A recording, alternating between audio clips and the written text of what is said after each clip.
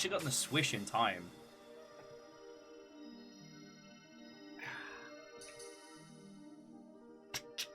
I gotta get new wristbands. I don't remember who these people are. I think Fiona got these free from a weed store.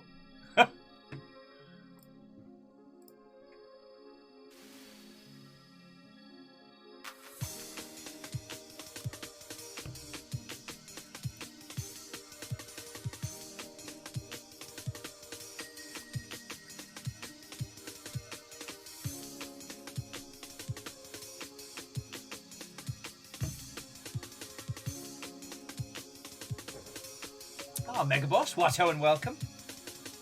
How goes it? Just having a little chair boogie. Just slowly getting started, you know. You alright, Amos? Come on, baby boy. Come say hi. You good boy? Come say hello. He is entirely uninterested in coming and saying hello.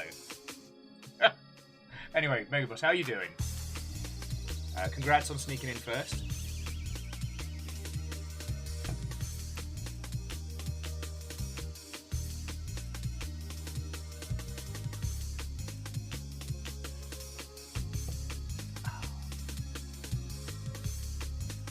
Okay. Well, I'll assume Mega Boss then I'm a tiny little face on your phone, like some bizarre Tamagotchi, or one of those really strange mobile phone games that you have to explain to people.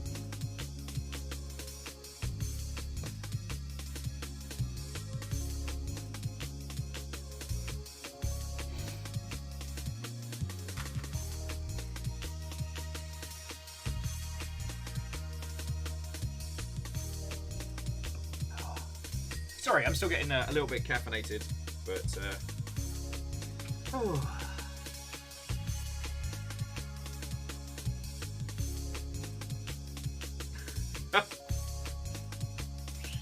well, Mega Boss, that is an honour to be on the big telly. Oh shit, I didn't turn my bloody light on. No wonder I look like a haggard undead. More haggard and more undead. But no, like, even when everything lines up, moving is stressful as shit, so fingers crossed and here's hoping that it goes real easy.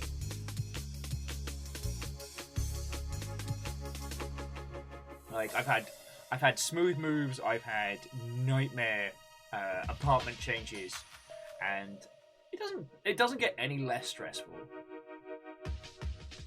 Oh, nice! Shit, yeah. One of my previous places, I got a hand-me-down Italian leather couch, which was comfy as. Except during those 2 weeks in the summer when it would be swelteringly hot. And I had to admit the grossness of getting up from the sofa and seeing a pool of sweat.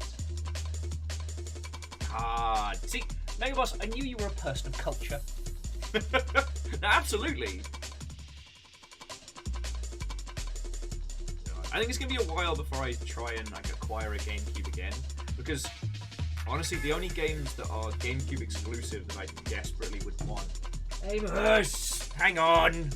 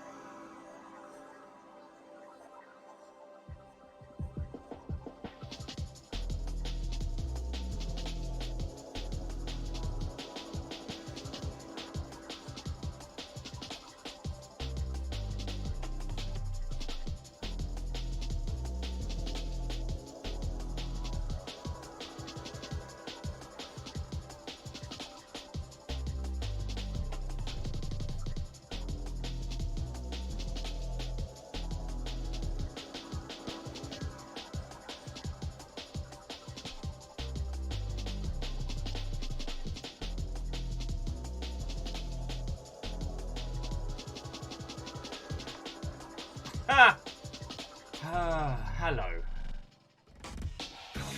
Chaunerus, PVS, Watto and welcome. Hello, hello. How are you all doing?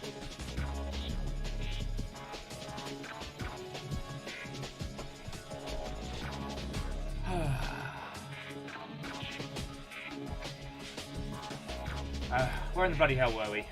Anyway, hello. How are you all doing? Coming in, coming in.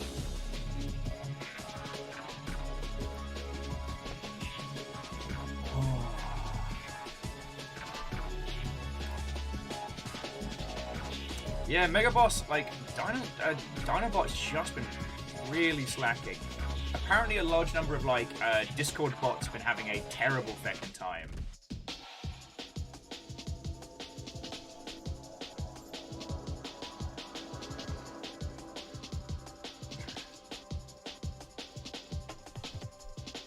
I mean, Mega Boss, you were on point. Like, I was a little bit late because I just nipped the loo before we got started.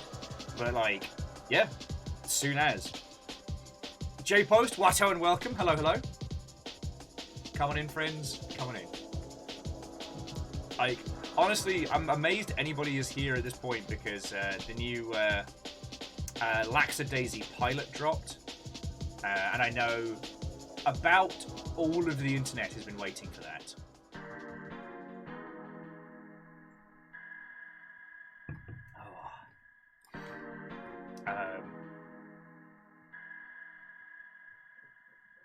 Okay.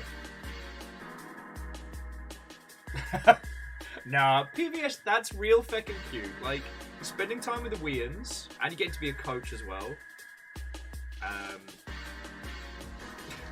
Now, I'm sure that you are a lovely, kind, and compassionate coach, but the problem is, like, a lifetime as media has taught my my dumb ape brain that whenever anyone said, like, they're coaching, like, kids' sports or what have you, my brain is immediately like, run, you maggots!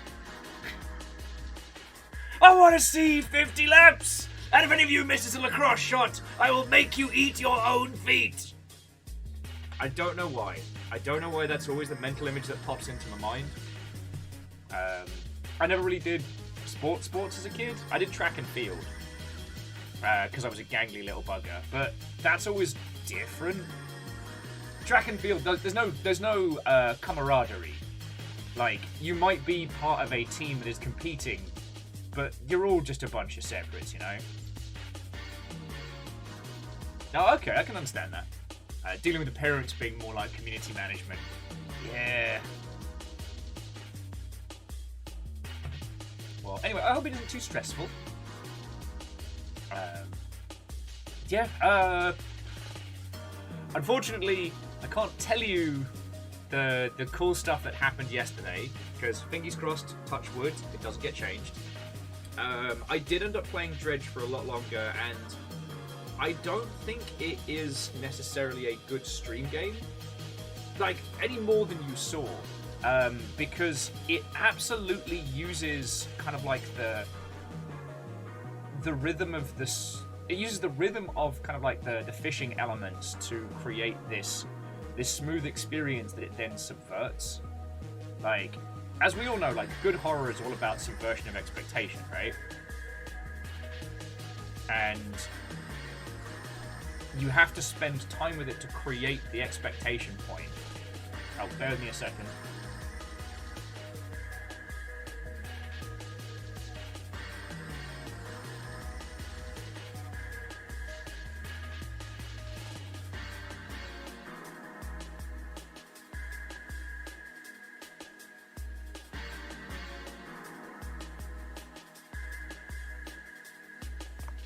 Sorry about that, friends. Catastros Watto, fearless Watto, friends!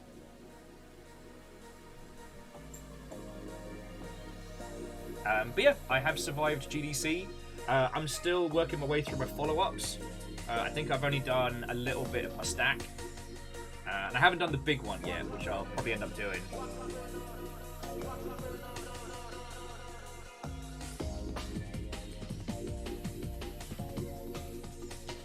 But yeah, so I do recommend picking up Dredge. I certainly recommend playing it.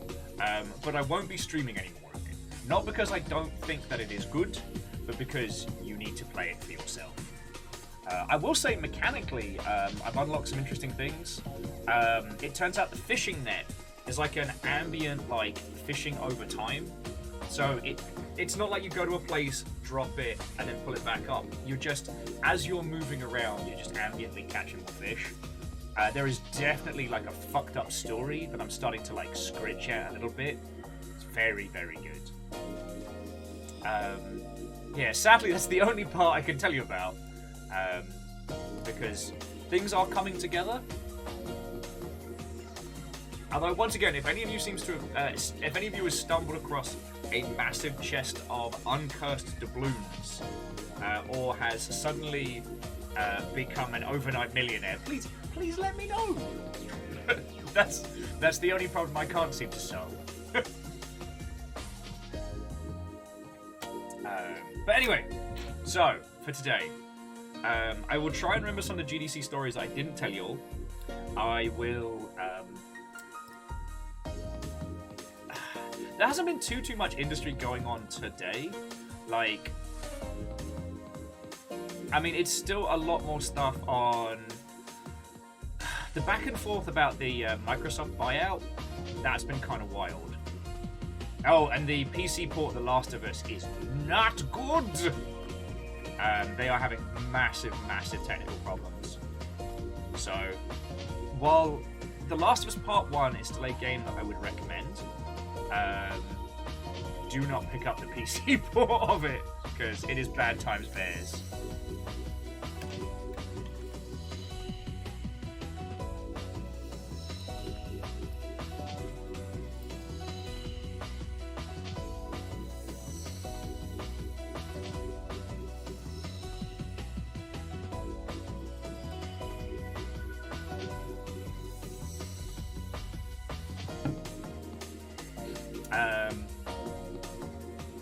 Yeah, that's kind of only been like the little bit.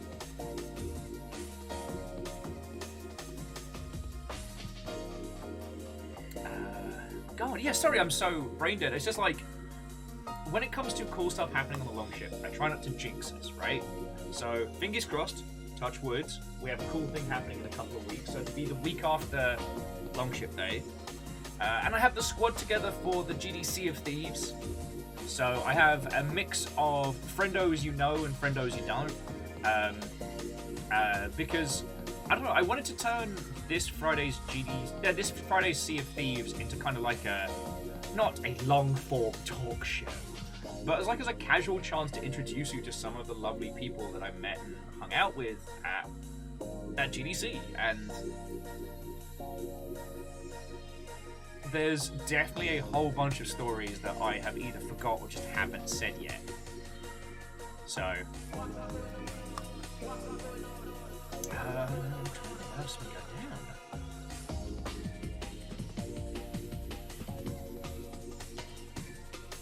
down?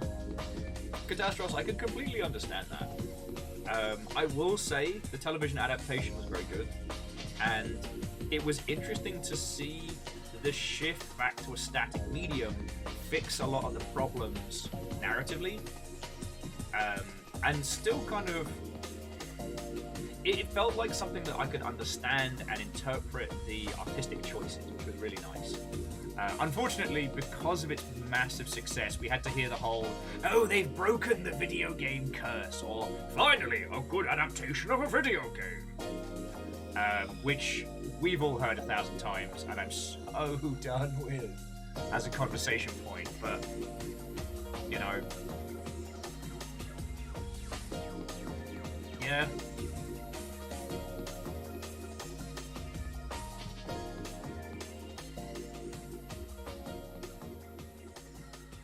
Oh, and Biggs, Watto and welcome. Sorry, my stare off into the middle distance there was thinking about, like, what would have happened if The Last of Us had been a title that dropped on the PS4?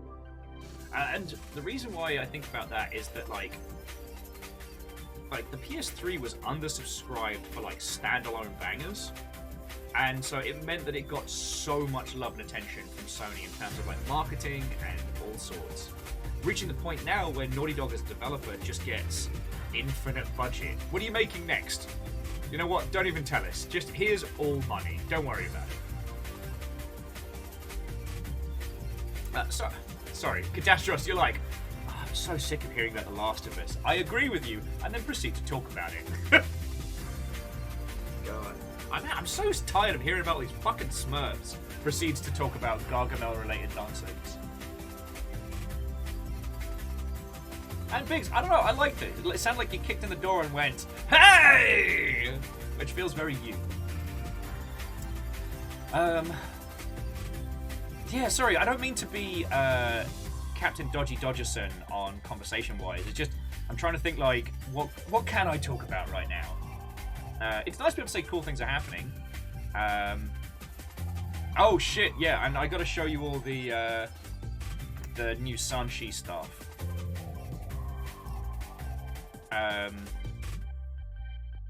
Because, like, apparently Sanshi is just out here ready to destroy me.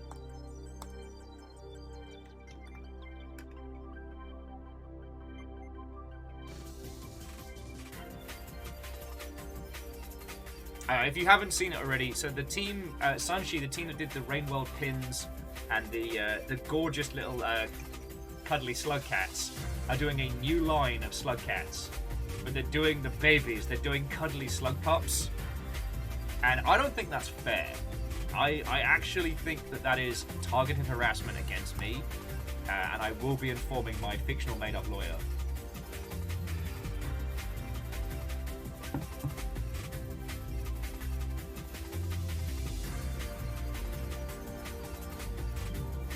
So Catastros was asking, what are the odds that Naughty Dog will use that potential infinite budget to do interesting and out there and weird things? Slim und none.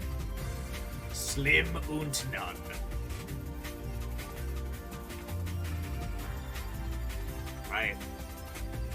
I would be more than happy to be proven wrong, but I have no faith in their creativity. Their technical expertise and the fact that they have infinite money do allow them to do some very interesting stuff from like an accessibility and technical standpoint, but like until they can get past the shimmy into a cutscene, I'm not really impressed, you know. Oh yeah, so Megaboss, that's what we're talking about. Megaboss is the GameCube setup on a new big telly, which they got as a hand-me-down. I was just saying that while I would love to get a GameCube again, the games that I wish to return to are obnoxiously expensive, and it's more for nostalgia rather than like a playthrough with you lot, so... like, I'd love to go back to Phantasy Star Online. I've still got the memory card with my character in storage. Oh, and Sean! No, it wasn't your fault at all. So firstly, Sean, what unwelcome. Missed you, friend. The Thursday night where you were like, yo, come hang out. I was, my body kind of shut down on me a little. So I had to bail on all the Thursday night stuff.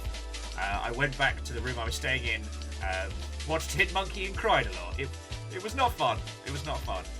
So that wasn't on you, friend. So. Oh, but I tried, Sean. I tried. Like, when C222 and Damien get in, they'll back me up. Like, we went, we got food. C222 took us to the gorgeous cocktail place right next to Unity HQ. And, like, I had a good cocktail. I was sitting and chatting. I'm swaying. My body's like, nah. And I'm like, body, come on. We can do this. We just have to go to a chiptunes rave and maybe karaoke. It'll be fine. Body's like, nah. So I was like, all right.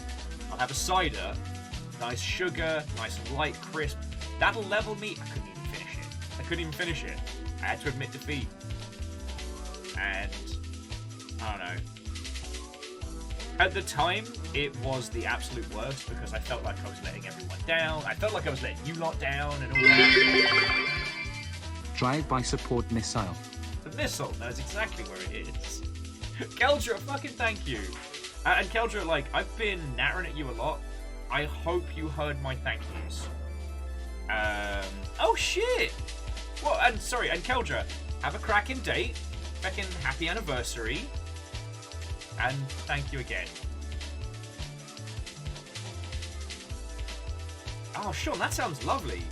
Sean was saying they dragged one of their friends up to Unity HQ's roof for a bit of quiet, a nice green tea. Oh, that sounds lovely.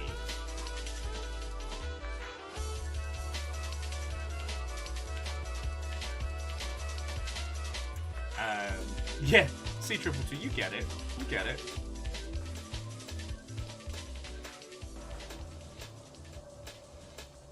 Catastrophe, I did not see that Dolphin was getting an emulator on Steam. God, this shit's getting wild. Because I know there's a Steam version of one of the emulator group boxes. I was using it for a while. Shit, what was it called? There's one that had a semi-good Sega Saturn emulator. To recovery. And cheers to you. Thank you. But yeah, so Sean, like, after I crashed on Thursday, I was fine on Friday. Actually had a bit more pep in my step than everybody else, which felt a little mean, but... yeah, and then Friday evening, because I had a flight super early, well, okay, Star took me out for, like, super good sushi, and then we stayed up playing Sea of Thieves. But I'd say, Star and Star's partner were playing Sea of Thieves, one on a projector on a wall, the other on the laptop, and I was playing, like, I was playing kind of like the pirate teacher. It was great. We stole people's shit, we got in trouble, it was great fun. You know, drank cheap sake. It was one of those where I looked at it and I was like, I've got to get on the bounce in 10 minutes. And I was kind of like sitting in my seat being like, how close can I cut it? How close can I cut it? Oh, but Sean, like, thank you for the bits. I'm sorry we didn't get to hang out. And none of your business nonsense takes you to Seattle, so fucking yo.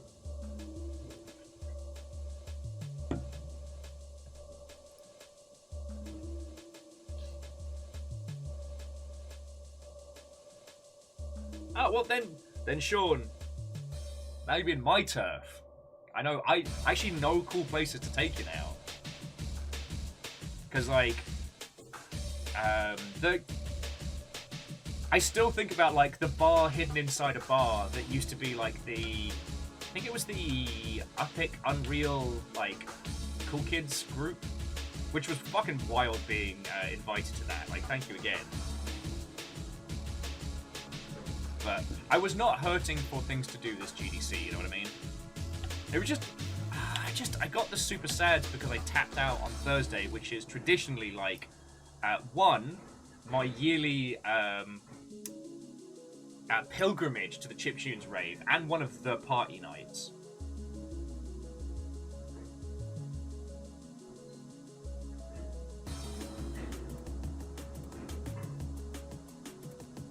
Oh yeah, Fearless. Yeah, no, I got to drink with Mr. the Peglin. I even have my little Peglin pin. We went to the Tempest on Monday night. The irony, of course, being that I took everybody to a bar called the Tempest, and the next day a bomb cyclone hit San Francisco. Not lost on me. The irony is not lost on me. Oh, and Sean, I saw.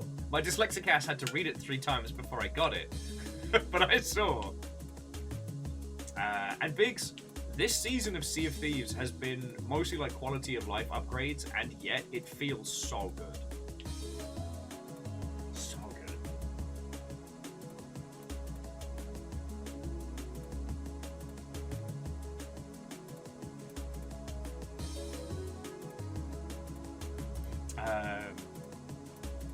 Fuck yeah. Right. So in terms of stream today, we're going to be we will be returning to Rainworld tonight. Today, for time travel, we are clearing the Gourmand campaign. We're doing it. All we got to do is get the Gourmand out to the main gate and done. Like, we've eaten all the food. We've got Lance with us. We're going to be teaching a little slug cat how to make friendly friends. It's going to be great. It's going to be great. Is this going to be a challenge to clear it in one day? Probably. Are we going to do it? Fuck yeah.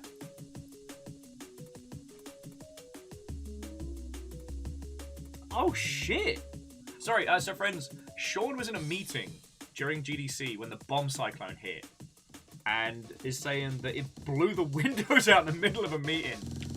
Yo! Okay, I know it's not what happened, but the mental image is there's you at the head of the table, business people all around. You're like, right, there's no way you can pass up on this opportunity. This game will change everything. It'll be the future of video games. Bam! And as your hands hit the table, the windows just fucking blow out behind you. Like some, like, trigger tier, like, anime bullshit. Because that's how you close a deal. And suddenly everyone at the table starts throwing money into the air because in this weird universe, people just carry stacks of cash.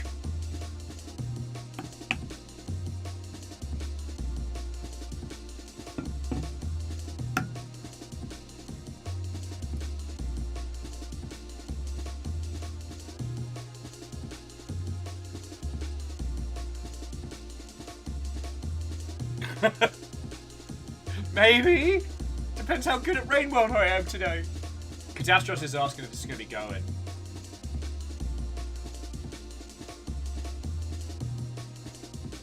Okay, and Fearless, that sounds solid. Like last year, I got a really nice hotel room, even though it looked like somebody's grand's house. However, it was definitely one of those where, like, yeah, it was uphill all the way and, like, just on the edge of, it's like just on the edge of, the Tenderloin. So it wasn't in risky business, but it was right close to it.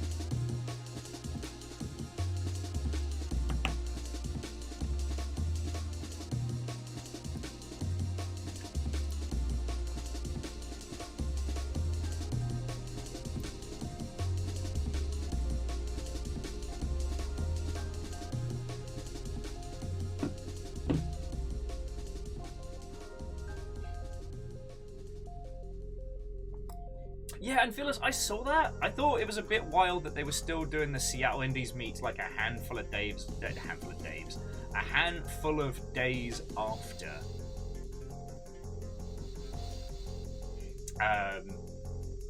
Because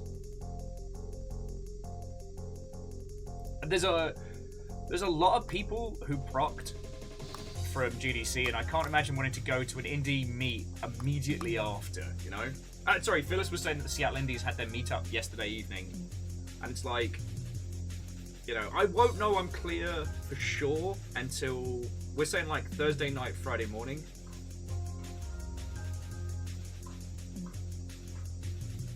Well, usually the indies meet on the Sunday in the park. Although I guess that's just an indies for the whole... I guess that's just indies for the whole industry. Sorry, friends, I'm all over the place. Can I have a do-over? What and welcome. Sorry, I guess I'm still riding high on GDC stories and good times. And the cool shit that I've sorted, can't tell you about yet because I don't want to jinx it.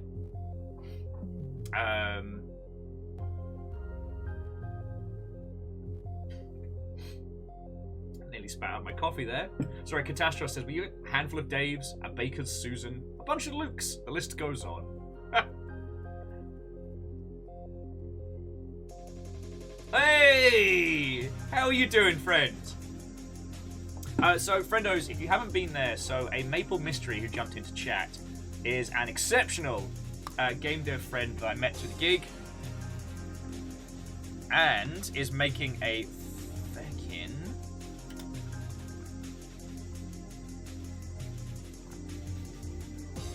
Do I not know how to spell maple?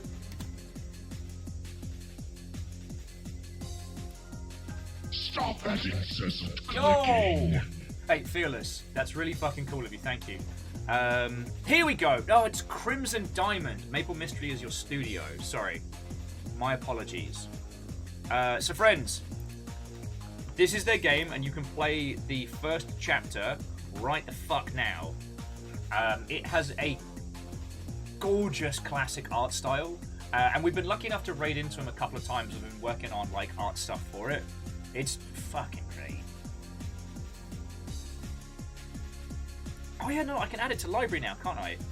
I keep forgetting Steam's added the feature where you can add free titles to your library rather than wishlisting them and then, like, coming back for it later.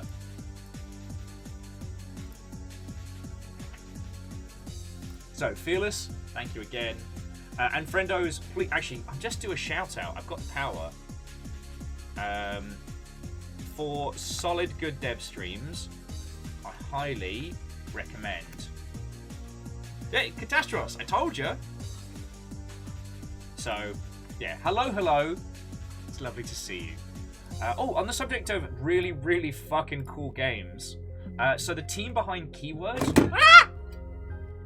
No, we're okay. We're okay. No coffee spill. I'm a fucking disaster today. Oh, man. Sobriety sucks. Shaky. This is nonsense. Fucking yo. That squeak was me spilling this and then being very fucking thankful that it was a travel cup. So we are okay. So what I was saying is, friends, do you remember Keyword A Spider's Thread? The, like, you're a cyberpunk Canadian detective in, like, one room and you're, like, zooming into spaces. The team behind Keyword are working on their next title, and I am really looking forward to it. It doesn't have a Steam page yet, but they're essentially looking to take the stuff they did with Keyword and expand it into a larger title. A Catastros. Two things can be true. Yes, I am Will, but I'm also a disaster. Kind of like Tuxedo Mask, but without the pretense.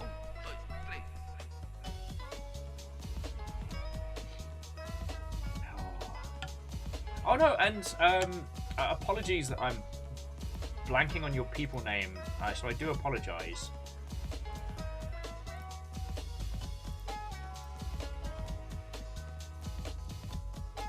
But you are entirely welcome for all the raids. Like, for the record, I let the Longship choose where we go, so I give these lovely people like 3 choices, because there are too many good people to raid at the end of a night. And so when we come on over, like, they've chosen it. I've given them the deeds. So I can't take the credit, but it's always lovely to come on over. Even if these days, there's usually something animal related I have to rush off and do, so... I often feel like, with all of your lovely selves, I'm kind of like leaving you at somebody's house party and then running away. Yeah, but Fearless, the hand axe never does anything useful. That's the caveat. It's not like I show up and like assassinate someone at the nick of time. I show up with like a flick of a big cloak and throw the axe, and it does literally nothing. Yeah, Dinobot's just having a fucking struggle.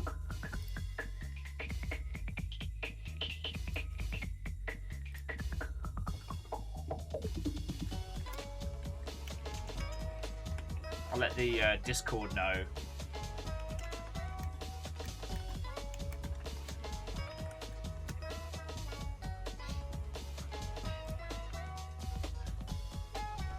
But anyway, so sorry.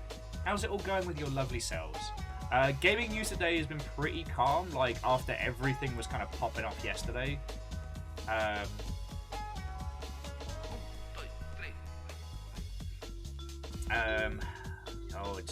think the only thing we didn't talk about from GDC was the unfortunate things that went down at the aforementioned karaoke party that I couldn't attend, which I mean, I feel bad for the people who got hit, and I feel really bad for both Ty and Guy, because yeah.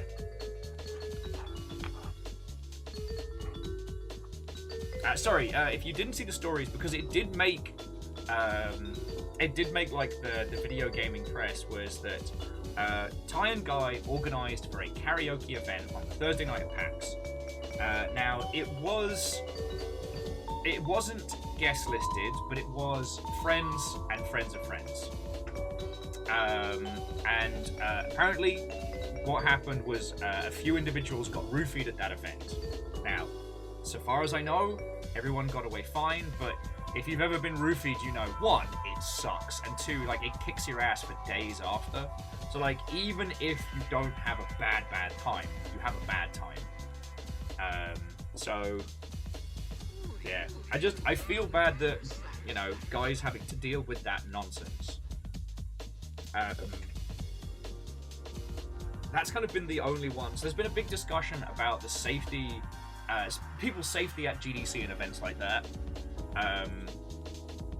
And it's kind of like it's always the two sides of it, right?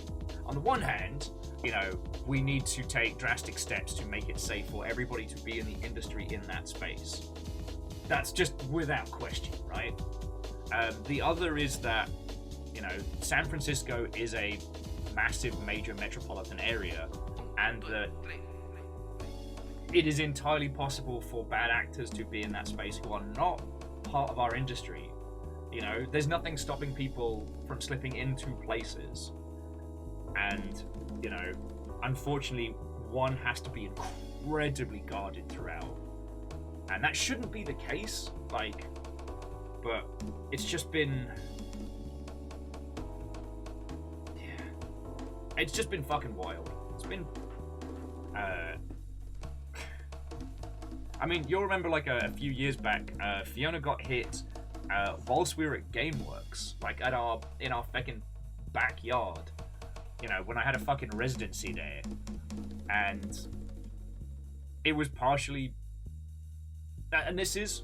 I am not stating, and I am not... I'm not oversimplifying. This is, to quote Fiona, like, they were a lot more lax with their usual level of, like, care when it comes to, you know, their drink and things like that, because GameWorks had become basically like our bar.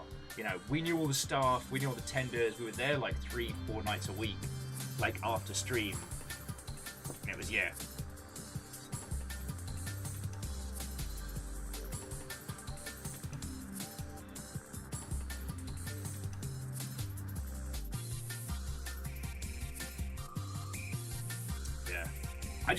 I mean, one of the reasons why I feel bad about the karaoke situation is because, like, Guy is one of the best people in our industry, and it's that thing of, it's not, yeah. Sorry, I didn't mean to bring it up. That was, I think, the only thing from GDC that we didn't discuss. It was wild this year because the sheer amount of juniors and first-time attenders was way higher than usual. I've not had a chance to talk to anybody to understand why that was, and it could be again because, as I talked about yesterday, all the seniors went over to PAX East and other events after the first few days, but in that regard, like, GDC attendance was very different.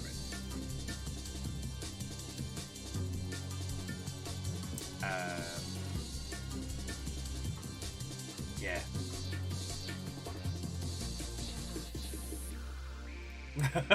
And Catastros, sorry. I cannot wait to do Resi 4 Remake. I don't know if it's one that we should do on stream or off stream, but I love that game with my whole heart. And I remember the Regenerators well. I actually think the Regenerators are a very, very good discussion point about a long-running horror franchise that, any horror franchise will eventually make the move to action without a change in fundamental mechanics, because eventually the users will see the underlying mechanics and work from that. I thought the Regenerators were a great way to get people into a rhythm of Resident Evil 4 being more of like an action horror than like true psychological or survival horror, and then flipping the script on you with bungee arm horrors that can just wipe you out with nothing to do.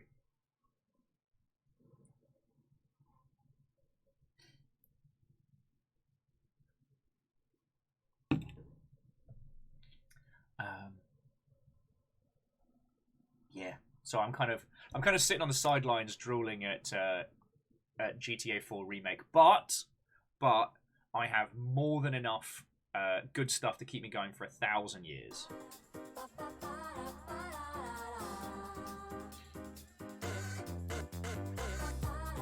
Leon's gotten twitchy in his old age, huh?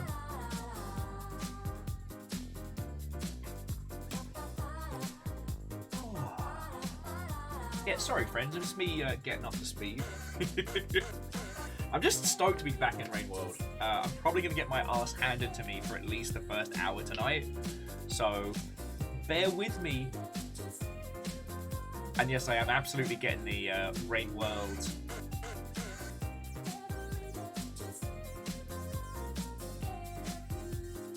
I'm absolutely getting the Rain World maps together. But here's the thing, friends. This will be the first time we've had the new kind of ending. So it's going to be interesting. I keep saying that. Sorry. My brain's defaulting to like barks and pre-constructed lines. We're going to see a brand new ending for Rain World. And as we continue with Rain World, we're going to be able to see one of two endings with so many characters. Although I think we worked out that like the Artificer can't get down to Ascend, but correct me if I'm wrong, right? This is the second time we've ever played in front of people, man. We're scared shitless.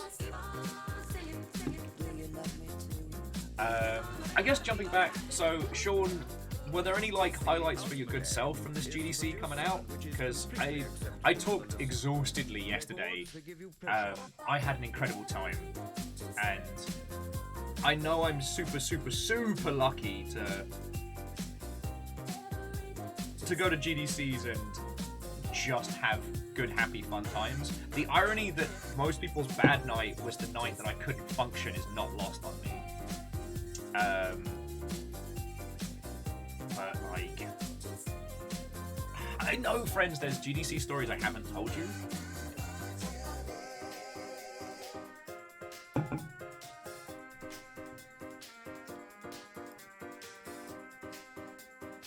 I'm just gonna feckin'. Just gonna start yelling at people.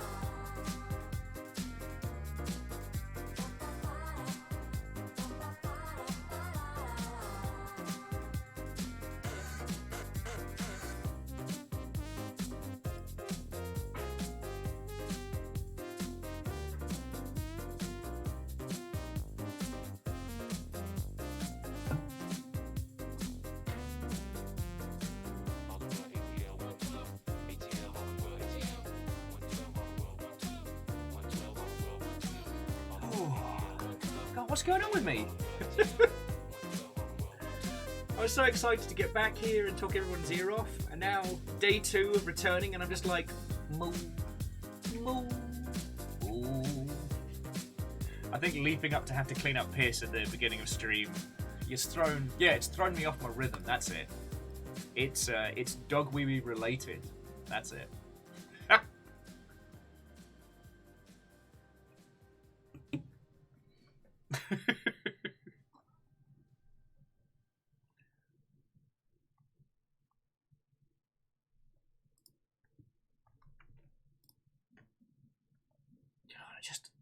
It's been almost an hour. Dinobot, what are you doing?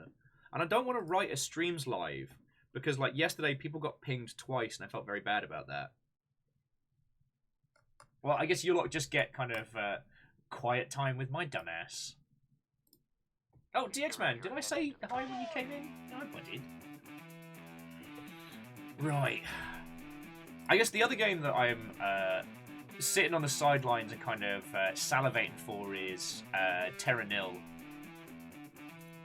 But that one's definitely going to be like a downtime, sit there with a cup of tea or a pint and fix the world type game, you know? It is released. It is. So I got that one to look forward to after I've cleared... oh, excuse me. After I've cleared Dredge. As I do think Dredge is going to be my next one. Also, I did want to apologise because we were talking about Dredge yesterday, and a lot of people were saying it's very sunless, sunless skies, and reactor it online, definitely has sensors that online, weapons online, all systems nominal. Oh, closing in on 4th year slowly. Abso-heckin' loot. And Martin, sorry, wearing my fucking manners today. So thank you for 44 months, fucking legend. And yeah, Thursday next week will be the 5th anniversary of the long ship. God, I can't even count today. Why am I a disaster? And a dredge is an interesting blend. It definitely does a good job of slowly expanding you out to the world that a lot of those other titles don't do as well. And as soon as I realised how the time mechanics worked in that game, it really changed how I experienced it. Oh, and if you didn't see the game from yesterday, the TLDR is it's a fishing horror game that plays like a blend of Darkest Dungeon and Sunless Sea. It doesn't quite have the pithy writing of Sunless Sea, but it has the haunting normality of it. It's legit fascinating, and I won't spoil anything for you, but it's continued to impress me.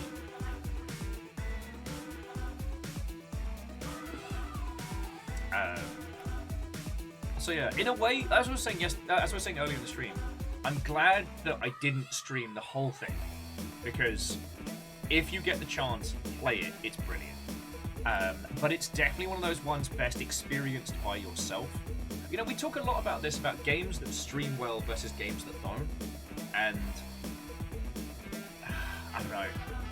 The other thing I've told you all 50 million times is that while I don't wish that there was 100 people all here screaming at each other left, right, and centre, like, right now I can chat to you all. I can be like, Wolfgrad Saban, what ho?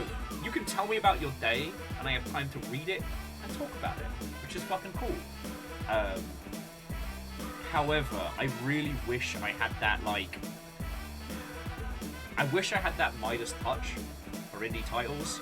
I wish I could be like... boop, and that's like 100,000 sales. I'd love to have that power. Because, especially games like Dredge that don't stream well but are deserving of your time. You know what I mean? That's exactly where I would use that superpower. It's a brand new day in Tokyoto. Headlining the news is the recent statement from Goji Rokaku. So PBS, Twitch actually did do sub-chat rooms for a bit, and no one used it. Like, I think the only time I ever saw it used was during like GDQ and stuff like that.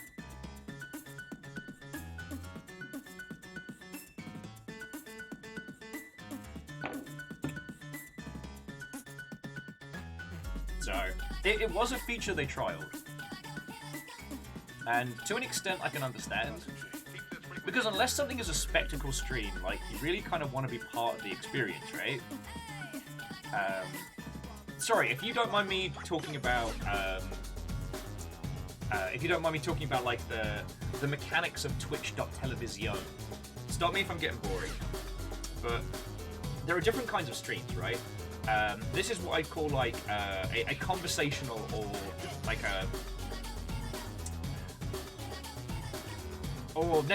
like an ambient or a conversational stream, right? Like, I'm here to talk to you lot, or I'm here to be the thing you put on while you get shit done or while you're playing something, right? This isn't a spectacle. You know, this isn't a once-in-a-lifetime, watched in hushed tones by thousands around the world, right? This is us together on a Wednesday. We've got a cute slug cat, we're gonna get him home. It's fucking great. Well, actually, no, PBS, this isn't a seminar. Seminars are closer to, say, the YouTubian format, where I would stand up in front of you all and be like, hello! Welcome to Dr. Will's 101, being a ginger. First thing you've got to be is, pacha, a Tishan. You know what I mean? That point where I just sit here and talk at you all. Whereas with this, like, it's a conversation, you know? You'll steer it as much as I do. I've often described this as kind of like bartending without serving the drinks. Like, you will come in, I greet you as you come in, and the banter moves with a fluidity. You know, usually video gaming news is where we start, but where we actually end up talking is where it comes together, you know?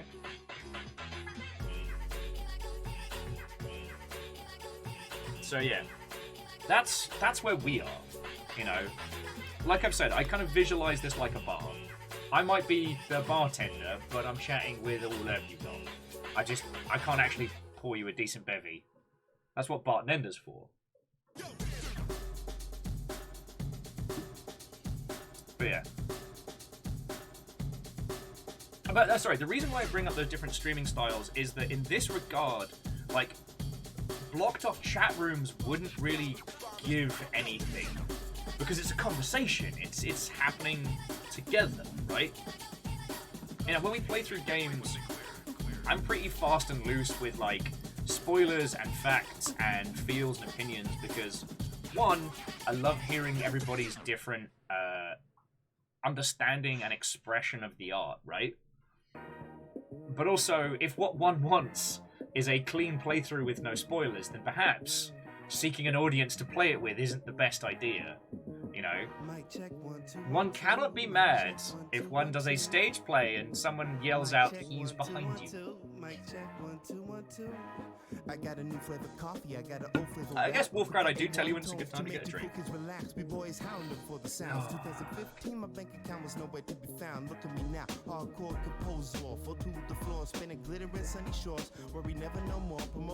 But yeah, I just wish I could help indie titles more, you know? I mean, I put out like a little thing on, even on LinkedIn as well, just saying like, yo, if I can ever help your indie game, hit me up. I can do that, you know? But,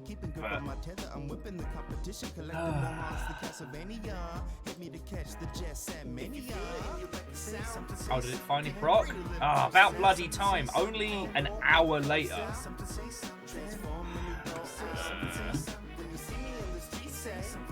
I'll yell at them in a second.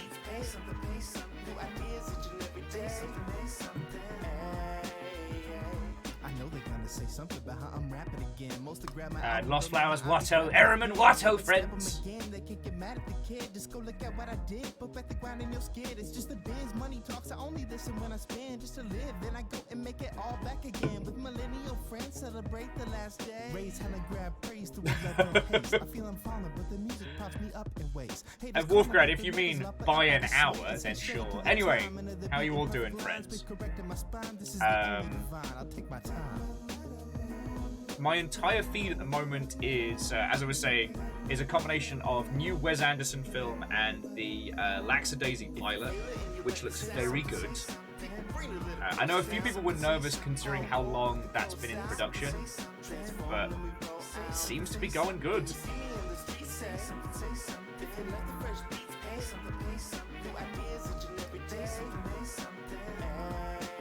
I guess I should tweet while Twitter is still fucking alive.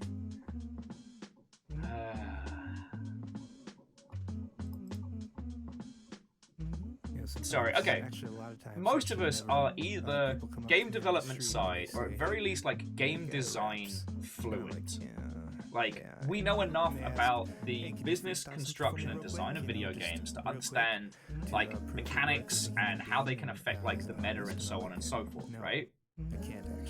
And I keep thinking about how if current Twitter was an MMO, that they would be essentially destroying their own digital economy. You know, this is some Gaia Online bollocks. And whether or not they'll survive longer than Gaia, I don't know. Because at least in Gaia, you could buy a cool fucking ninja headband.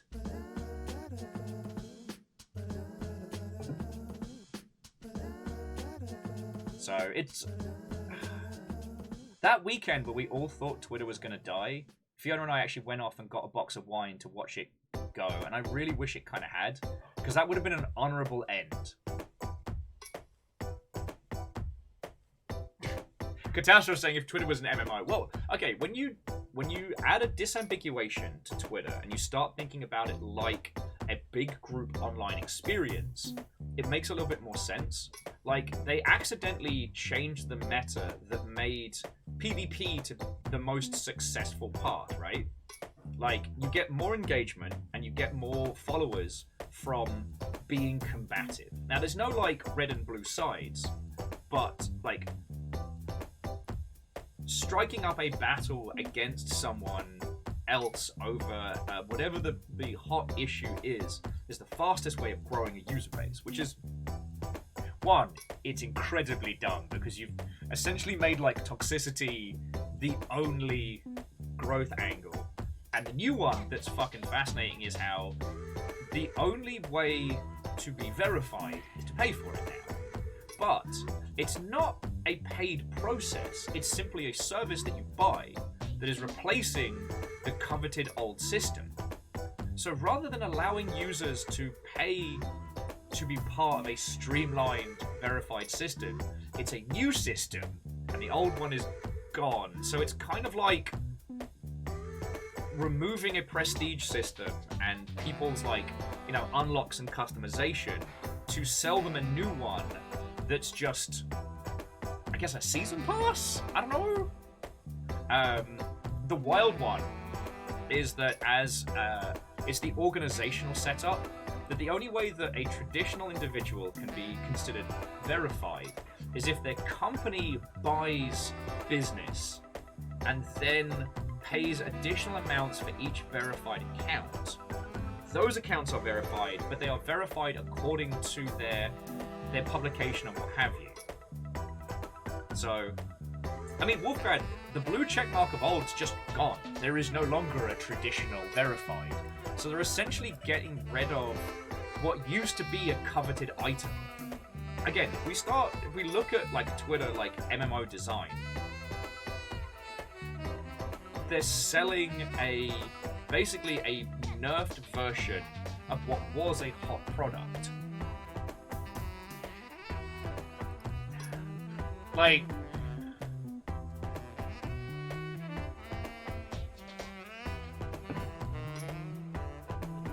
yeah, Catastros, I wholeheartedly agree with that, and it would have been more honorable for it to just like pop out like that. It'll never have the same nostalgia that Vine had, because unfortunately it's going to be left to rot. You know, Vine just went. It was a blip in space and time, and it's remembered so fondly. And part of that is because it never had the chance to grow old and, you know, you live long enough to see yourself become the villain, right?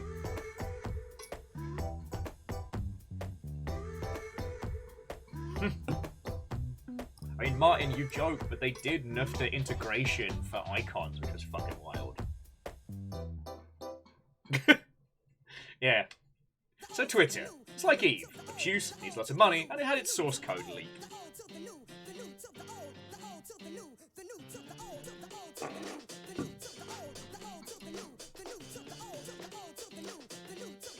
No, Phyllis, I would disagree on that one, because the old verification system was more like kind of like an advanced class.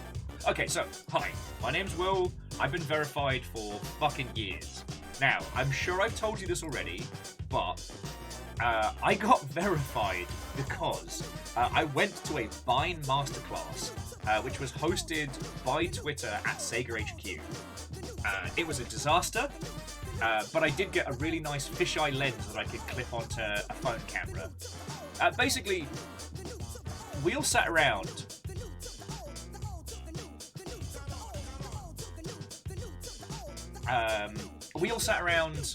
And asked them why we couldn't do the same thing as Game of Thrones, or I think it was the Wolverine in Japan movie that just dropped, where they were uploading micro 5-second trailers, which people fucking love. And we were like, hey, we'd really love to be able to do this with video games. And they just told us, like, nah, that's actually against terms of service and you're not allowed to do that. And I was like, fucking what? But your users like it, and we, people who spend money as brands, like it. But it's against terms of... Okay, fine. Alright. But during that, any front-facing people who were working in social media, they told us at the end, like, oh yeah, and if any of you need verification for your jobs, just let us know. You know, I had to send them, like, a picture of my ID, and my name had to be my handle, but it already was.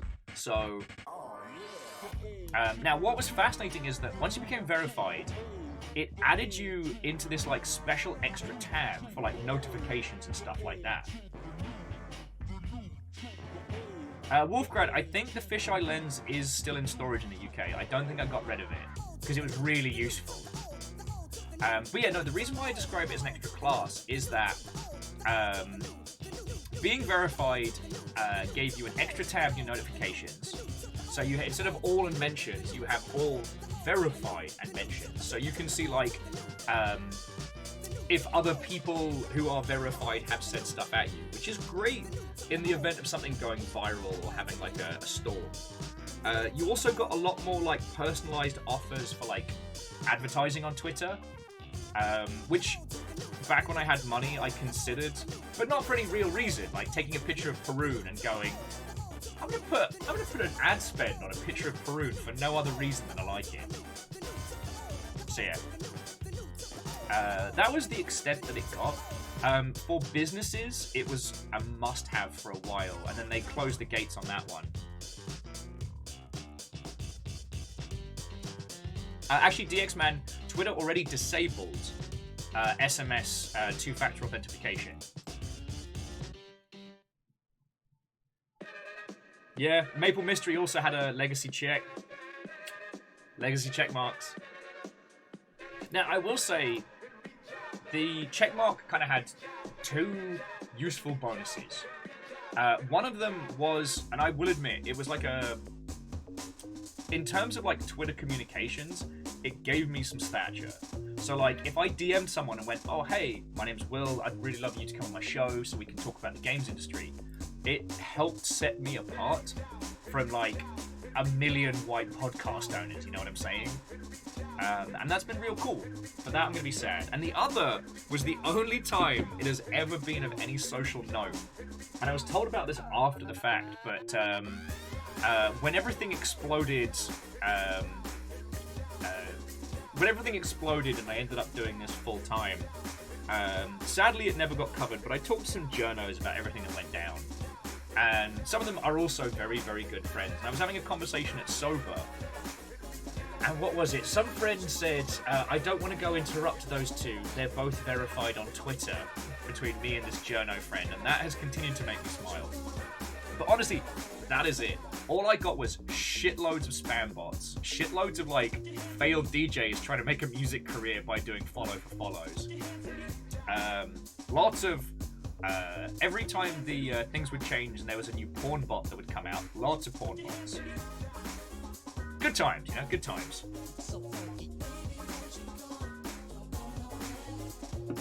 But yeah. It's weird because Twitter's been a large part of like my communications for years, and nothing's really there in the same void space. So, I don't know. I'm kind of gonna sit in my weird little punky shed on the internet and just watch it slowly burn down. Oh, Maple Mystery didn't get that stuff. Alright, fucking yo.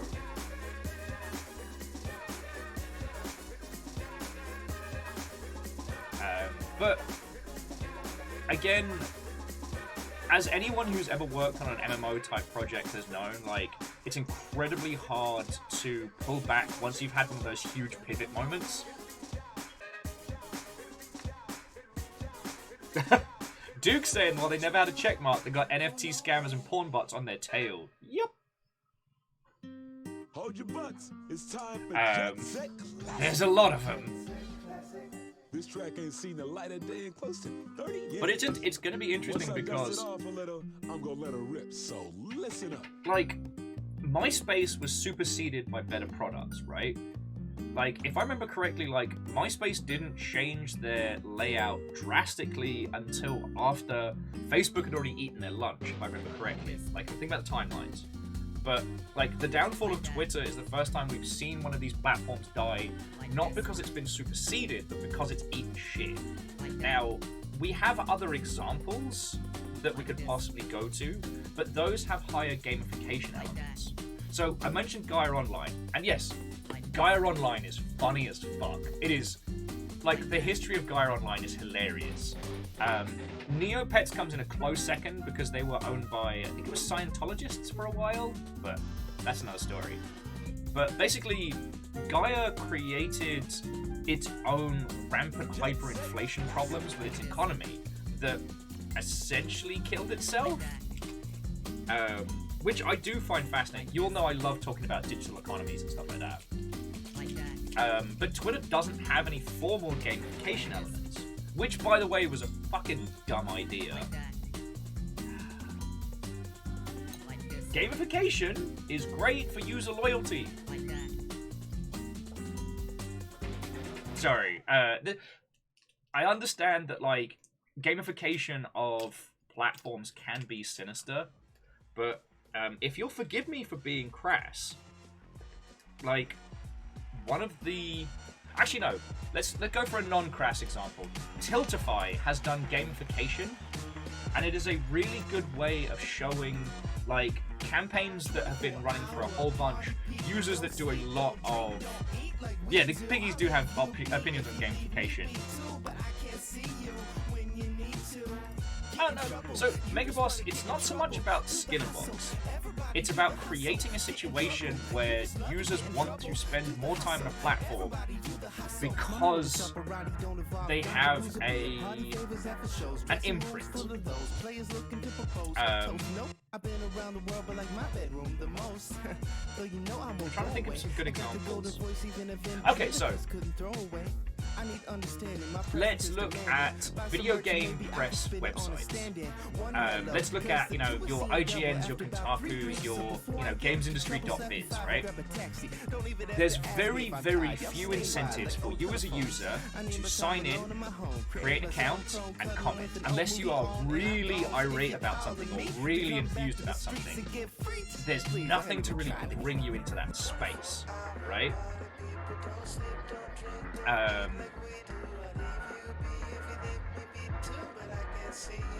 Whereas getting somebody to sign up for something, to create an account in that space is the first big hurdle. Getting them to stay, that is one of the big challenges. And, like, gamification of that system can be a way to indicate to the user what they have done and the time they've spent in that space, and can be a way to get people to stay in that ecosystem. You know, achievements are very powerful. And, like, Megaboss, I don't want to dismiss it to being skin a box. It's less about... It's less about trying to create, like, you know, gameplay loops that get people to stay, and more being like, oh, well, this individual's been here for 4 years. Here's their little 4-year badge. Oh shit, that's actually kind of a big deal. And it, yeah, Catastrophe is the kind of thing that, like, forums and things have done before. I think there's a lot of people that stayed at the Escapist even after it turned into a rancid cesspit, not because they believed in what was happening there, but because they had an account that had weight. Megaboss, I mean, Twitch essentially is very much into gamification, and,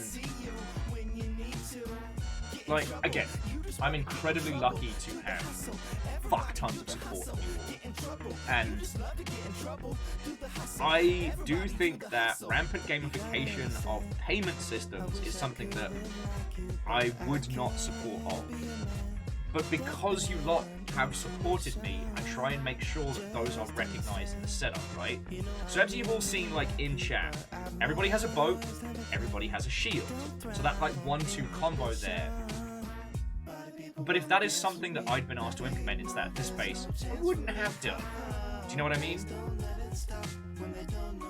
However, it does mean that any of you chatting in this environment, other people can be like, oh shit, this person's been around for 53 months. And they put in a buttload of support to this place. Do you know what I mean?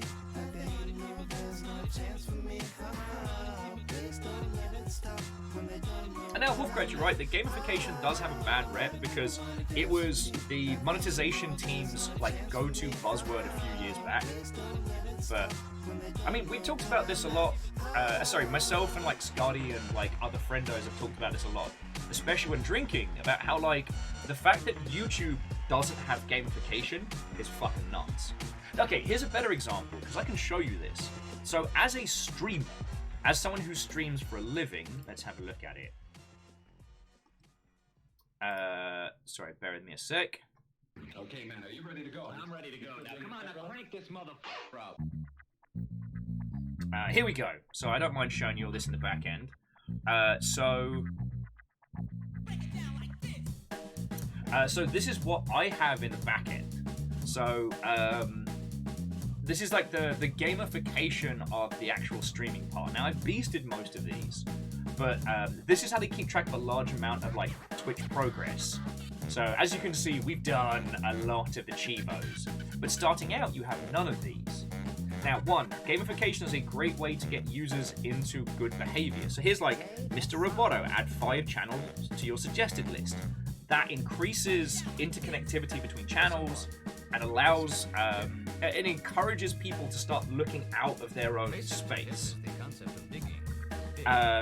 Stream for 2 unique days in the last 30 days, a good setup. You know, get 2 followers, get 10 followers, get 50. Like, those are great milestones starting out with, and especially early on, that feels really good. Now, we've hit this point now where, you know, we've only got the Beastie Beast achievements left. Reach 500,000 hours watched, reach 1 million, reach 10 million. And the big one was Path to Partner, which we did hit during the Great Bezos heist, but they said no. And honestly, the thing we were aiming for was already finished anyway, so that's what I mean by like gamification in the purest sense. So like Maple Mystery, I do agree with you, like giving people like emojis to people who sub is fucking cool. But one of the things I've noticed is that aside from a few very specific instances or specific individuals, it's rare now that people will subscribe to have specific emotes, because the breadth and depth of emotes is now so much more massive. Alleged, I mean, if the average starts to tick up towards like 75, 80 again, maybe, but it's more important to me that I can do this long term than having a huge audience. So yeah, speedrun affiliate any percent. Errorman, what is Playframe starting their streams for $200? Fucking yo.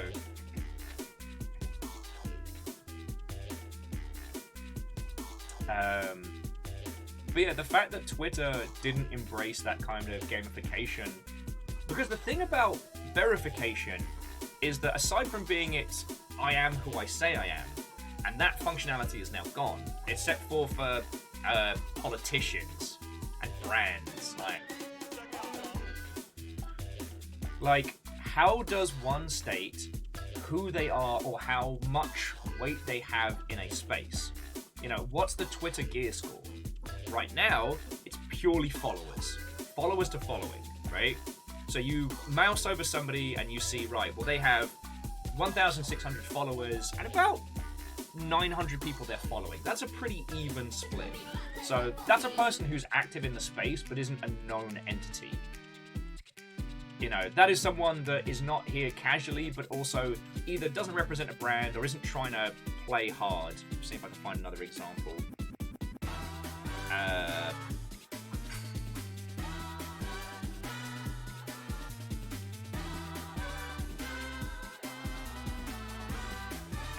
Okay, so here's one that's closer to 10k but only following 80 people.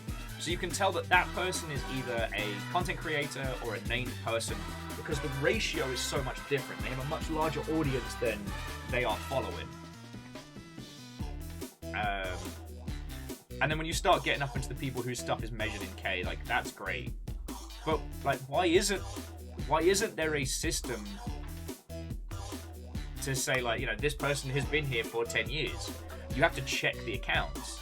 Now, you and I both know why, which is that right now the goal is to essentially get as many people signed up and using Twitter as much as possible, to generate as much content as possible, to get as many people paying for Twitter Blue. Twitter Blue, unfortunately, is not a good product. And any game designer would have been able to take you through that process. What Twitter Blue needed to be able to do was to add existing value on top of your most active users, rather than removing features and adding a new set at the same time. Because what do users hate more than anything else? And that is having their features taken away from them, even if they don't use it. Like, it's bad game design, you know?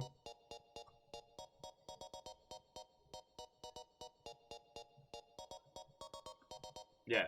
So, like, Maple Mystery, I'm there with you too. Like, I'm going to lose verification, which had some value. They're trying to sell me on Twitter Blue, but I will get none of the features that I want. Now, the offer to edit your tweets, I think like half an hour after you post them, that is a great offer for businesses.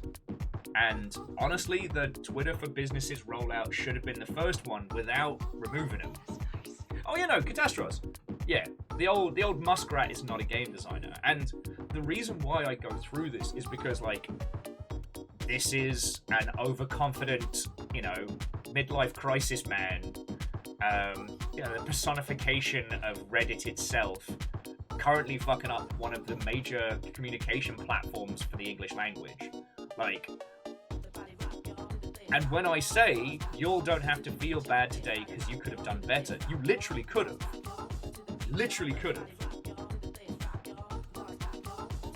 So yeah.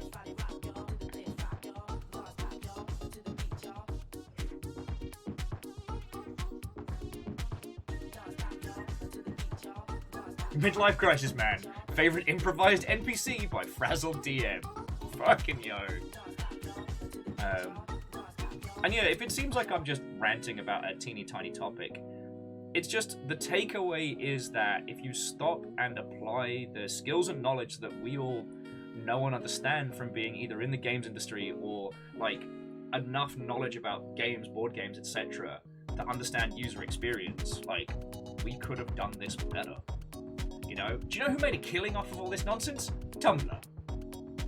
Tumblr announced that you could be double verified and you could just pay for it. And all you get is extra colored ticks next to your name. And people did it because it's fun. It adds something to your account and it's fun. You know?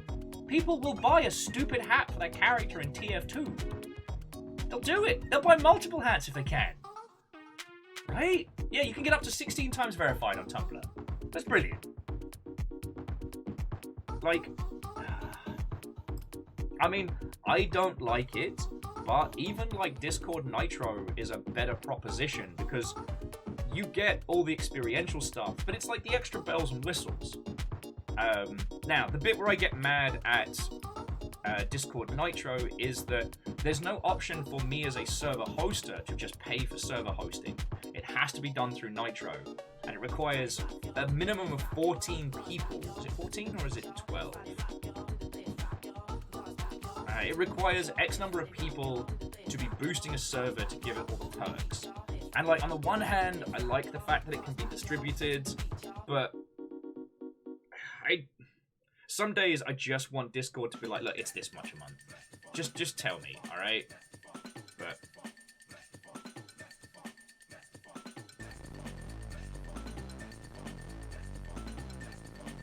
so yeah. PVS pays $2 a month to have a cool logo next to their Reddit name. Love it. One of the things that we have seen is that, you know, if we look at the gamification, users do like having multiple icons next to their name to denote stuff. Like, alright, here's a setup. You can pay $1 a month on Twitter to have whichever national flag that you support next to your name. Like, yes, that did just essentially monetize nationalism, but why not? Like, like, shit, remove emojis from people's names and then have those as additional features. Twitter Blue allows you to flag an event that you're going to, and anybody searching for like hashtags and things like that can see that, oh shit, Will's going to GDC, it has an @GDC tag. Like, there's a gajillion silly, tiny, dumb features that could have been added, but no, they have to take stuff. Yeah. All right, I've had my 10 minutes. Sorry. Yeah.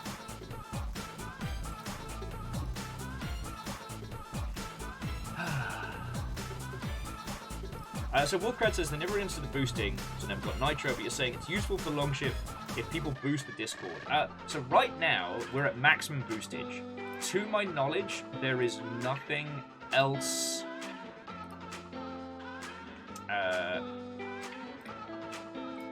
it's making it very difficult to see the server boosting page. Yeah, okay. So right now, we are at 14 server boosts. So that means that our Longship server gets all the good squiggly stuff. Any additional boosts don't really do anything, to my knowledge.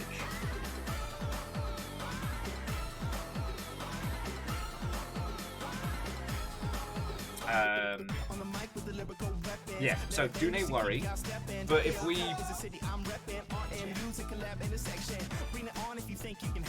Friends, thank you for letting me rant about this. I do apologise. This is probably the least interesting topic one could discuss on this Twitch.television. I mean, can we prestige the server? Can we go round the hog?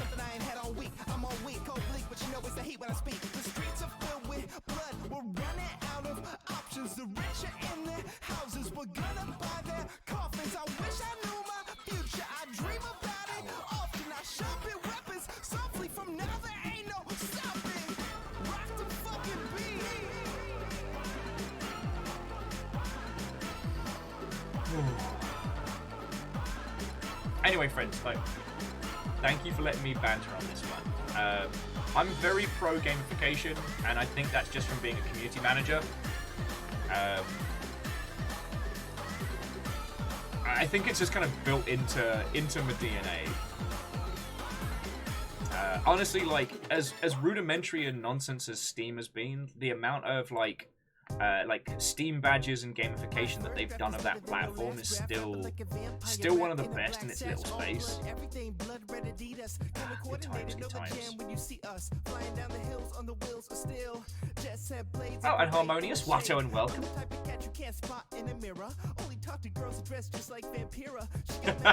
Ah, yes. A great classic, Fearless. A great classic. Yeah, and Wolfcrad, it's still wild to me that Steam trading cards have done nothing more, and yet are still making cash. What does a Catastrophe? I'm not dismissing what you're saying, but think about all the other games companies that tried to launch platforms, and none of them have really succeeded in gamification. Now, Game Jolt have integrated store with community. That shit's wild. But I didn't get to talk to the fucking Game Jolt person because it was a fucking mosh pit at the Game Jolt party. Oh yeah, GDC friends, if you didn't go to the Game Jolt party, congratulations. You missed out on the worst party of the setup. I didn't think it through. That's on me. I got a lumpy face, my hair is scraggly. I'm all lonely, nobody wants me. Except for the other monsters, we doing monster things. When your block cop bones like chicken wings. Spot me watching Nosferatu on loop. Amygdala destroying Enigma, yeah that's poison. Rikaku catch my bodies in chairs on massacre. If we ever working together, then that's a fact. That me and my baby on the graveyard steps always rock matching. Okay, so pause. Let's get into some Rain World, and we can keep talking about this wholeheartedly. Because at the moment I am, aside from playing, there we go. Aside from playing Dredge, the other thing I've been working on is getting a full-on platinum Chivo for Bloodborne. Wow, I'm ums and ahs today. I never platinumed Bloodborne back in the day, and this time around I'm really considering it. Like, I have 3 Chivos left. I have Kill Queen Yharnam, aka finish the Chalice Dungeons. I have the other 2 slightly easier endings to do. Yeah, Salen, I should have started a pit. I should have. Salen, did I show you my Polaroids from the party yesterday? Because I thought you might get a kick out of that.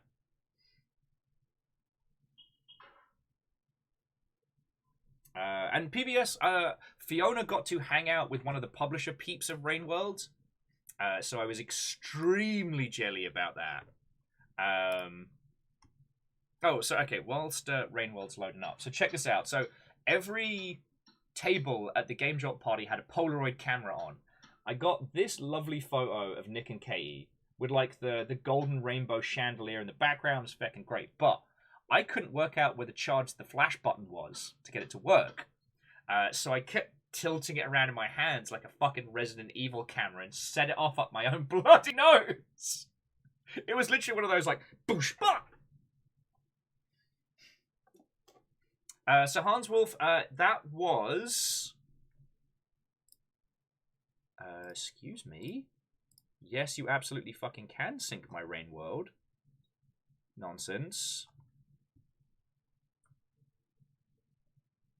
No. Also, Sir Hans Wolf, Watto, and welcome. Okay, I'm just gonna close that. Steam, do not fuck me on this. Okay.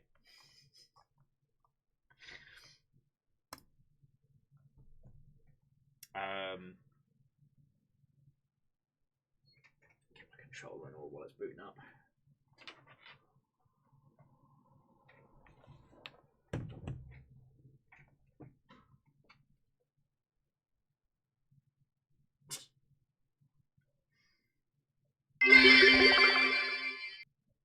Deeper Chalice Dungeon tip from someone who did it. Set aside a lot of time, have a lot of insight and get a few people who are up for helping you with the bosses, cause those are a fucking pain.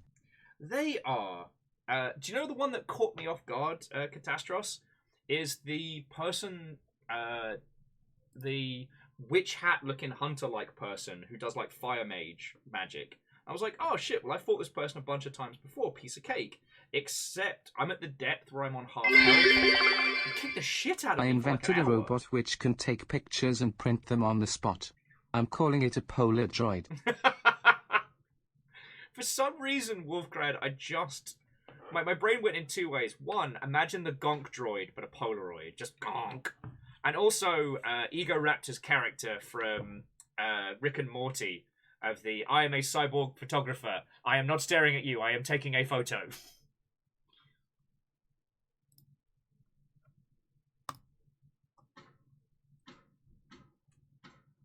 Now, also, sorry, Catastros and Wolfgrad, thank you for the bits, friends. Yeah, so, Catastros, I think I'm at, like, the second to last of the Chalice dungeons. But yeah, I fought that boss up and down the fucking house for ages, because it just had the right set of moves to wreck me, and I didn't have enough health to survive it. So I had to play perfectly against a pretty semi-boring creature.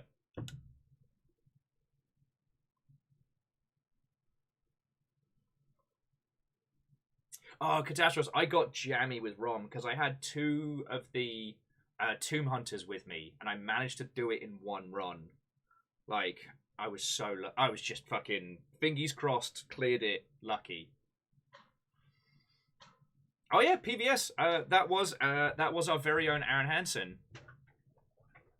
I keep meaning to invite him on the show. I might blep at him before Twitter dies, because weirdly,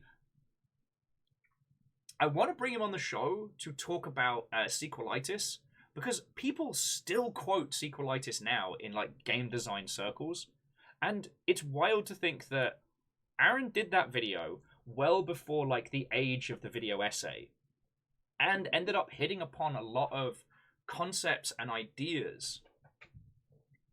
Oh, so Hans Wolf, so Sequelitis was a series back when Aaron was Ego Raptor, after doing a lot of the Awesome series, which was talking about like video game design philosophy, and he picked a specific set of really interesting titles.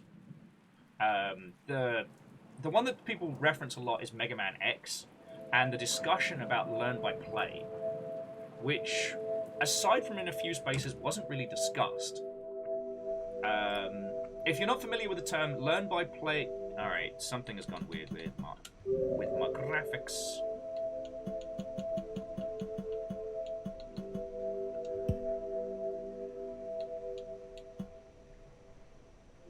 Okay, that's much nicer. I don't know why it got weird there. Oh, Martin, thank you. There's the collection. And Mega Boss, thank you as well. So Aaron talked at length about Mega Man X and Learn by Play. So Learn by Play is another style of tutorialization, often discussed with, the original Mario 1-1 and things like that, where it forces you to learn how to play the game by the way in which it's constructed. So rather than a character popping up and being like, press B to jump, it puts you in a situation where even if you just mash every button with your face, eventually you'll realize your character can jump. Combining that with your left and right movement teaches you how to get through it. And Mega Man X does it elegantly with a lot of very complicated topics.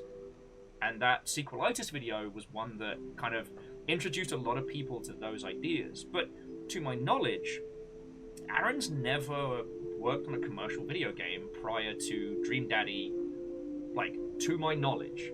And so there was a really inspired look at titles that taught a lot of people that now make great games.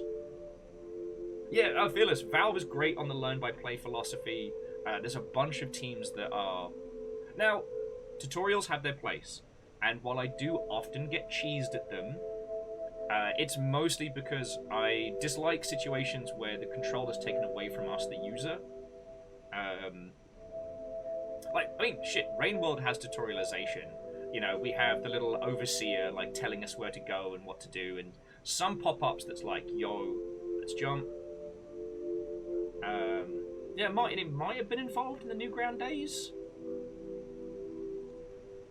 And yeah, Erriman, I often do the Mega Man! No!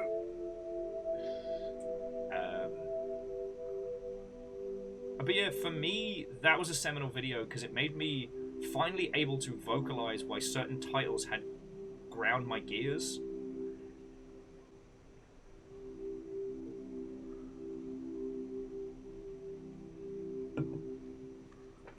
Finding a way in which the user can learn and experience things without being, directly stopped or directly told. You know, as soon as Patrick Gill said, the hero's journey does not begin with a single step, but the moment they step under a log. Sorry, the moment they duck crouch under a log, I was like, fuck. How about them video games?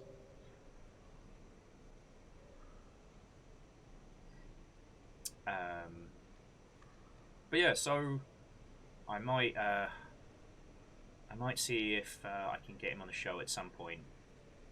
Because that's the thing. Once my Twitter verification goes, my worry is that people will be like, who's this fucko? And I think that's a decent worry to have. The hero's journey begins with a QTE. Fucking yo. Oh yeah, we just met one of the echoes, so my karma's at max. Alright, let me get my farm arrays map up. Because even with a map, and even with this together, it's going to be a challenge. Because our goal is the Outer Expanse, right? God, Shackle got me a really good map, and I did not bookmark it because I'm a piece of shit.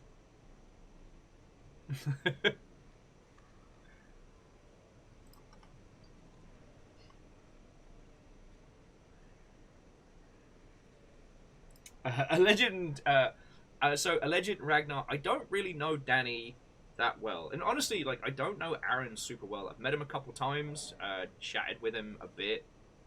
I don't know him. I know one of the people who worked on Dream Daddy very well. They're cool. So...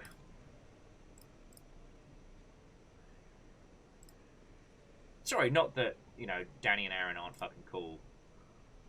But, I don't know music. I don't know music theory. I don't know what it is to succeed as a comedy musician act in the year of Waluigi 2023. I don't know. But I do know video games, and I do know that it's wild that Sequelitis is still discussed and still quoted, because it is old. Shit. I mean, it's still wild to me that Aaron is now the main guy from Game Grumps and not that bloke from Newgrounds, you know what I mean? Like, Metal Gear Awesome was a seminal part of my teenage humor, you know what I'm saying? And yes, J-Post, it was 2020 when we switched from Luigi to Waluigi years. When the Nintendo calendar... Okay, starting the name list for Bezos Heist 2, Heist Harder, Eager Tapter, Danny Sexbang, and a 24 hours Amos livestream. 24 hours of Amos on camera is not anything anyone's ready for. I would cry. But yeah, we can make a shopping list of cool people. I gotta get oh yeah, shit, we've got to get Darren Korb back on as well. Darren was gonna come back on the show and then I got sick. It sucks. Okay.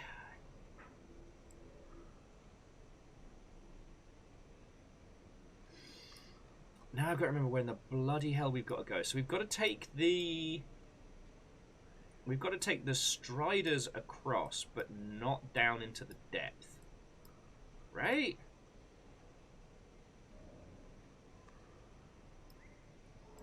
Because we definitely just spoke to one of the echoes. That's why our karma's so high. Seems mean to make River do all the work. Maybe 12/12ths with Amos. Fucking yo.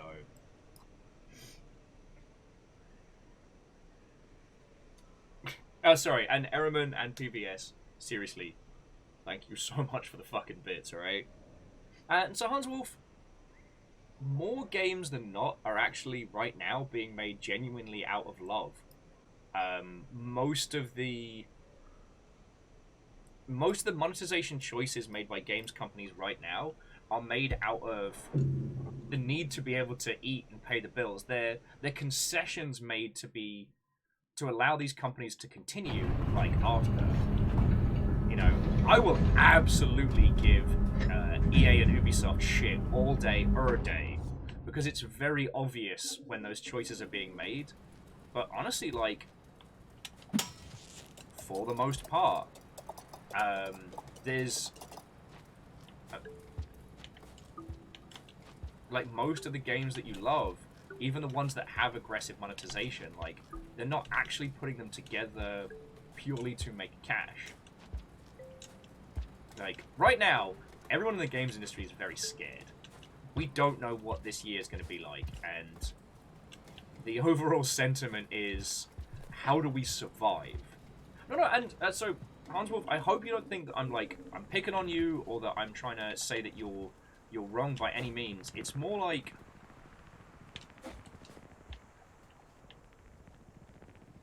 whenever you're frustrated at a AAA game that is being overly aggressive with their monetization, that frustration is valid. Like, entirely valid. Alright?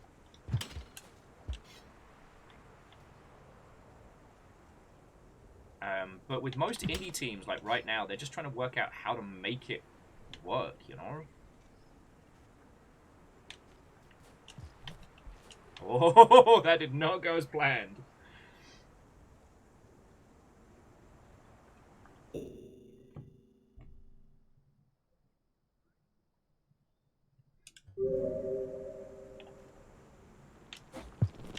Ah, peoples. Alright, it was worth a shot.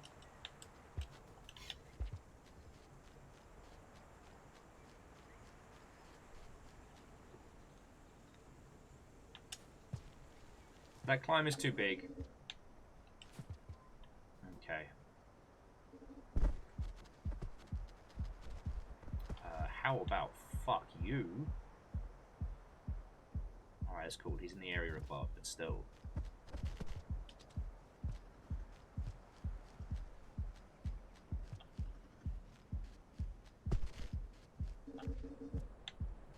Now, so, Hans Wolf, I've not had the chance to play a lot of Forza titles, so, like, I would definitely faff around with those games more, but I do know that when it comes to things like racing games, like, licenses is the big challenge. So, like, the cost of being able to show people the stuff you be making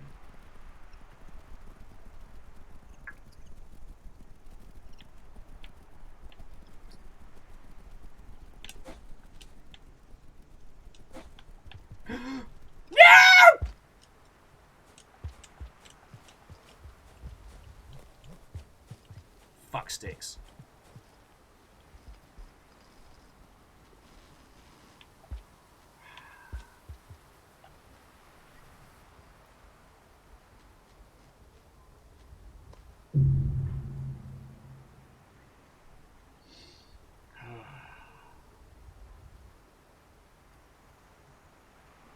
Oh yeah, Ragnar, if you haven't seen this, they have a diegetic animation system. Is it diegetic animation? Fuck, what's the term? It's not procedural. But basically, the way in which this the animation system in Rain World works is very, very fluid on purpose. It's fucking great. But no, I just wanted to touch on what Satan was saying, that yeah, it is easy to romanticize the past, but as I like reminding people, like, things have always been scummy in parts of the industry for a long time. E.T. is a good example. I don't think anyone's gone on record yet, but the rumors and stories you hear about Virgin Interactive, back when Virgin, as in like Virgin Flights, Virgin Records, when they had their own games publisher, like, that shit was a mess. And it was a sinister mess and all. Just gonna make sure Lance doesn't get eaten by the fucking the fucking weeds. But yeah, right now we have so many indie teams making cool and weird shit, and a lot of teams getting out of... Oh, fuck off, Eggbug. Fuck off.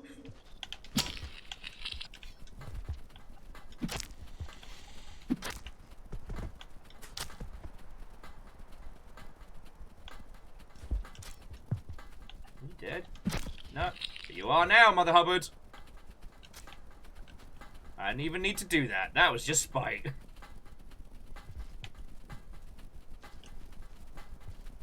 We need the eggs to summon a gigantic antler stilt strider to head across the area. You know, typical slugcat things. I'm absolutely not going to try and make that jump again, though. Fuck that noise. Going on this way.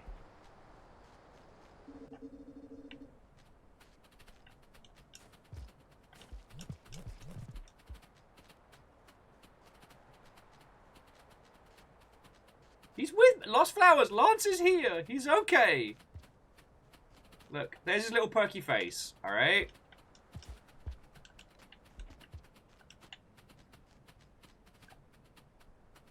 Yeah, that takes us back to where we go. All right, here's where we're going. Go summon a Strider. Get the fuck out of this area. That fucking mimic. Don't think I don't see you, you piece of shit. Oh, quick show of hands. Is there anyone that hasn't seen this game prior? Because I'm happy to give you all like a little primer on Rain World and what it's about and where it goes and stuff. Wow, have I not been up that way? So yeah, everybody, Lance is fine.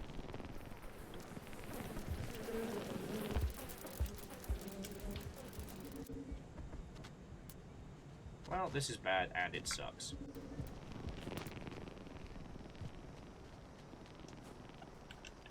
Say no to the mad green lizard. That guy is a jerk.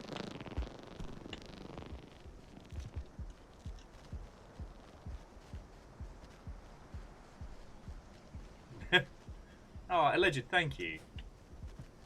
I mean, shit, when you think about it, like, that was just me showing Floydo, like, OG Rain World. Like, not even all the cool shit they've added since then.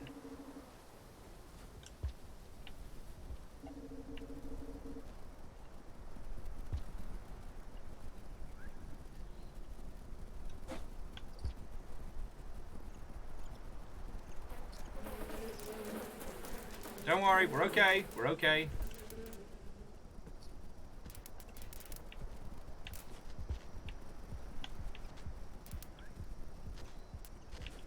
Oh, hopefully we're alright.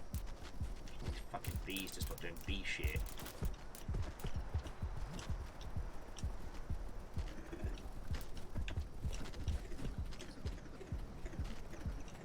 You got this, Lance. Green lizard is fucking persistent.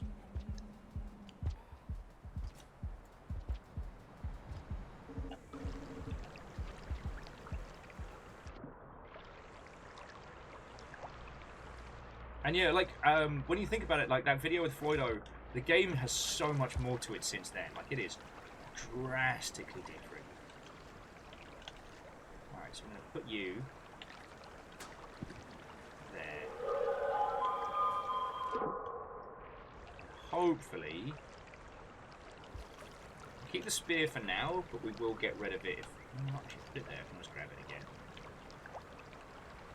I don't want to accidentally stab one of the cute antler striders.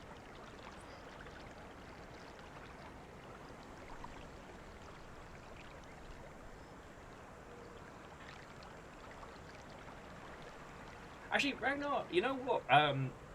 The charted life of Destiny through to Destiny 2, when you look at the different like monetization models and things that have been implemented throughout the years, it's fascinating because you can see that. Oh, thank fuck! It's Mama Newt Newt. We're good. I thought it was. I thought we were about to be in trouble there. Mama Newt Newt and the babies. It's fascinating because, at least in my humble opinion, you can see the active hand of whichever like publisher or individuals they've been working with. You can definitely see Activision's hands in the more aggressive. Oh no! No!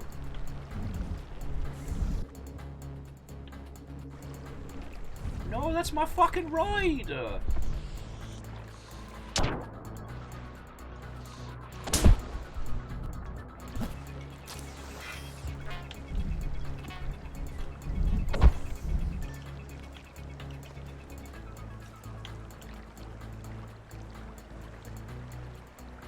Alright, we're okay, we're okay.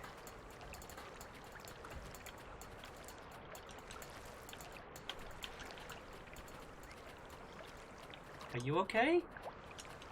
There we go. Alright, we're in the antlers, we're alright. Don't worry about it. We're okay. We're okay. Are you okay? Oh, I don't know if the strider got hurt. Oh no, they're okay. Oh god. I was like, if we've just fucking hurt one of the most majestic creatures in Rain World, I will be so sad.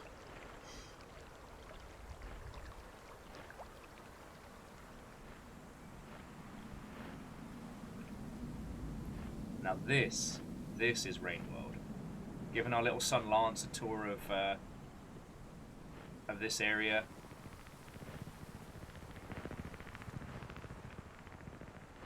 Hang on, if I pause it for a second, let me just quickly check to make sure I'm not leading us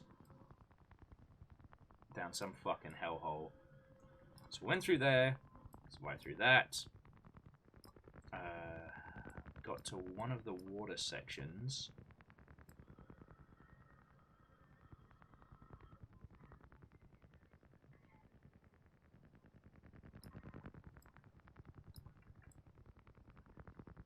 This is a very short walk.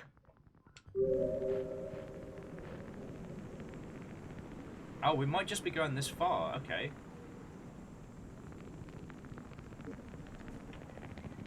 Okay. Thank you, big friend. Be safe.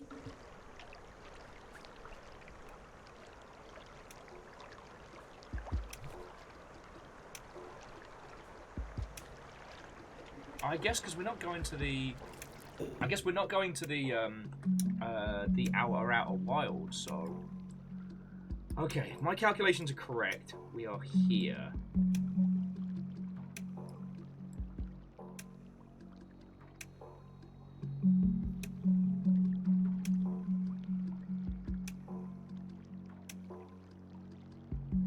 Okay.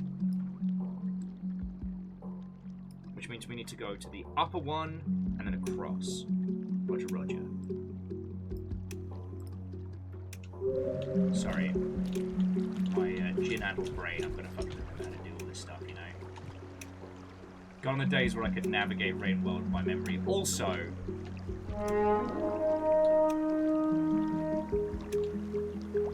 Hey, Hamsternator! What unwelcome, friend?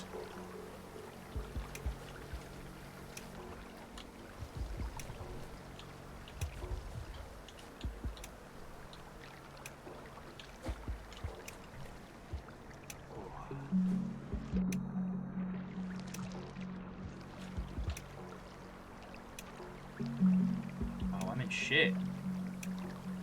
Oh, we're in the bad shit. This is not the good times. This is the bad times.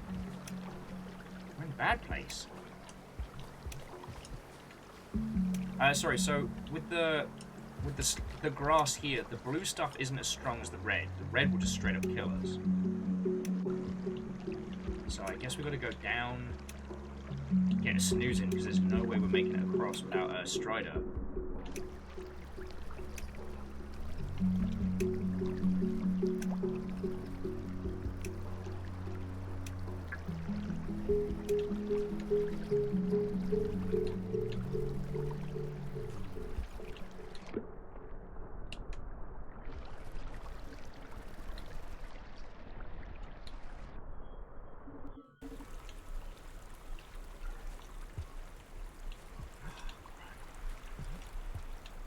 Crud sticks. There's the thing we need. This is not going well. Hamsternator, Watto and welcome. It's lovely to see you. Bear with me while things are going absolutely wrong.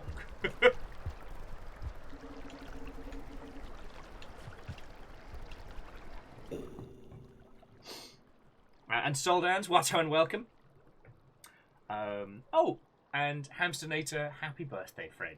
Hello, hello.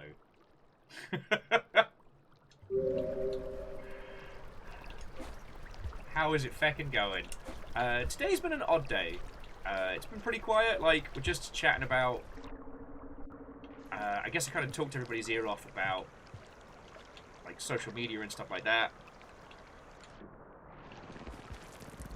And that's kind of been the long and short of it. Oh, we may be in trouble.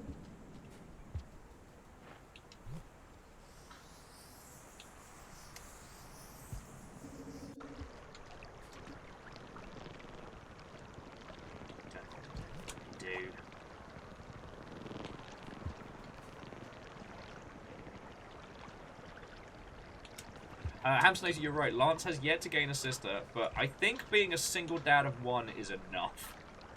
Like, I'm only one guy.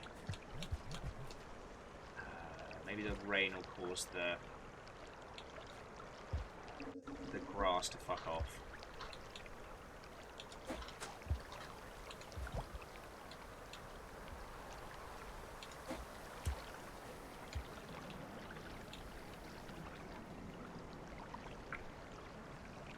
Dream.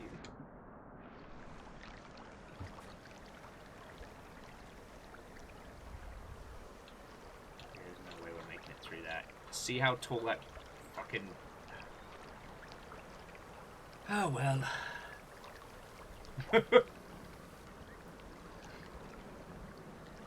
Oh, Aiden, well done. Congrats on follow-ups. Keep going, you got this.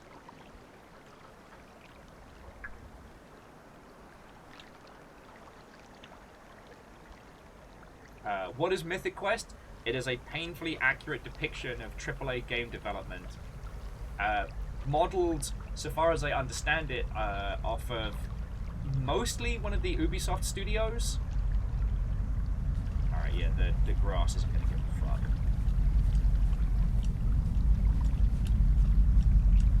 Yeah, there's nothing I could do.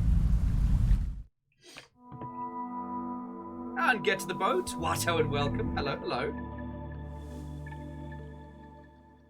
Okay. So, we need 2 smoke eggs to make it to where we're going. Okay, we can do this. It goes well. We're on the... Well, okay, we're close to the end of the Gourmand campaign. If all goes well, if I don't fuck up,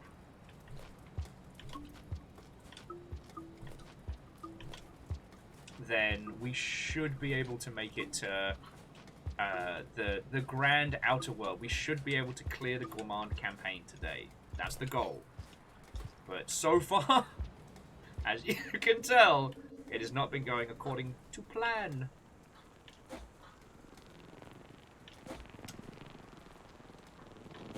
Do not bump me, you bad word.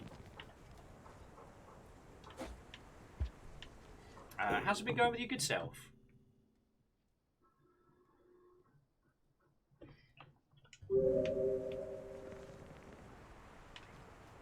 Alright. Fine. We won't take the cool kid way over. And those squid cicadas are not making it out. But yeah, sorry, Hamsternator, what were you playing? What were you up to? Tell me your tales. Sorry, you came in as I was trying to navigate part of this area. And I love this area. It is beautiful. However, as you saw, I kind of fucked up there. I didn't have enough bait to summon one of the more majestic of nature's creatures, the gigantic deer strider. And because of that... Oh, you can fuck right off.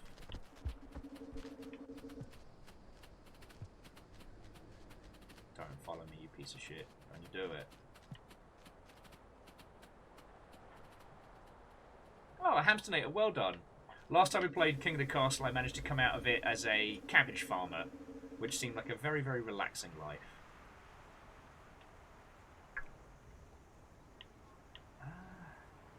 Fuck it, risk it for a biscuit.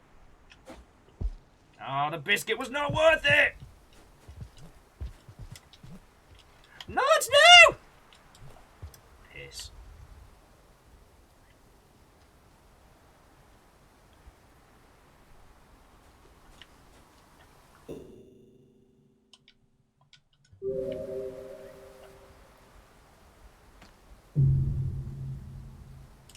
The biscuit was risked and it came back wanting.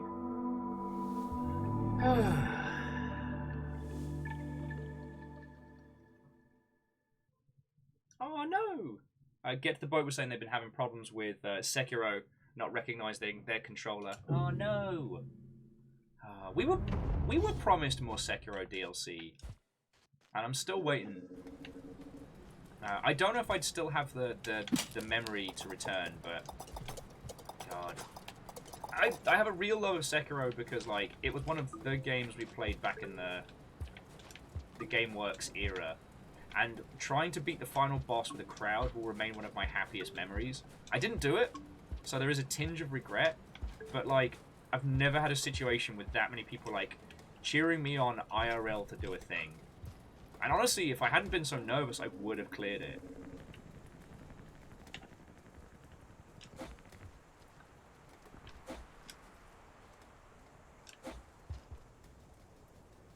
Oh, no, and Catastros, like, I absolutely am not expecting anything. Because, yeah, Elden Ring did gangbusters, and FromSoft are a smart team. Like, yes, they are the darlings now, but as we all know, like, they spent 1,000 years being the sensible devs who made games on a budget, and now I don't think that sensibility has been lost. Do you know what I'm saying? I would be very surprised if FromSoft are just, like, popping champers and throwing shit around all the time, you know? Like, they've always been very, very good about economy of art and economy of work. And fuck you, Mimic. I know you're there. Alright, so we need 2 smoke eggs.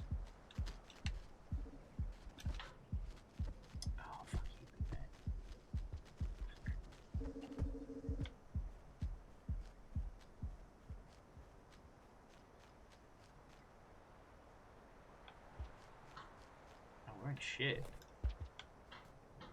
If that big lizard doesn't fucketh off, I'm in serious shit. There is nowhere to go.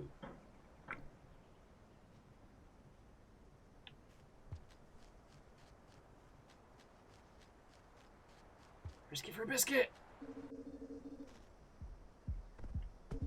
Nah, he got my scent. No! Look away, Lance. Look away. Can't let you see this.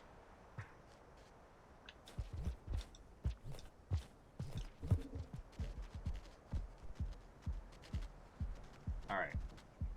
If he follows us this way, whichever way he goes, we zig the other way.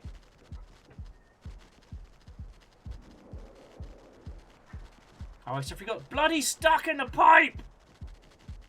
This is peak Rain World.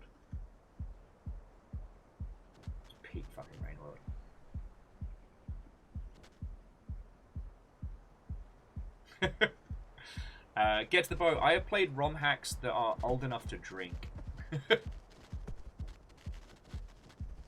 With the state of, like, you know, games preservation and Nintendo's nonsense, like, you know, the very first version of Pokemon Gold that I played was an English translation patch with ROM hack elements in it.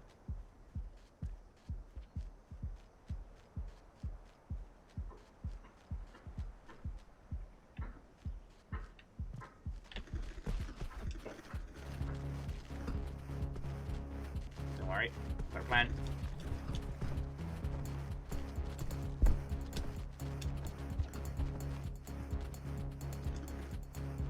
Ha! Look who got stuck, dickhead! Enjoy those tight spaces. We've got places to be. God, I love this game.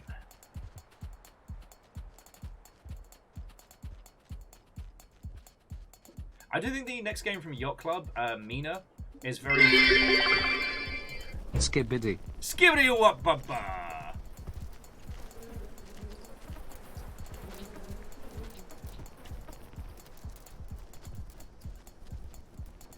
He got stuck in a tunnel. He got stuck in a pipe. Ah! Oh man, that green lizard is not doing well.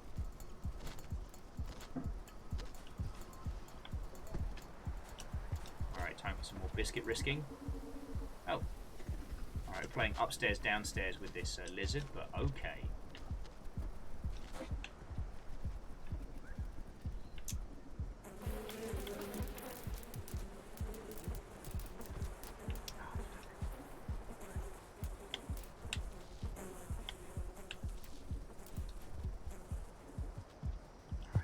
Good news is these bees don't have... These bees have pretty short lifespans, so they're not too worried. Alright, we're doing good. Doing good. How are we doing for time? Doing great. Alright, now let's just hope the deers want to hang out with us.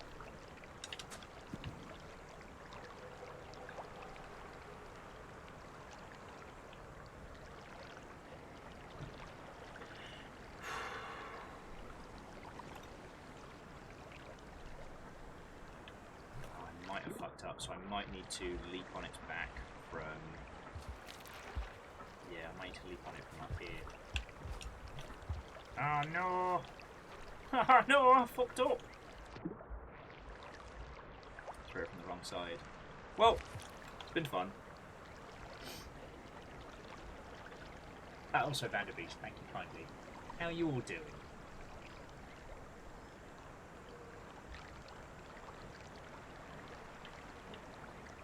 And Get the Boat, Gear Graphic is an industry friendo who I kind of reconnected with the last couple days, and they gifted out a random grab bag of subs and managed to hit some cool people, which includes yourself.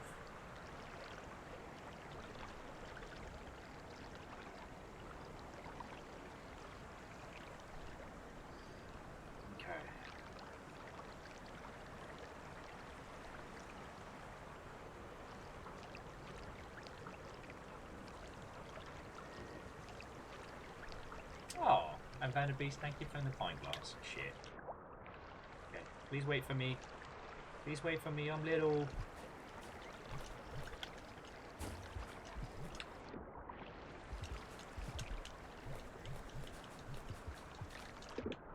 There we go. That's what we needed. Oh, hold on, stand up. I need your help.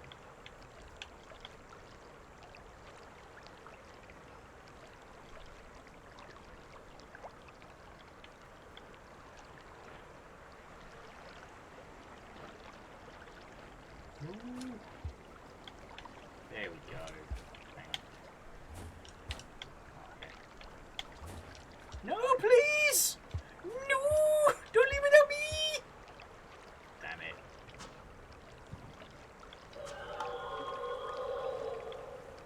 Alright, there we go. This might be another wasted cycle, because if we can't get another egg to summon them to get us past the next part of the fields, then we're kind of SOL.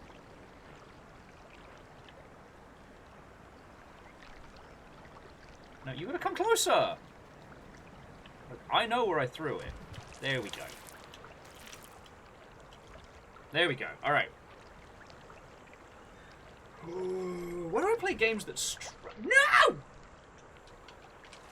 No! Fuck!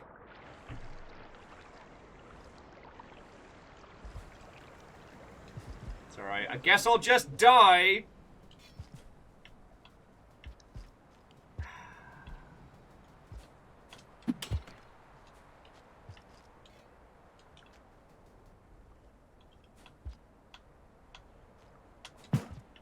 No, it's on me. I confused it with the different scents. Basically, so the antler, like the deer striders are summoned by...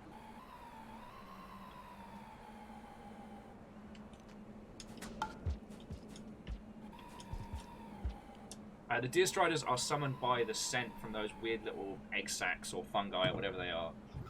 And because I threw one, kind of confused it when I threw the second one nearby, and it didn't quite know how to do this, so... Yeah. So get to the boat. Rain World looks like a super cute platformer.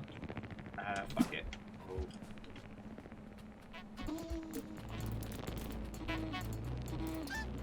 It's alright, Mama Newt Newt will handle this.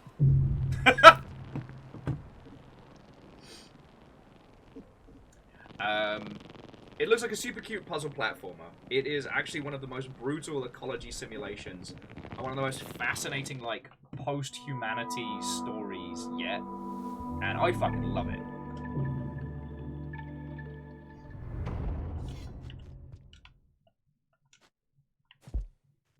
It is complex and difficult and heartfelt and brutal.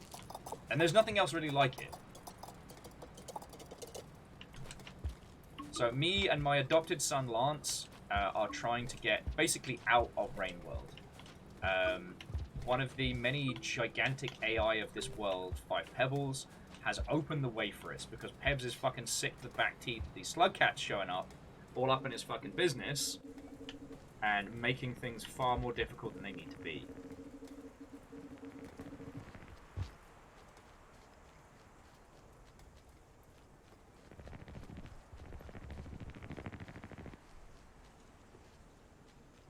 We have completed the Gourmand secret menu. Our only goal now is to make it out. So, heckin' yo. This will be our first time leaving Rain World, so whatever happens from that point, it's going to be brand new for us.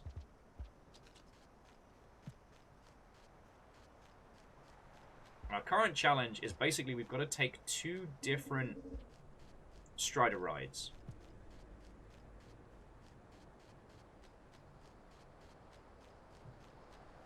I'm going to try this way again, because if I can get this jump, I think it shaves a whole bunch of time off our adventure. I think it takes us to the other part and skips the first bit. There we go. I think. This particular region is incredibly tricky because we're having to handle this basically death grass. The strange leech grass you see there will just pull us down and fucking kill us.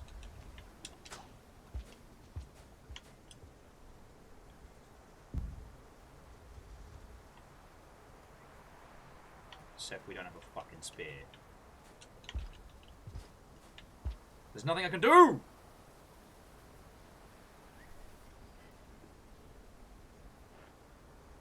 Help me, Strider. Please. Please. I think the Strider's going to go past us. I don't think it's going to... Help us, big friend.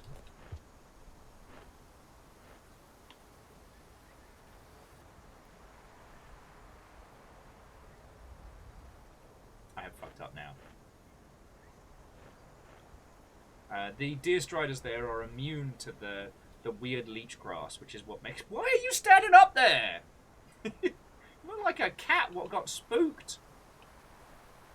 And if we still had that spear, we could get across there and jump on the other one.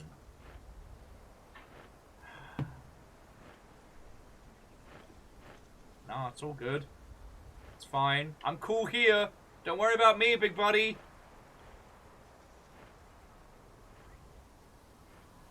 Well, it looks like that other deer strider is actually having a really bad time. They're kind of side-eyeing each other, which is very strange.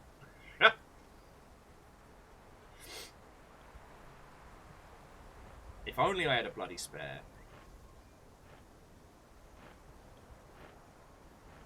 But the thing is, without the eggs to basically summon the deer striders to kneel, we can't get up onto their antlers and hang on, which is what we need to do. There was a spare that's right that way, but... Oh, you be careful there.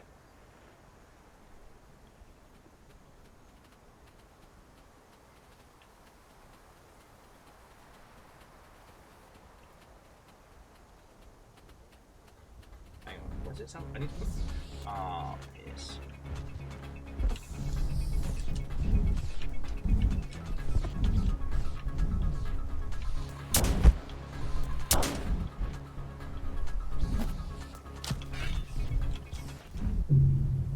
That's death! Okay. Okay. I might need to go get either some more coffee or some water, because I gotta get my fucking focus on. We gotta do this. We gotta do this. It is... So, get to the boat. It is brutal, but Rainworld does something interesting that a lot of other, like, games that are considered brutal or difficult don't do, and it is that it is all about the ecology. Yes, it is possible to get into situations like that where you're kind of stuck, but the fault lies with me. You know what I mean? It's on me for not preparing. It's not on me for ditching my spear when I needed it. At that point, fuck me. The goal in Rainworld is not to master the jumping patterns or to be able to, like, read boss movements or what have you. The goal in Rainworld is to learn how to live in this ecology and go from there. Oh, and Angel Kalina, sorry. What and welcome. Sorry to hear you're feeling under the weather, friend. But, yeah, welcome to Rainworld. This, touch wood, should be the last day we're on the Gourmand. At least this time around. Like, I'd be interested to see the different endings now with the different characters, so...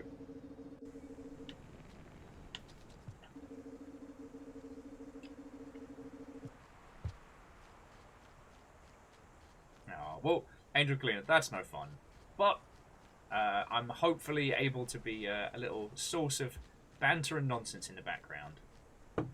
We're trying to ride these deer striders across the water.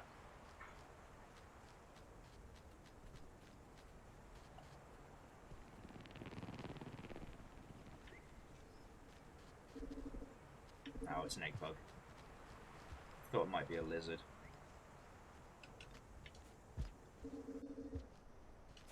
Fucking egg bug. Sorry, the reason why I'm cursing out the egg bug is we spent several days in-game trying to hunt down and eat just one of them. I'm still mad. Still mad. Okay, so going the other way just isn't viable without the eggs to summon them, right?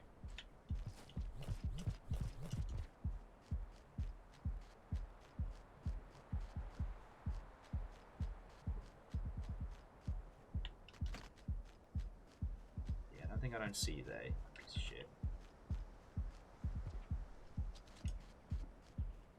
So hopefully the wasp-spitting lizard monster is not going to be on the other side of this. Otherwise, I'm about to have a very bad time very quickly.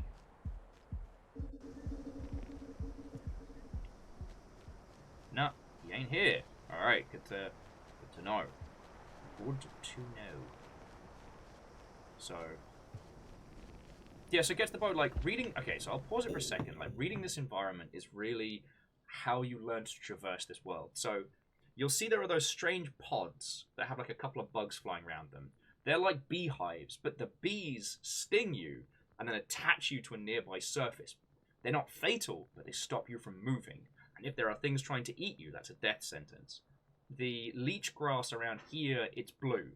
And blue is fatal if you're in it long enough. However, you can kind of pull your way through it. Now, Lance, the tiny son on our back, he can't survive the leech grass for very long. Because, obviously, he's a wee little tiny baby. Yeah, Pinecone Andy. Yeah, okay, see how the Squidcader got grabbed there? Now, Squidcader's still alive, but they're now, movement's completely restricted. So that's what makes this bit a challenge. Because there's no one else to set off the beehive, except for us, right?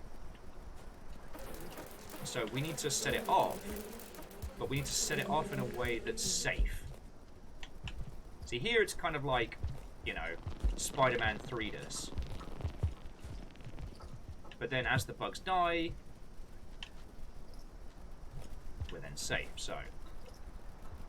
unfortunately, our little guy is now kind of knackered, so we've got to let him rest. He's a big roly-poly. Okay, Fencer, did you see Sanchi have announced slug pups? Collectible, cuddly slug pups.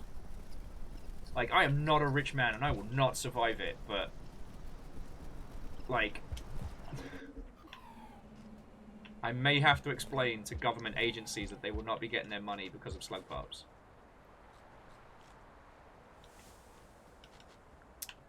Get to the boat. You did not hear me mention Blue Mondays, so unfortunately the going loopy might be a possibility. Alright, there we go.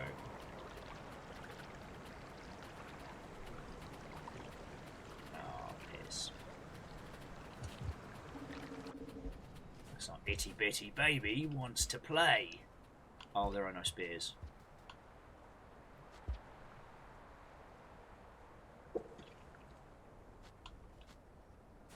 Alright.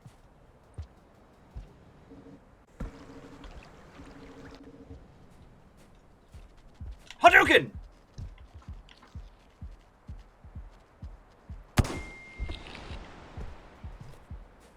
Get fucked, mate.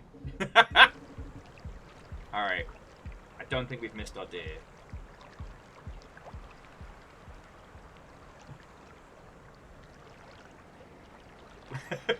Vincent, you're not wrong, actually. Not only if I unbox them, but if they're in the background of the shot, their attack's right off.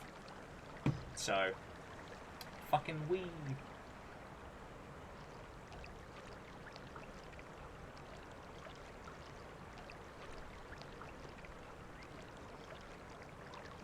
The deer take a while to get here, so I think we're still alright.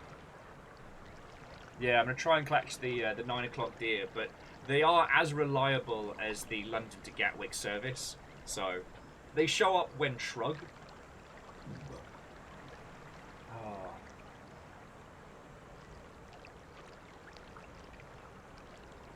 But yeah, to those of you who just joined us, I hope you're having a lovely afternoon. Unfortunately, aside from GDC stories, I don't have a lot to talk about, because while cool things are in the works, I can't say just yet. I spent most of last night playing Dredge. I did re-download the Nier Mobage, or mobile game, for those who do not speak the Limbo. Mobage. Oh.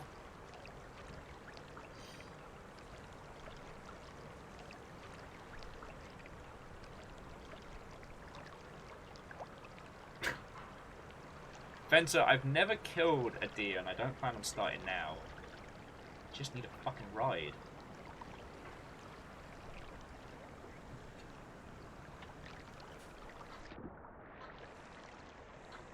I know you'll smelt it. Oh, there we go. There's our ride.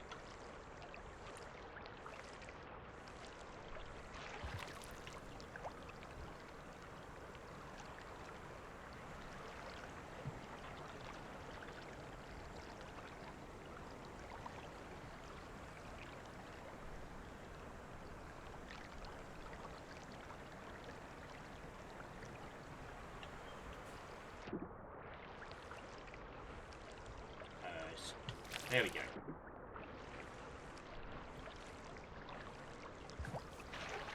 Come on. Come on, you big cutie.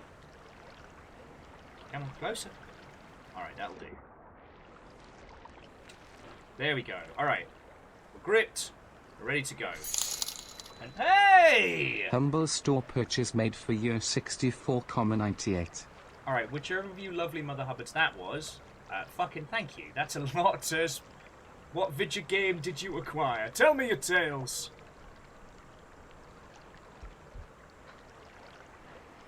Oh, we're not gonna make it.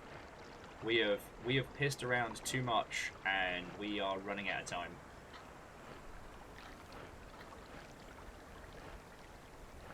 No, I try and say this every time one of you will use like one of the partner links and stuff. Like, seriously, fucking thank you. I know it's a pain in the ass to have to deal with all this bullshit. I know it's annoying to like click a link and go through a thing and then stuff and things. All right. You, wait there, because I'm going to need you in a second. We do not have any time to bloody waste. Hey! Snuggly! Snuggly, how are you doing? Also, for the only, one of the few times I have a brag. So, Snuggly, how was your stream? What you up to? And then, allow me to brag a thing.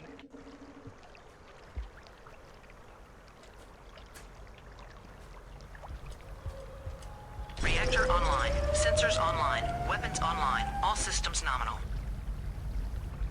Nah, we're not going to make And it. 43 months.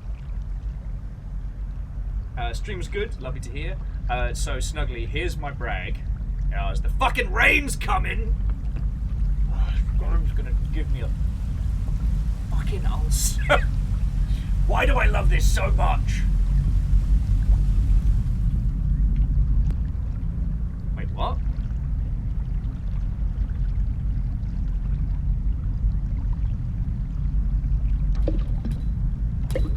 Oh no.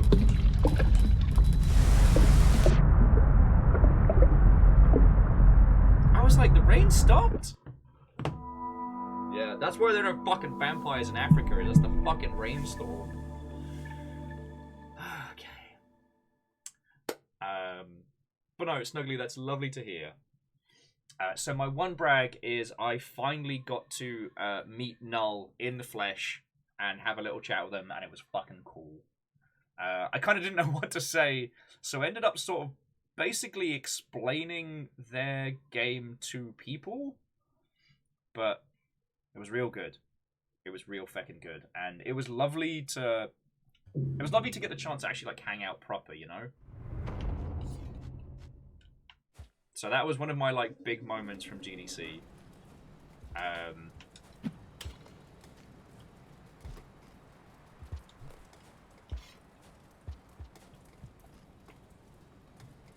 And like, Snuggly, you know I wouldn't brag unless it was like, if you get the opportunity to meet Null like in person, it is a rarity, but like jump at the chance because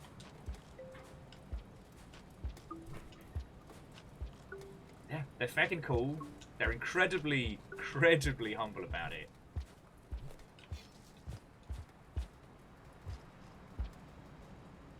But it's that weird thing of like, you know, you meet somebody that you're a huge fan of, or someone you've wanted to meet for a long time, and then it's like, shit, like, what do you say? We've already talked about all the great and interesting stuff throughout the ages, like.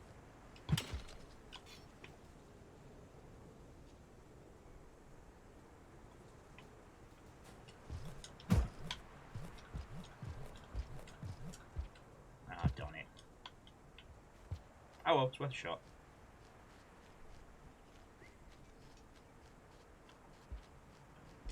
Oh, what is going on here? Alright. Make sure Lance is alright. Yeah, no, Lance is... Holy fuck!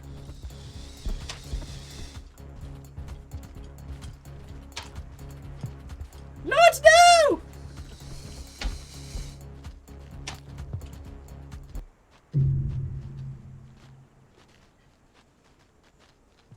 Fucking out of nowhere, gigantic lizard with a folding chair.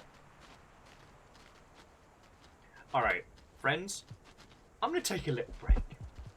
I'm gonna go make myself like a cup of tea or drink the last of the coffee. I'm gonna breathe, and I'm not gonna scream to the high heavens because we have the door open and it will seem to all the neighbours as if someone's just been fucking murdered. So Snuggly, thank you for the raid, and Hamsternator, I hope I also said a proper thank you to the raid with your lot coming on in. Yeah, and Greybeard, that was restrained scream. So yeah, we are gonna do this. We are absolutely gonna clear the Gourmand campaign, and my hope is that you all can watch this guy just get fucking munched on by the grass. I'll be back with you all in just a second, all right?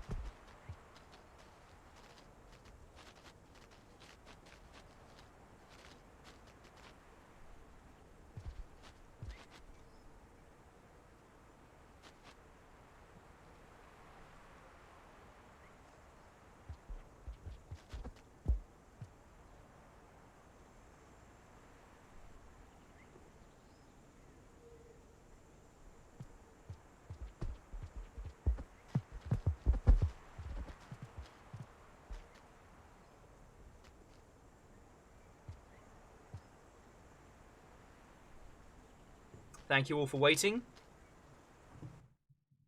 I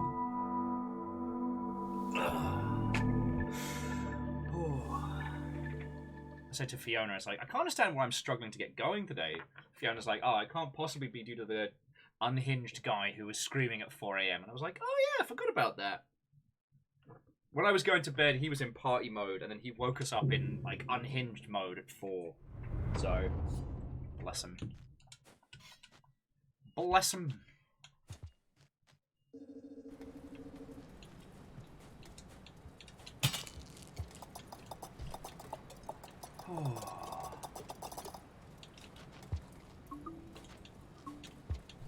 But yeah, so Snuggly, how you been doing? What's been going down? You know? Oh, okay. And yeah, Hamsonator, I did say a proper thank you. Good.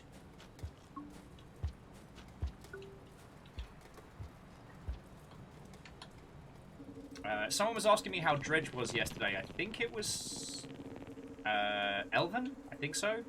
So TLDR, Dredge is very, very good.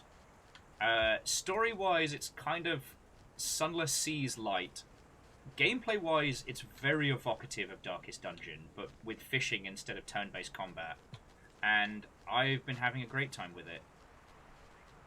Look, Squidcader, you can either head up the tunnels, or you can get out of my fucking way.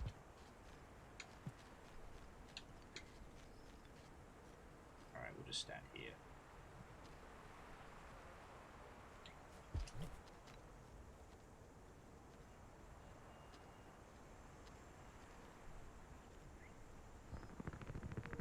There you go. Usually, for those of you who haven't seen this, usually the Squidcaders can help you do, like, super large, basically, like, assisted jumps. You hang on to them like little mini gliders, and then you do these cute little hops. It's real adorable.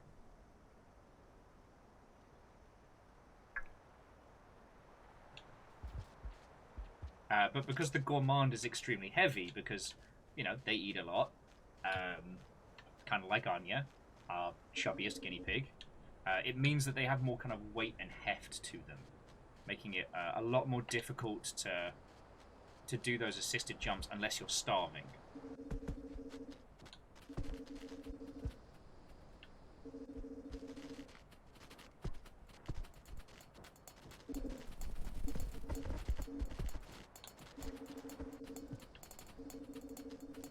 He's coming for us. Yeah, he fucking is, alright. Alright, mate. You wanna dance? Let's dance. Come on.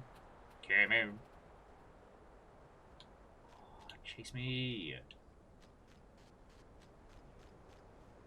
Chase me, you fucking asshole.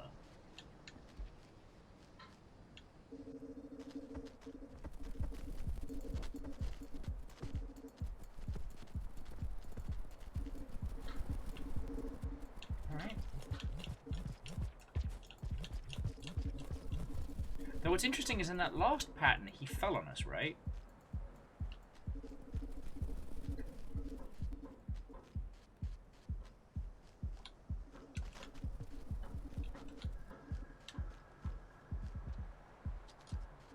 Alright. Sorry, I wonder if there's a way through to this way from above that we haven't seen. Because, yeah, last time he landed on us like a fucking folding chair from above.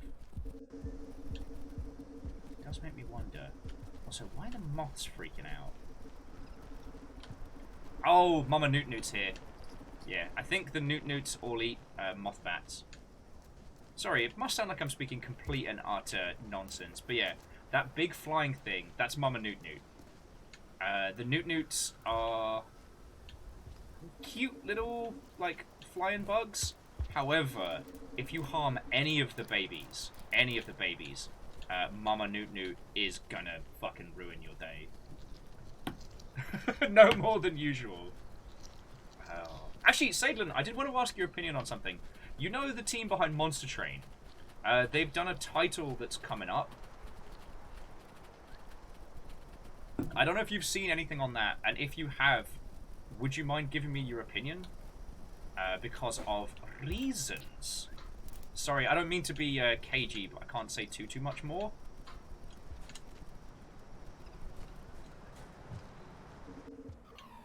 Oh yeah, and as Fearless says, do not, under any circumstances, eat any of Mama Newt Newt's kids.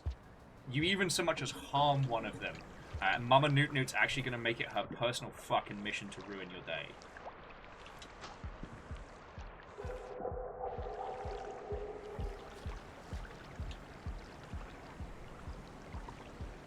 What the fuck is that? Yo.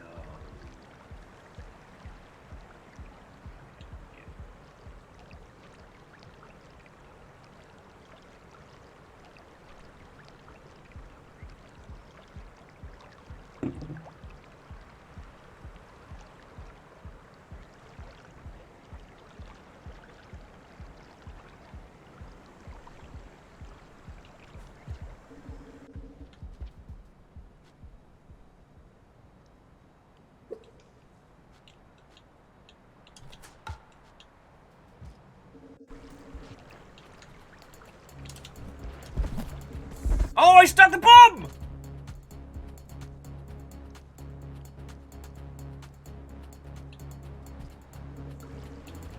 Oh, he is super fucking dead! Oh, eat shit. Eat shit, King Raptor.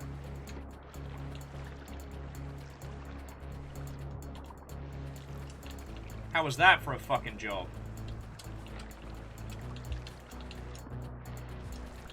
No! No! Please wait. Oh, we might be okay. We might be okay. Yeah, we're okay.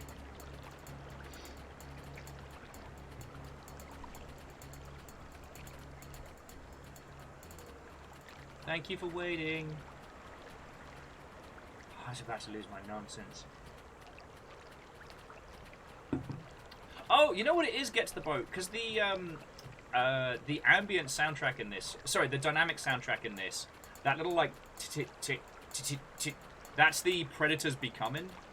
And Imperios, Watto and welcome. How are you doing, friend? And Imperios, like, sorry for the cryptic screaming at you over DMs of like, vampires! I wanted to start planning at least one day of Redfall. Because I reckon you and I, maybe no more than one other person, doing Redfall to start. Because I think 4's a bit much.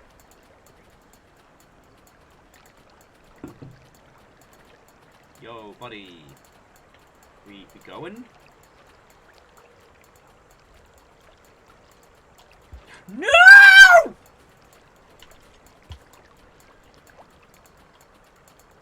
No! I just killed a super vulture! Why do you hate me?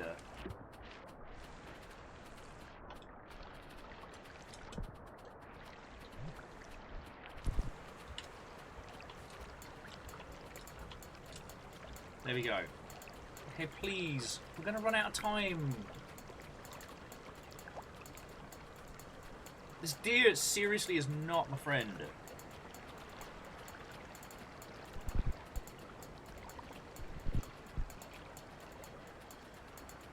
Oh, I might be able to make it if we fucking mosey.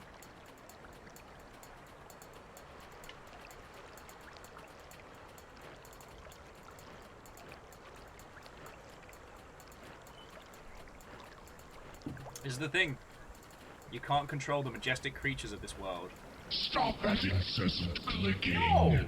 Wolfcrad, that's fucking cool of you, thank you. You've made it so that Immortal End doesn't have to deal with ads. And most of the ads on Twitch are articled. Alright, I'd say thank you for the ride, but fuck you, buddy! Please come pick me up when I get to my next place.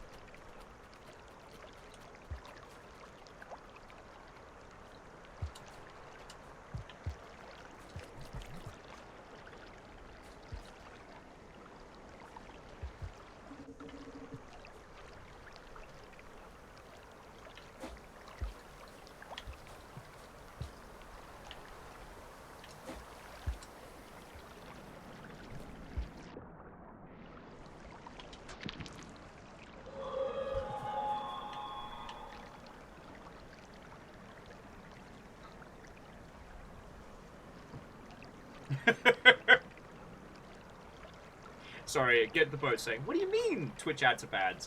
I love Gamer Supplement and Marvel movie ads.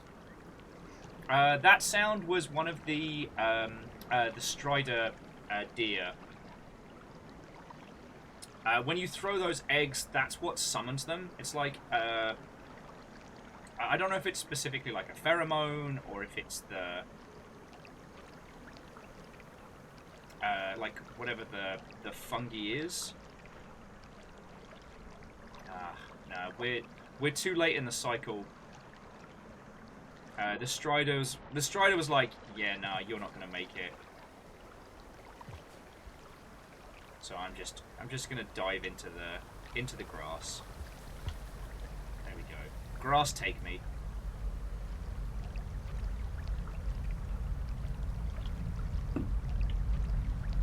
There we go.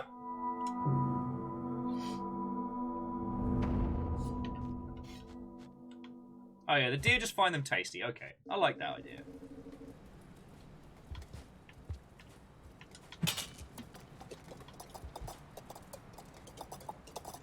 In Rain World, grass touch you.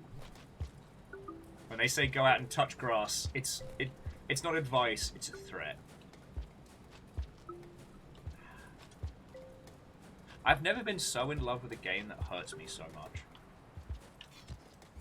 There's an allegory here that I do not wish to unpack.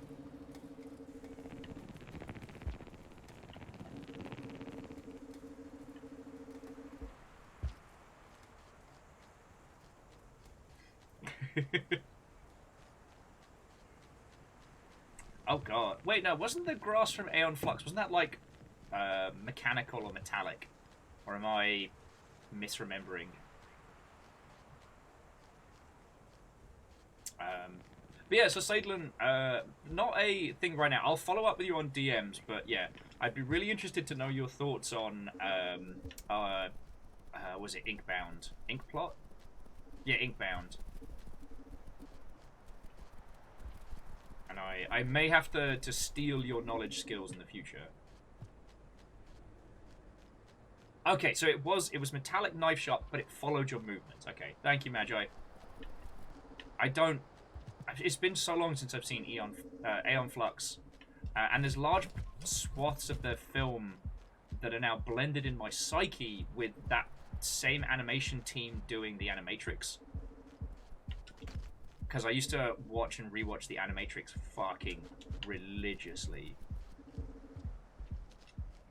Because I'm sure actually, some of you remember, some of you might not know, back when the Animatrix dropped, you could download some of the initial stuff early on. So, like, you know, the History of Machines, I think part 1 and 2, you could just download. There he is. Sorry, for a second there I couldn't see Lance and I was starting to worry. Fucking bees, man.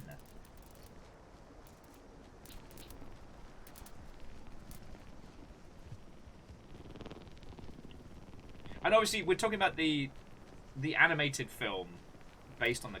I think it was... Yeah, the film was based on the comics, right? Oh, I'm losing my fucking sense of, like, time and nerd knowledge.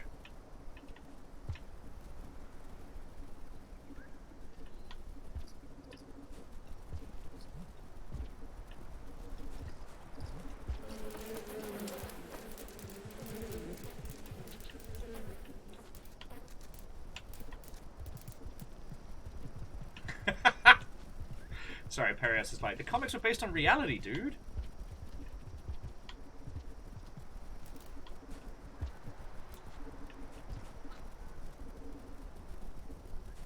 Sorry, my mistake.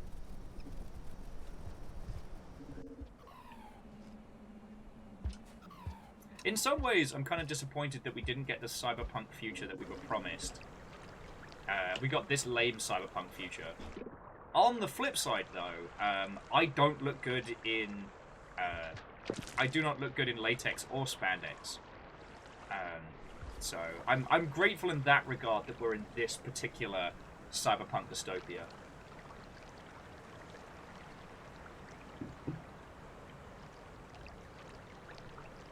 Now, obviously, get to the boat. We would never, ever, ever, ever condone piracy of video games on this Twitch.television. Oh, you fucking go, mate.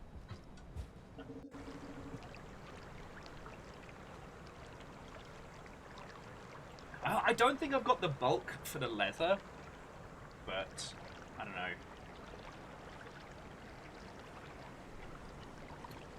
Although, hang on, let me make sure I'm, let me make sure I am thanking the correct person. Over in Creation Celebration, who was it? Bright Karma did a picture of Cyberpunk me, and I basically look like a skinnier version of the dude from Disco Elysium, and it's perfect. Like, I've got that kind of like, I look like a haggard fixer. Pencil tie, but undone. Suit that's just a little bit too big, but just kind of works. A glass of something nondescript, and that cigarette that I've been smoking. I feel like I've been smoking the same cigarette for 17 years, you know? That's my cyberpunk look. You know, kind of washed up fixer. And I can go for that. And Harmonious, I wouldn't say that you're wrong, but there's a sweet spot between leather jacket helps bulk a person out, and leather jacket makes you look like you stole your brother's coat. Like a sad teenage tent. Oh, Angel Kalina, why the fuck aren't we in a post-scarcity world? It's bullshit that we aren't, but, you know. No, come here. Come here. There we go. Alright. We're on.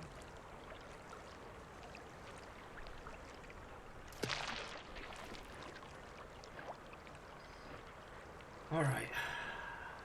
I've been saying so many times, like, gonna ride the majestic Deer Strider with Lance to the point where I'm now cussing at them like a taxi that left us on red. Get to the boat. I had to reread the Counter-Strike 2 news multiple times to see if it's legit. But the thing is, I've had a look at like what they're doing with Counter-Strike 2, and it's purely just yeah,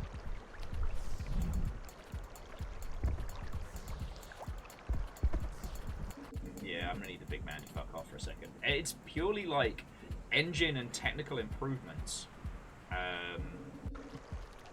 Also, so here's what was really wild. So, oh, it's right. You've got food, and you're about to get eaten by a fucking vulture. So job's good. All right, vulture. Yeah, you could just. There we go. Vulture fucks off. Sorry, let me finish that thought in just a second, because I did finally watch Dan Olsen's new video on Decentraland, and then last night I looked into Counter-Strike 2, and it's wild, because it's the difference between a product that is looking at users or its existing user base. Don't let me kill you, old man. Yeah, sorry, it's the difference between a game or a product that is looking at existing users and user behavior, and one that is kind of... Alright, Strider friend. Little dance, Watto, and welcome.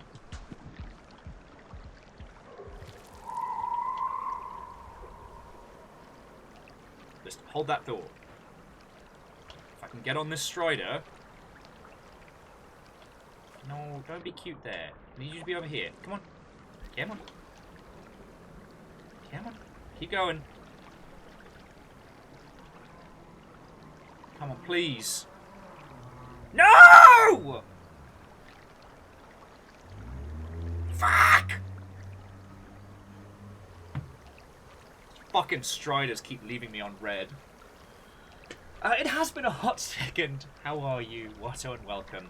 We're at almost at the end of the Gourmand campaign. We just need to get to the new exit. That's all we need to get to. We're fucking dying here.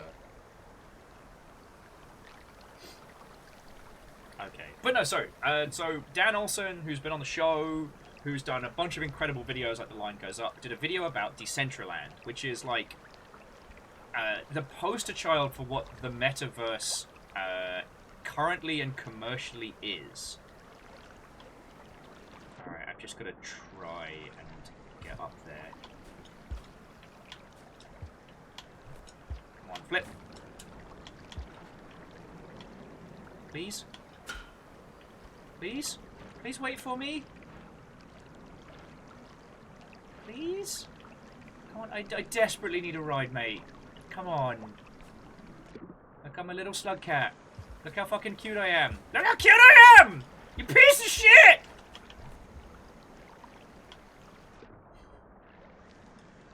Did I just get side-eyed? They're absolutely not listening. Alright. Just have to see if I can find a spear. Try and take the other route. Maybe.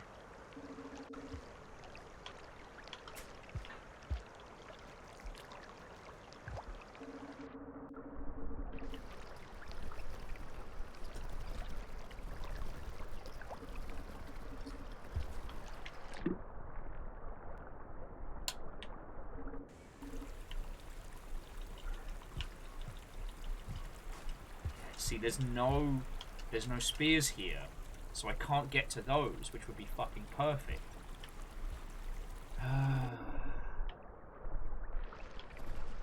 Okay, and thank you for bearing with me, friends, while I'm kind of careening around conversation topics. I think I have to admit defeat on this run as well. Oh, fuck you!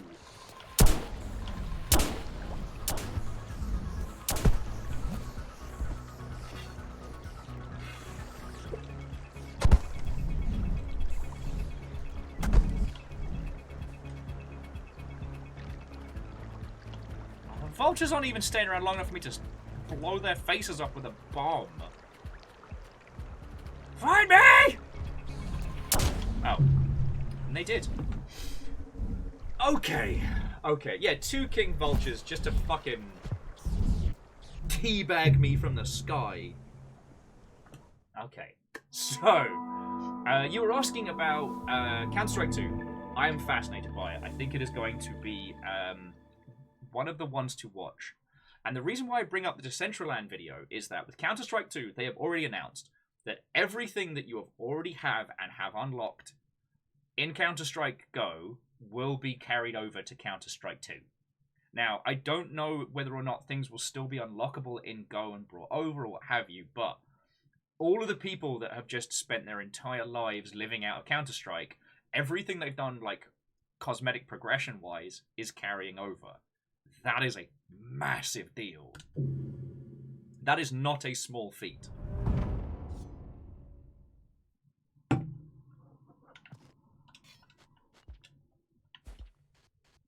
Now, the reason I bring it up in association with Decentraland is that, I mean, watch the video that Dan Olsen put up. It's fucking brilliant.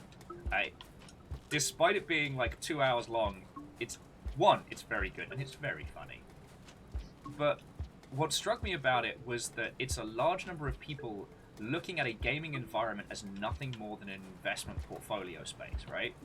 Like, that whole space just exists to make money. It exists to make money through digital landlords, through FOMO, and so on and so forth. And there's no game or content or core beneath it. Dan likens Decentraland to essentially a dead mall.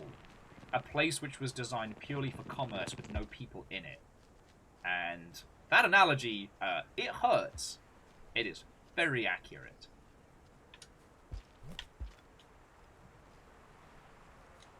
But with CS2, it's something that is a commercial... Oh, you can... Fuck off! They ate Lance. They ate Lance.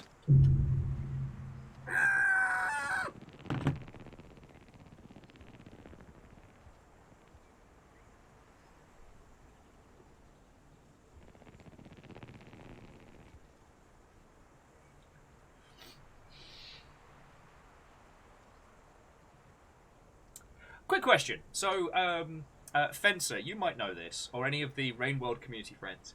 Are the karma symbols based on anything outside of this world? As I've always been curious to ask that one. I'm asking this because the only other thing I can do right now is scream at the heavens and get ragey big mad. But yeah, so get to the boat. The reason why I bring those two up side by side is that, like, Counter-Strike is still a commercial product. It is a thing that makes money. But Counter-Strike 2 is being designed purely with its user base in mind. The big announcements from Counter-Strike 2 haven't been like a huge winding story or some kind of like super duper, you know, mixed media integrated fucking bollocks. I don't know. The things they've announced so far is smoke. Smoke will now be dynamic and can be dissipated with either explosions or with gunfire. Meaning that there are additional tactical announcements. The graphics engine improvement and changes across that, like things that for any other title would be tiny, but in the world of Counter-Strike mean huge things.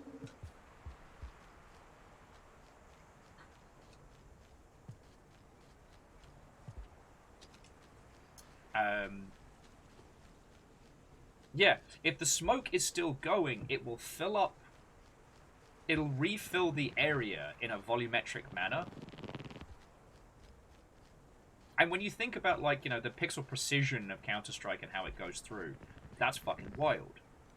Whereas, again, we go back to that, like, you know, the NFT Web3 space, and it's incredibly dead, but it was only ever populated by people who were looking to make money or to just essentially flip their stuff for other people, you know.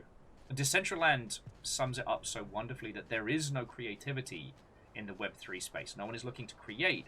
Everyone is afraid that they're not making money or looking to make money.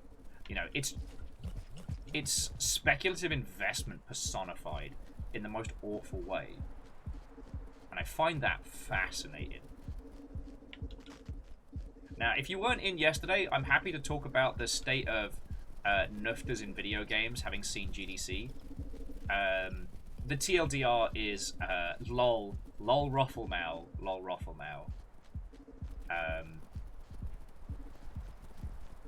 But NFTs are a great case study in trying to put a business model before the user when your goal is essentially trying to sell art, you know?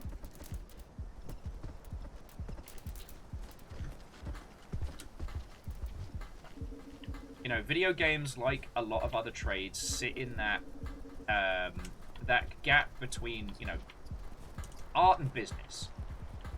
You know, yes, video games are art, but they also need to make cash so people can eat and keep making video games, right? Don't you fucking dare!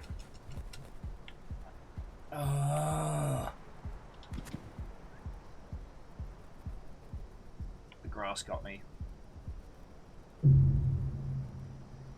Now, Legend, yes, I would love it if we would skip to the post-scarcity Star Trek era. That would be lovely. But what we saw with Stadia was very fascinating, was a similar thing where a business model or a technology was put before the consumer. And often, due to the speculative nature of the tech industry, we see that a lot. Like, Stadia, oh, I should say, streamed games is a great idea, and I'm all fucking for it. Now, obviously, solving the speed of light problem isn't one that anyone's going to be able to do lightly. Although one person did suggest that any console that could potentially do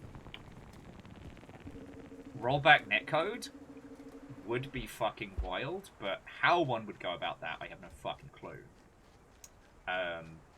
But with Stadia, the idea of being able to provide very expensive experiences. By expensive, I mean, like, if you want to play a PC game, you have to buy a PC that can do it, you have to get all the peripheries and accessories, have the space, and then have the money to be able to pay for the power and internet. Like, that's not cheap as a way to spend your time. But if you could create an experience, if you could create a piece of kit that was a fraction of that and allowed for the same kind of experience, fucking everybody wins. Like, there's no downside to that.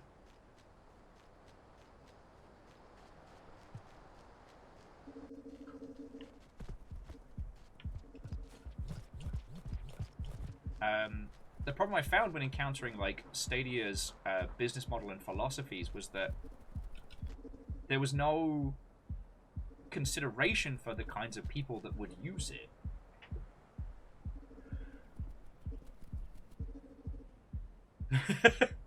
And Lilla Dance, I think that sums up the Longship very well. A combination of, like, industry deconstruction of both the business and art of video games, while Will screams at a fucking gangly deer that won't pick him up from his night out. Fuck off, lizard! Reactor We're online. not friends! Sensors online. Weapons online. All systems nominal. I don't like you!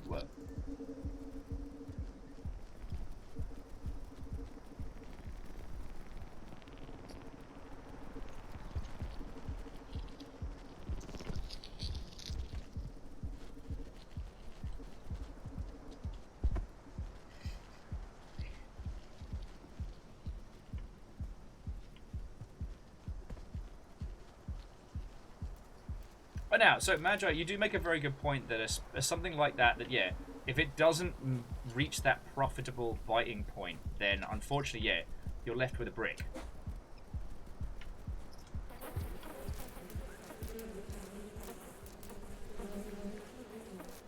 Which is kind of...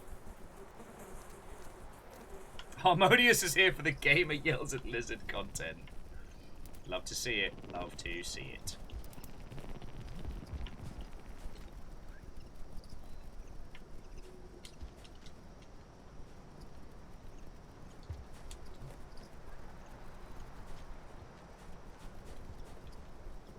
No, don't you fucking dare. Not again. Not again. Not again. How? I've cleared this so many times! Ah! Nufters! Somehow it's their fault. Fuck. This is what happens when you don't respect Rain World.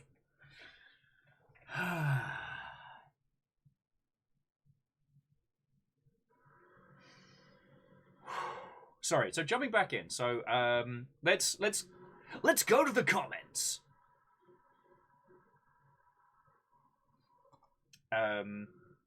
So Get to the Boat was saying that on the subject of CS2, they're giving people changes they've been asking for the past 5 years. Better graphics, hopefully with not too much more overhead. Improved netcode, no more server tick rate. That was a very big one that they were talking about. Yeah, and the fact that they're carrying people's progression and profiles and things across, that's really powerful. People aren't starting from zero. Aperios was adding on the subject of Stadia that they were in the Stadia beta, and they played Assassin's Creed Odyssey, and it was amazing to just pop open a browser and hook up a controller. That's just great. Fuck yes. You know, essentially you could get a larger portion of the advantages of working on standardized hardware. That's fucking great. But I do agree with what who was saying it? Moose was saying that Google's attempt to put forward Stadia as the next big thing, rather than like growing it from a slow burn user perspective, which we've seen with, I believe it's NVIDIA Go, the NVIDIA GeForce Go, which is a wonderful fucking service and is great for my stuff's bricked, but I own it on Steam. All right, so I can play it on my phone for a bit. Why not? You know, stuff like that is fucking fascinating. Now, obviously, Google being such a massive entity that there's very little systems in place for those tech companies to have things that can be grown organically. You know, their business is buying things that have been grown organically. But then there are a large number of people who attempt to create the perception of organic growth so they can sell their companies to things like, you know, Google or Amazon or what have you.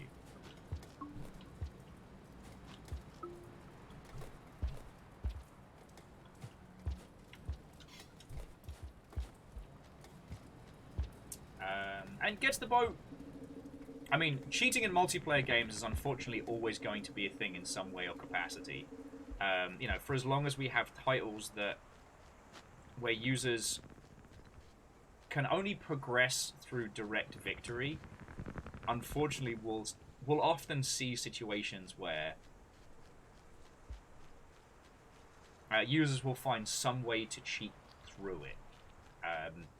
It's unfortunately due to the nature of. The only thing we can do is make it more and more difficult for these experiences. What the fuck is going on here? Jesus. Talk about clingy, am I right? Slap. Captain on the bridge. Oh! Firestrager, previously Jarl Infinitus. Watto and welcome. Also, how are you doing? And fucking thank you.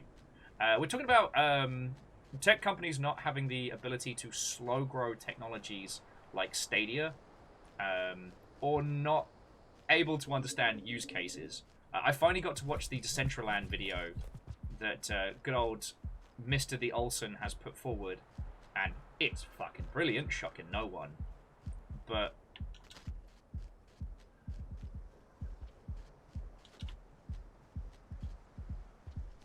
like, absolutely fucking fascinating.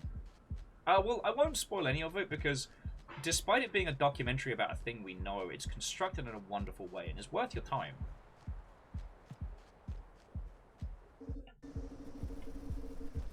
Yeah. So Hamsternator, my personal feels are we're probably not going to be able to get streamed video games any further technology-wise until some technological change. I've seen a lot of the different systems, and I've seen them used in a myriad of different ways. You know, you'll know I'm a big fan of the Sea and the Sea of Thieves, and that's fucking good old Azure doing its job.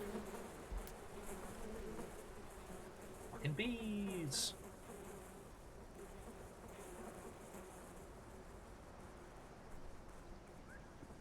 You know, but I've been like a lot of you. I've lived through OnLive.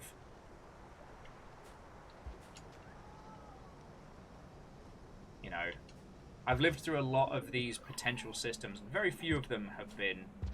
Oh, how gracious! Hang on, hang on, Lance.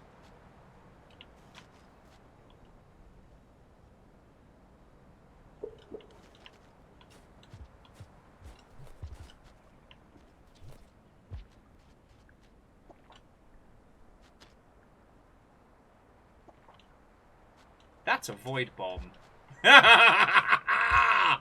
If I'm going down, then everyone is coming with me. Stop that incessant clicking. Alright. I've called us up a taxi, so we'll see how it goes.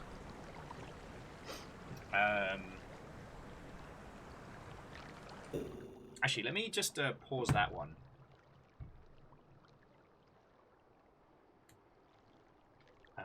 Firestriker was saying they watched an interesting video the other day that talked about the current state of performative outrage as predicted by a movie which ended up being prophetic in the worst way. That's not the one about the influencer who pretends to be in a pretends to be in Paris during an attack and then gets called out, because that was wild.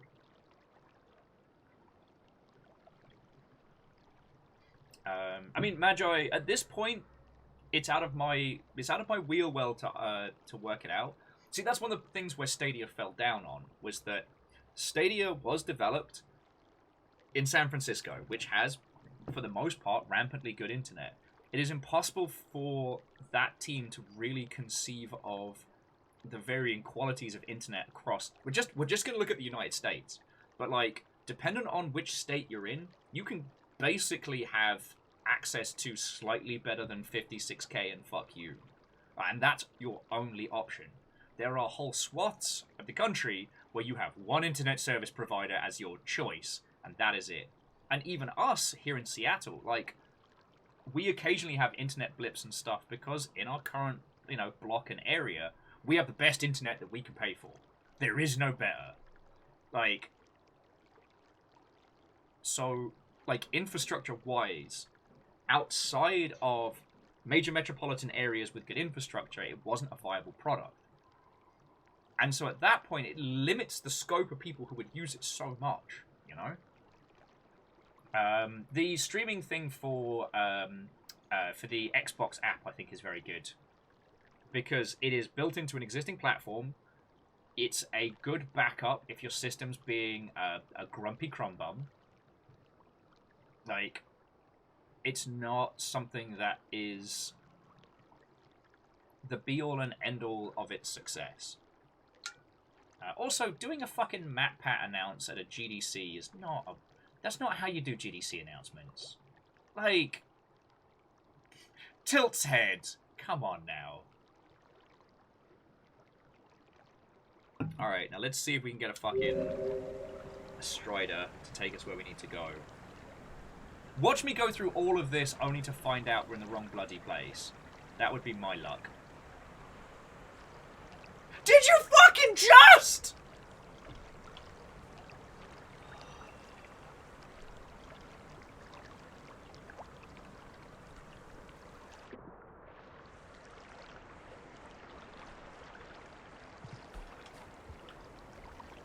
Please come back.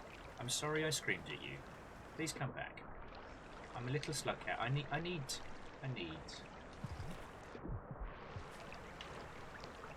Thank you.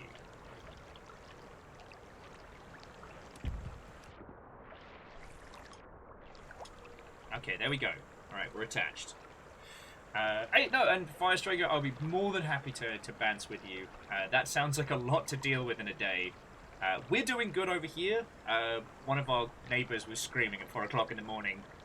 So I think Fiona got woken up more than I did, but I realised very early on in the stream that...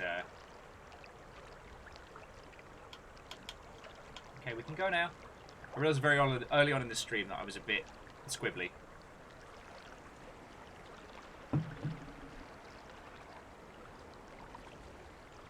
Excuse me. Let's go.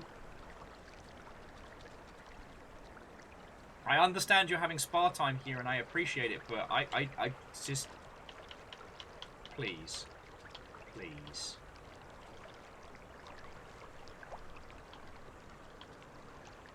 Please?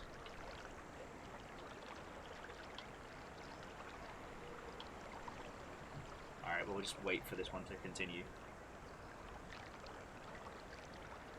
Okay, apparently the taxi says no. You know, as soon as I jump off the antlers, it's gonna move. It's just waiting for me to do a thing.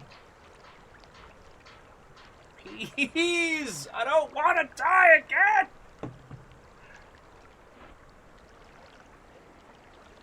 I will void bomb us both.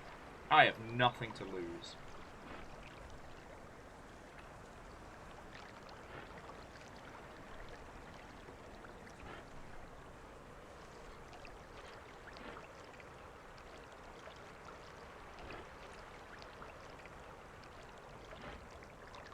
And well, Phyllis, you're not wrong that eventually the rains will cause it to move. I need to take 2 taxis to get where we're going.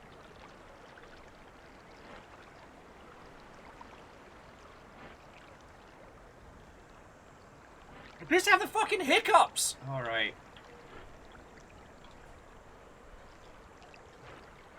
There we go. Guess I was holding onto the wrong bit. Come on, Brent! Oh, God! No 5 stars for you. Please? Show me the way to go home. I'm tired and I want to go to bed. I had a little drink. Sorry. I've been watching a lot of Red Dwarf clips.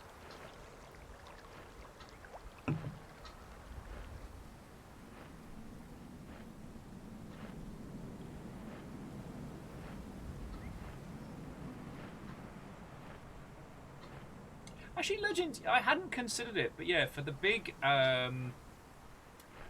gangly deer, I do think the Dark Crystal comparisons are solid because... Ooh, I should take that spear. Biakuaz. Hang on, let me check my map while we're talking about this. Just because the big deer look very threatening and very imposing, but like, in actuality, they're just super fucking cute. There's nowhere else to be going. They're super fucking cute and super peaceful. And I think that's one of the reasons why people still talk about Dark Crystal, because it's got that whole, is this thing going to chew my face off like the Skeksis? Or does it just kind of look like it's gonna?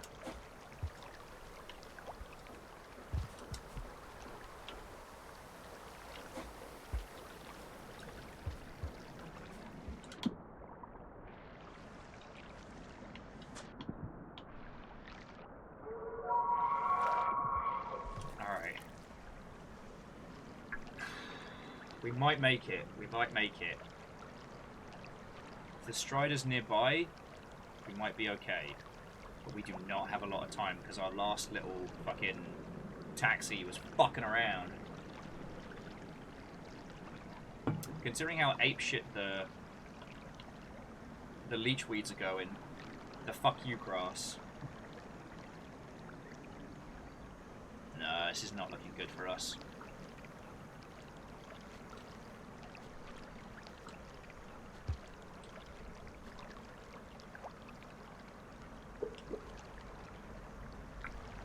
So long, my boy.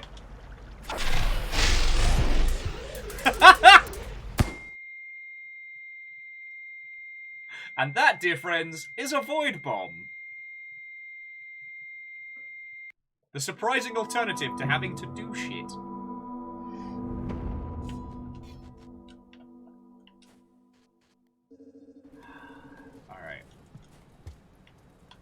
just... It could be because the deer doesn't want to deal with the kid, and I can respect that. But yeah, sorry, jumping back. It's the reason why, like, I've been so negative on, you know, NFTs, Web3, like, play to earn, is because there isn't actually a market for it.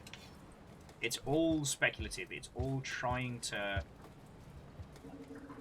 It's trying to make something work in a system where the users already have things that they like doing.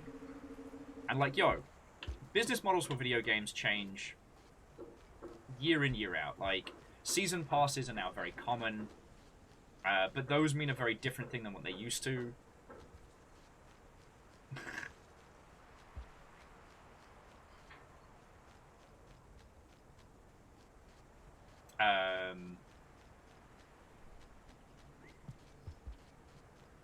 Microtransactions never really went away, but they have tweaked and changed, and, you know, user sentiment towards them varies very much from, like, sphere to sphere and title to title. Expansions are still considered, like, the holy grail of additionals. I guess because we're just a big old bunch of suckers for nostalgia.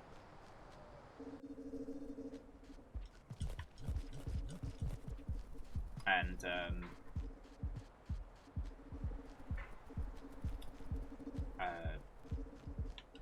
users still despise anything that they perceive to be pay to win.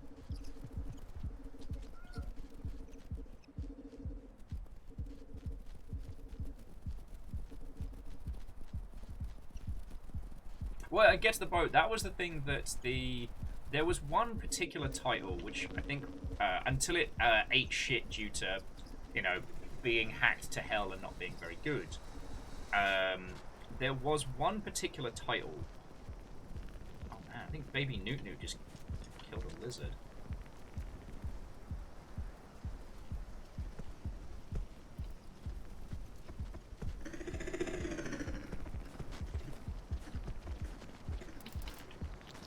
I know you won't, me. Get him, Grass.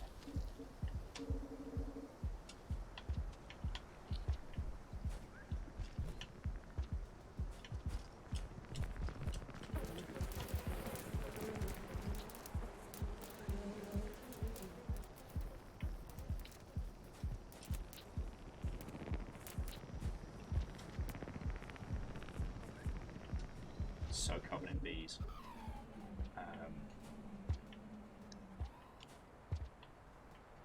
And sorry, I didn't mean to get super duper whooper distracted there.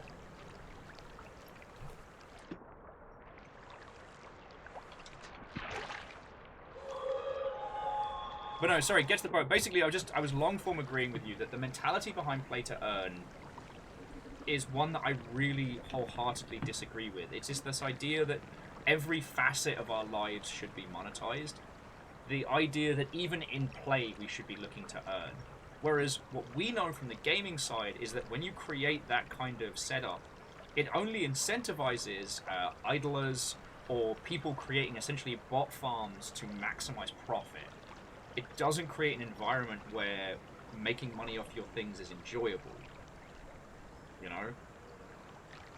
And even in systems where they're able to stop idling and they're able to stop bot farms, it then creates a secondary market which is very, very susceptible to incredibly predatory groups or individuals. I love CS. I played the fuck out of CSGO, but like as we've come to learn, like the...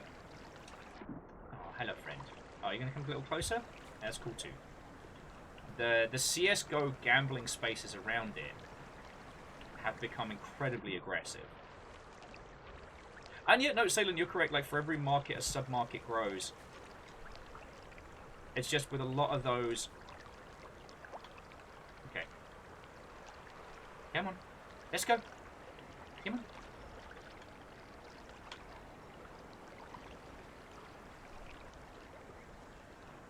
Oh, there we go. Thank you, Deer Strider. Okay, you want to walk over here first? That's cool too.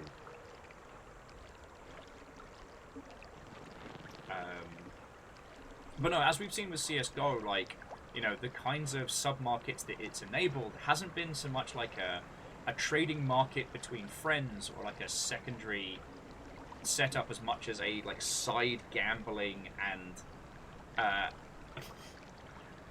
alleged match fixing and money laundering scheme.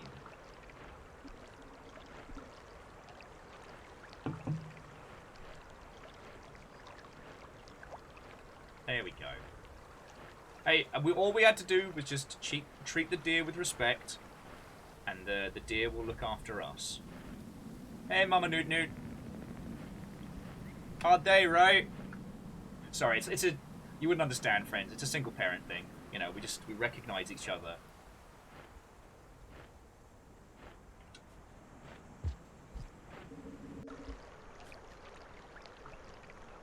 Okay.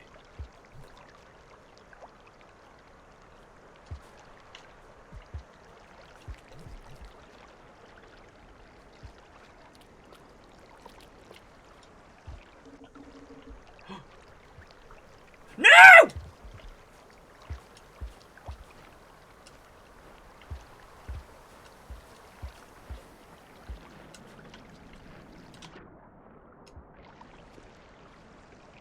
The egg didn't pop. The egg didn't pop.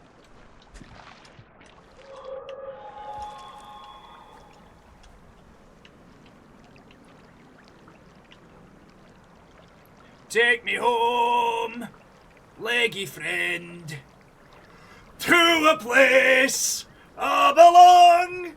Fucking slug cats, being shifty.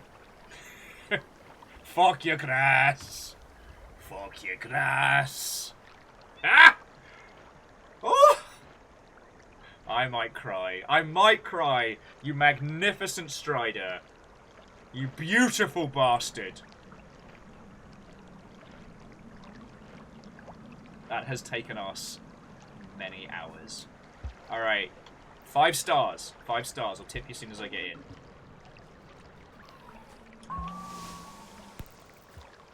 Swear to God, something eats my face now. You're gonna see angry, ugly crying Will. Oh, now sleep. Leap, leap. Nap time.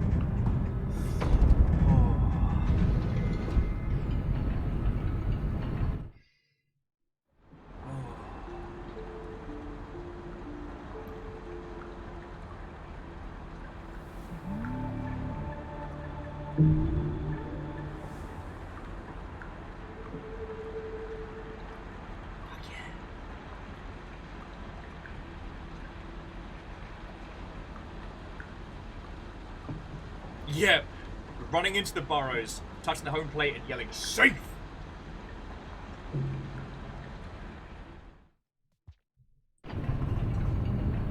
Alright, come on, kiddo. Alright, now in theory, we shouldn't be too far from where we need to be next. It should just be... Yeah, it should just be that area above us.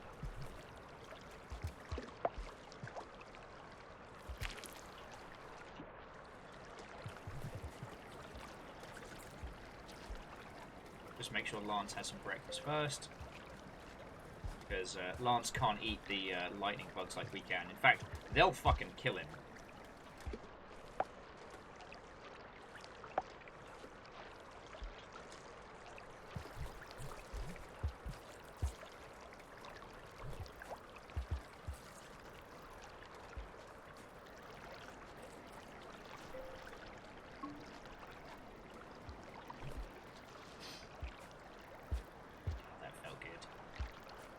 Sorry, here's my breakfast. I love the fact that Gourmand can eat them faster than they can defend themselves. That's...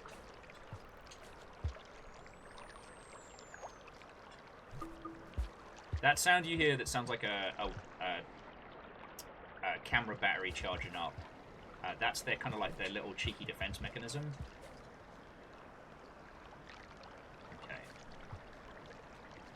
I think we're alright from here. In theory, this should be where we need to go. If it isn't, then I reserve the right to cry like ugly, ugly fucking tears.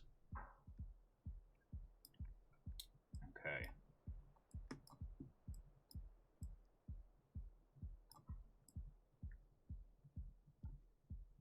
Okay, so, Fencer, are you here with us?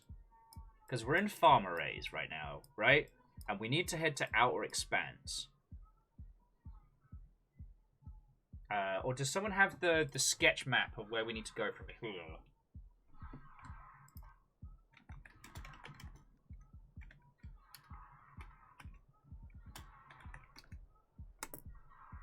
Okay, oh, alright, I've got it here. So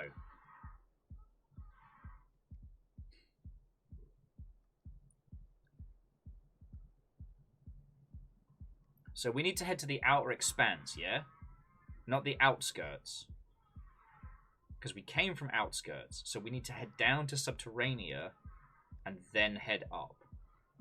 Okay, cool.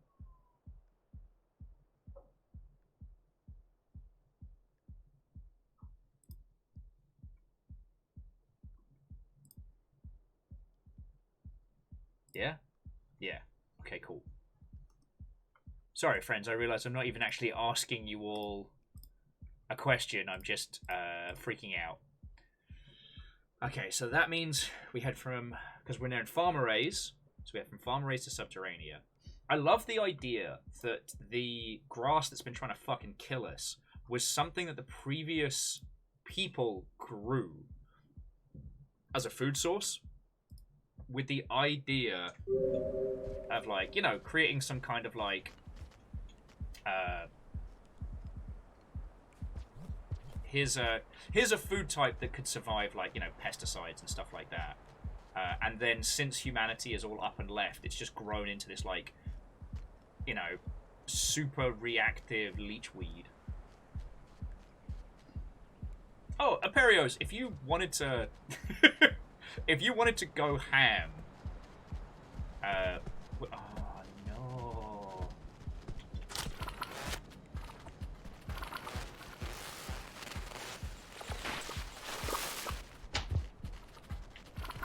Oh, down the hole, down the hole.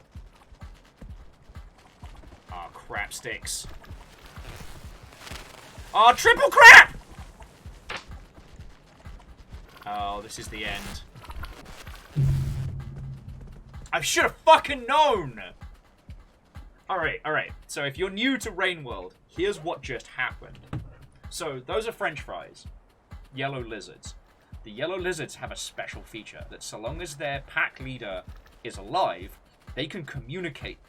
I don't want to say telepathically, but they essentially have, like, basic radio waves, which makes them the most effective pack hunters. You notice how they spread out and funneled us into there? And what did that funnel us into? A fucking mimic.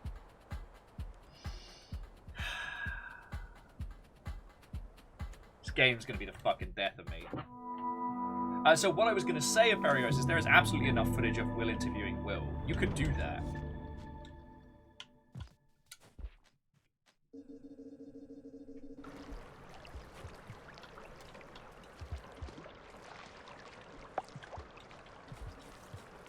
It's just like, do you have the patience to do that edit? Lance, get your breakfast, mate.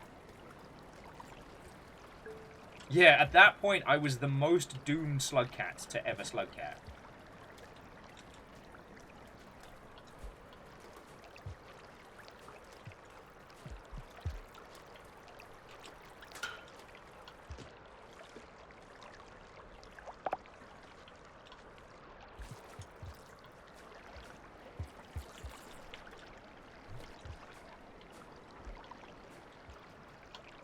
Lance, please eat your breakfast. Lance, finish your breakfast. Get that single parent life going.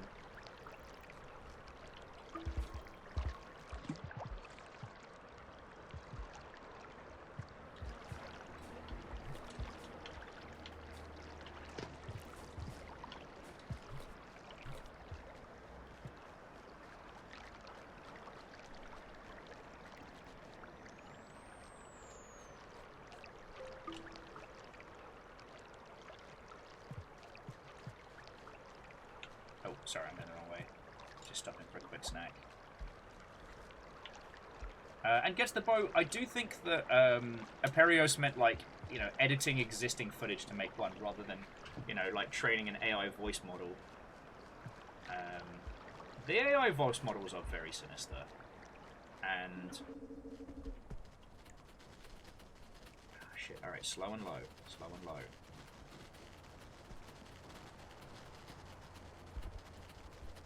If they don't know I'm here, they can't pack hunt me, right?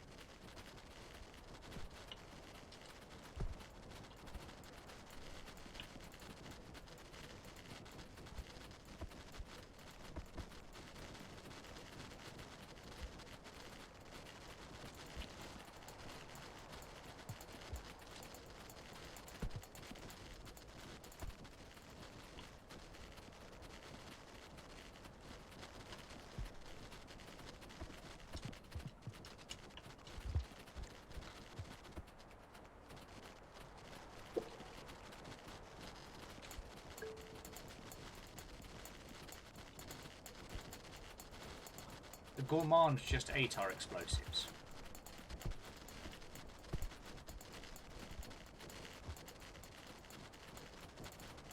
The one advantage is they're trying to pack stalk me and they're all a bit stuck. So... nah, I'm fucked.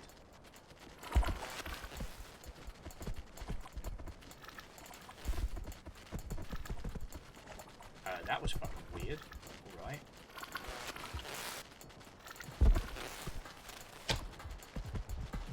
Ah, you piece of shit! Lance, come on. No, you leave my son alone! Nah. This is gonna be very tricky.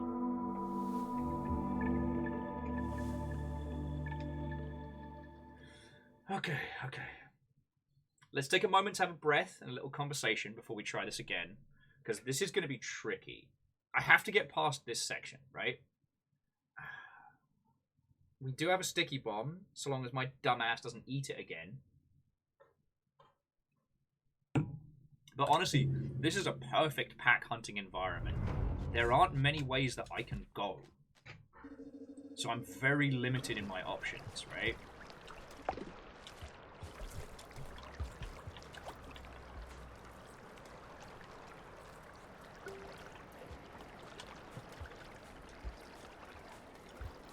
Also, so friends, the person I was talking about yesterday, Tommy, who does the AI and video games YouTube channel, he actually went back and watched the VOD, and I've invited him on the show at some point, so I don't know when, but at some point we can have like a proper good conversation about like the current state of you know, AI and video games and what that is and where that takes us. Because I don't want to just say... I don't want to just quote the same nonsense that everybody else is saying. And...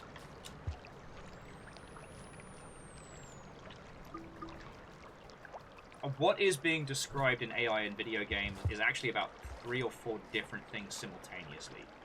So that's my current feels on it.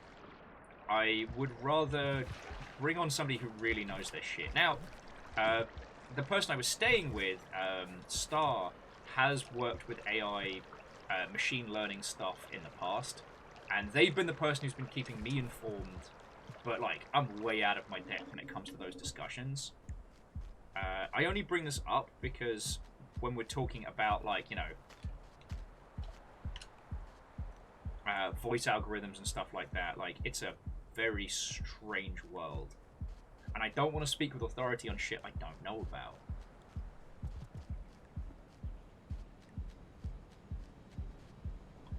Okay, we're doing good.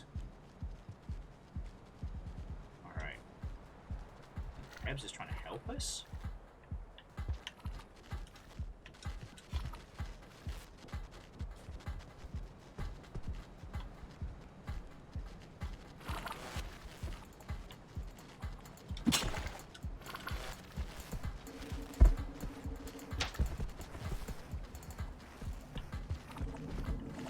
Here we go.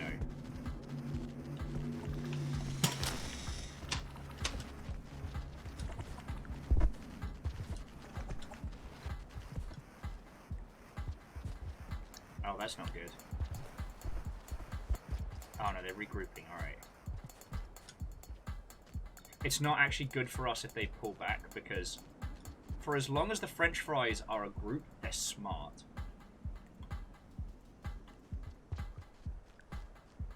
So if the French fries pull back, that means that they've seen something that they do not think we can survive.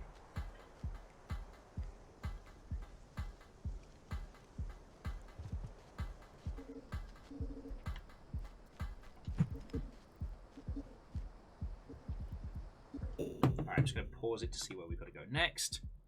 Okay, so we made it through there.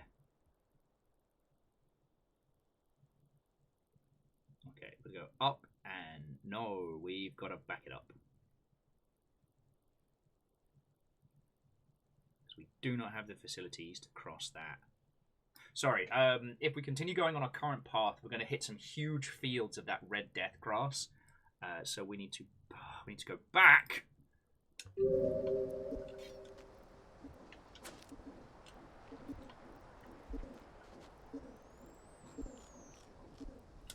Let's try to get some brain food going.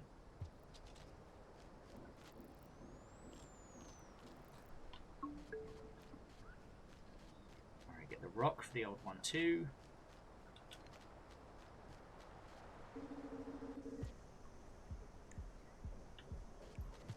Yes. Alright, now come on.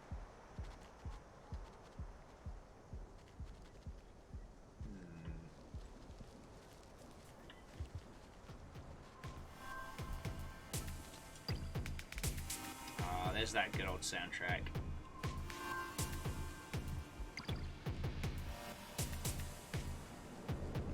And please remind me a second of what we were talking about, because I'm in the fucking zone, which apparently seems to count as like a complete reset to...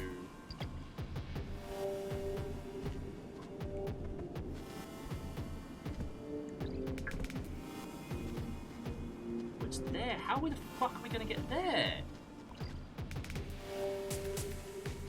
There's no way!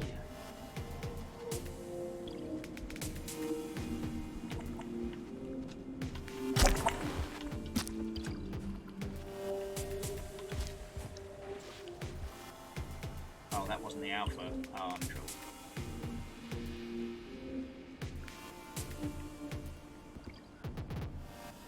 Yeah, Durry, I think you're right. I think we've got to go the top route and take a puffball taxi.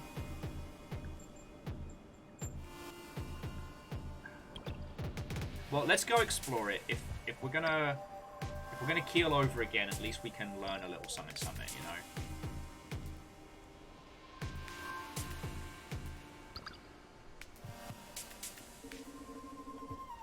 Oh, well, there are puffballs there. We might. Oh, it might be a look. No, definitely wasted time, but.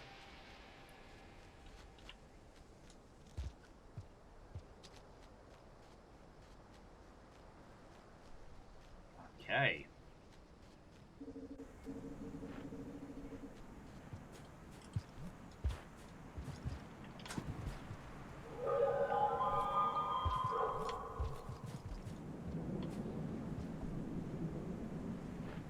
Please come down. I need a ride.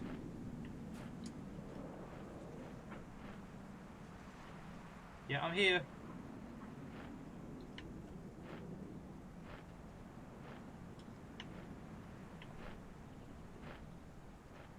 Oh god. Friends, I don't think we're supposed to be sitting. Okay. Alright. I've heard your eyes! I've heard your eyes! Mating ceremony in progress! I did not wish to see dear genitals today, and yet here the fuck we are. Welcome to Rain World. It gets weird. Fiona just dead-eyed me and was like, what the fuck? Okay. You got this, buddy. Don't let the grass get you down. You got this. Ooh, okay. We're doing good. We might actually be... Oh no, you're okay. You're okay. You're okay, friend.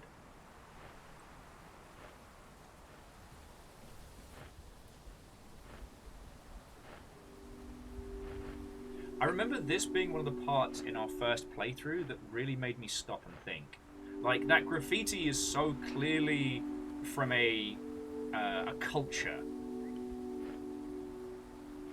You know, it's not religious, it's not combative. Bye, friend.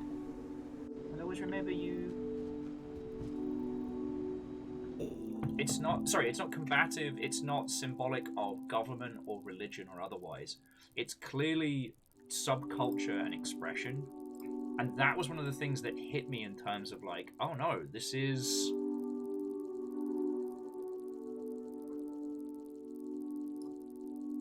This is post-humanity, you know? Okay, so we just go straight across and then have a nap. Jobs are good. Because we're all full up.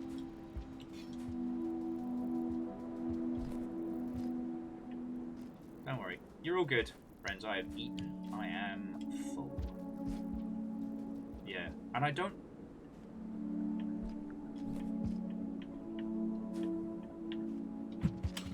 Alright, yeah, we good. If we'd gotten eaten by a mimic there, I would have cried.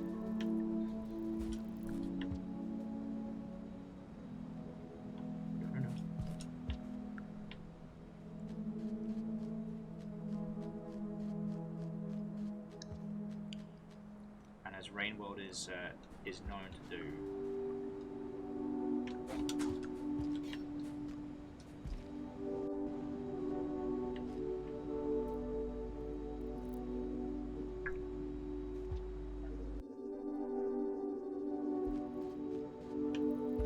Nah, sorry, buddy. Oh, okay, anyway. I'll eat you next cycle!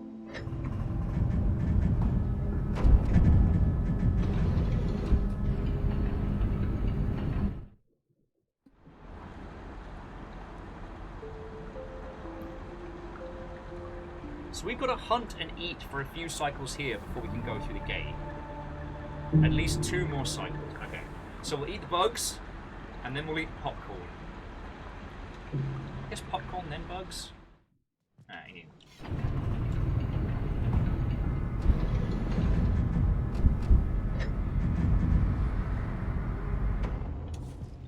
But yeah, so for some reason that particular screen is always weirdly important to me, because at least for me it's the moment you realize that, you know, the world of Rainworld is more than just... Alright, time to bug hunt.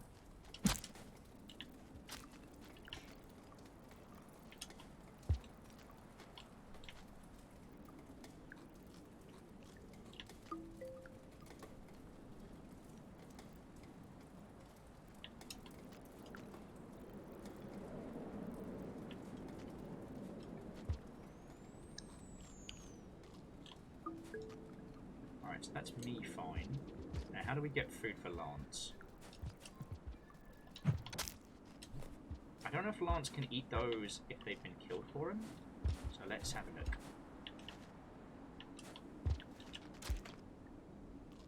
Oh, he can! That's my boy! Father help!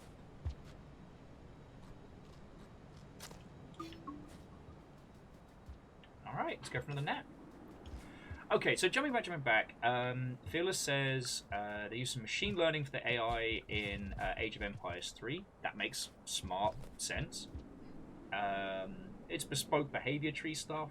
Well, this is also the point where, like, a lot of things that are being referred to as AI in video games are actually a lot of different topics simultaneously. You know, the use of AI art is something that we absolutely need to be aware of and possibly combat, or at least begin discussing the idea of like where the data sets are sourced.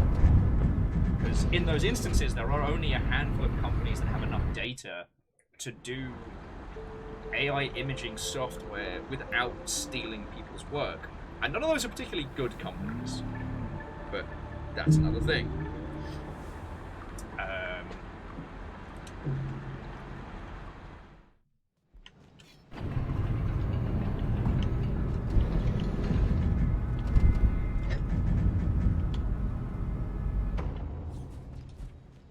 You know, there's also things like oh, what's it called? Like natural learning models and stuff like that have been used in games for ages.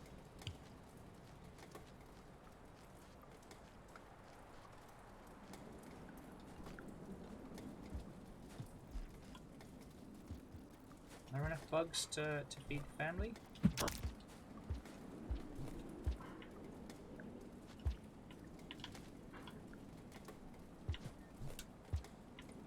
Let's get breakfast. That's my boy. I'm going to check down here just to see if there's easier food source. Because the thing is, like, once we eat the popcorn and sleep, then it's no longer there in the future cycles. So we get basically one use of the superfood, and that is the only time that you'll hear me mention the P word. However, it is entirely possible for us to also farm prey out of existence, which is somewhat fascinating when you stop and think about it. This game is complex.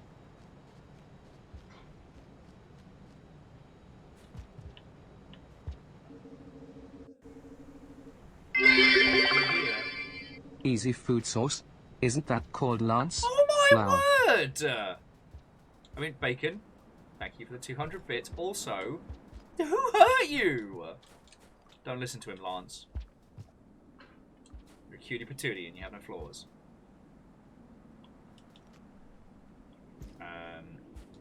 But yeah, we might have to...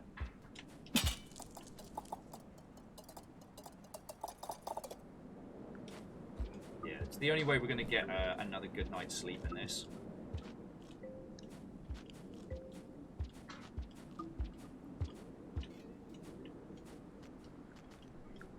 And all we can do is hope that there'll be something left after. Oh, peoples. Sorry, I was trying to get the arena item and then I fell on my arse.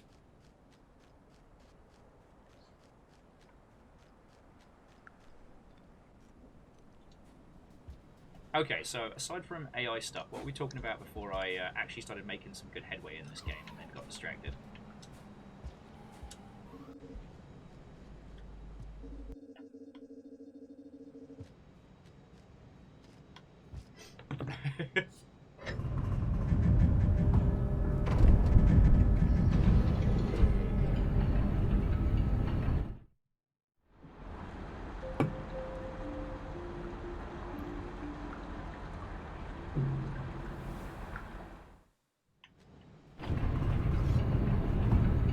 If we get lucky and there's still popcorn, then we'll do another round of popcorn breakfast, or we'll eat some more of the bugs, assuming I haven't like farmed them out of fucking existence. Because we have the ability to go through there now. Ooh! Oh, I might be able to eat that popcorn. Because that way if we go through and we already have a full stomach, we just need to find the first place to have a snooze, and then drop some fucking good in. Okay.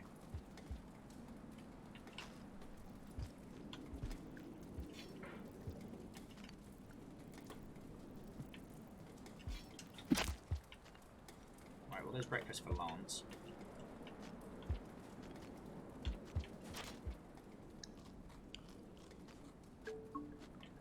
That popcorn's just annoyingly too high for the Gourmand to get to. Because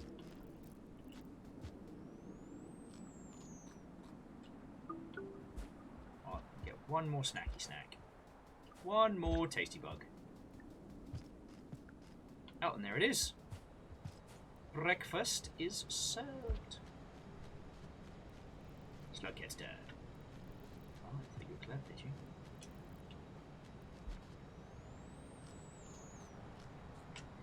Brilliant. Now, once we move through the gate, as soon as we can find ourselves a place to have a snooze, jobs are good un. Okay. But no, so Bacon, thank you for the bits again, friend. Okay. Oh, excuse me. Oh, I do apologise, friends. That came out of fucking nowhere. Right. Onward!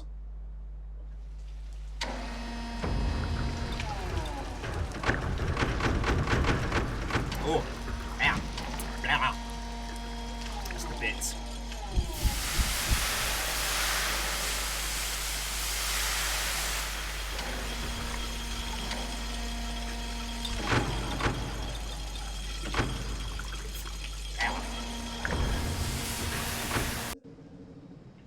The one downside to the nice coffee, you know.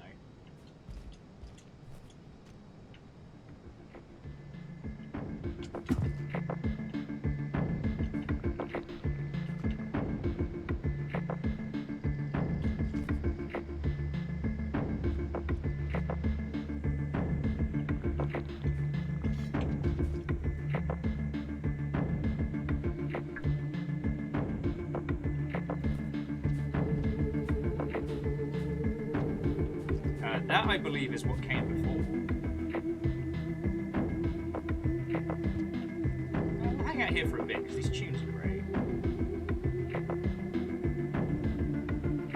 I believe it's part of the broken down machinery that once, like fueled and fed the people. Actually, you know what? I'm not going to risk it for a biscuit. Let's have a little snooze. Everyone's got a full belly. We get popcorn next cycle. Jobs are good.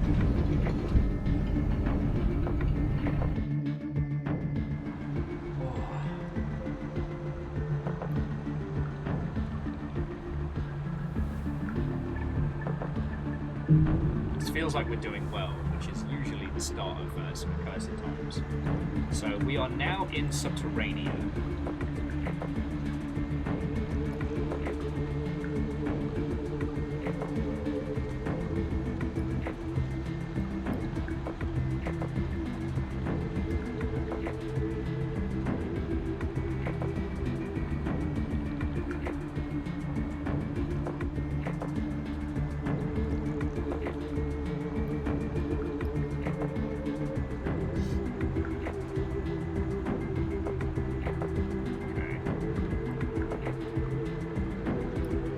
Usually Subterranea is the start of the head towards the void, whereas we want to be heading towards Outer Expanse.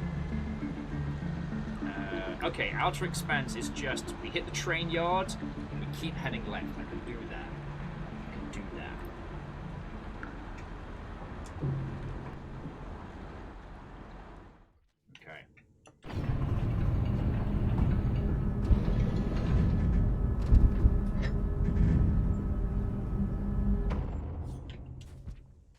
Now, once we hit Outer Expanse, I've never been there before, so I'm not checking the map, I'm not going to be looking at anything, we'll work it out together, friends, we'll work it out together. But first, if my calculations are correct... My calculations are correct.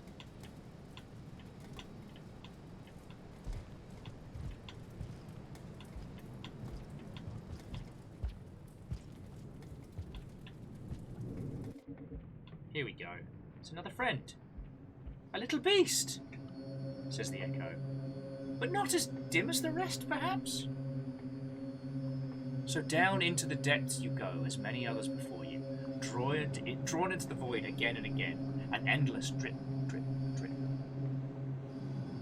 Much like these tunnels and caves that amuse me so, the bones of forgotten civilizations, heaped like so many sticks. Did they dig too deep? Or not deep enough? Fools! We were right to drill straight through them.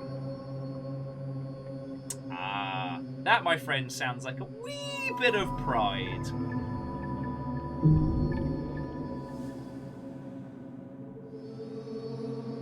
Oh no! I mean, so, double mustache.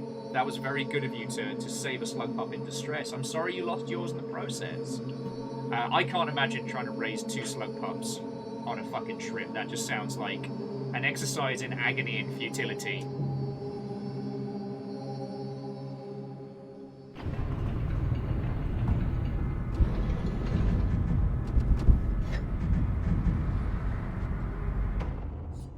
But now we have max karma, and we got to meet another one of the echoes.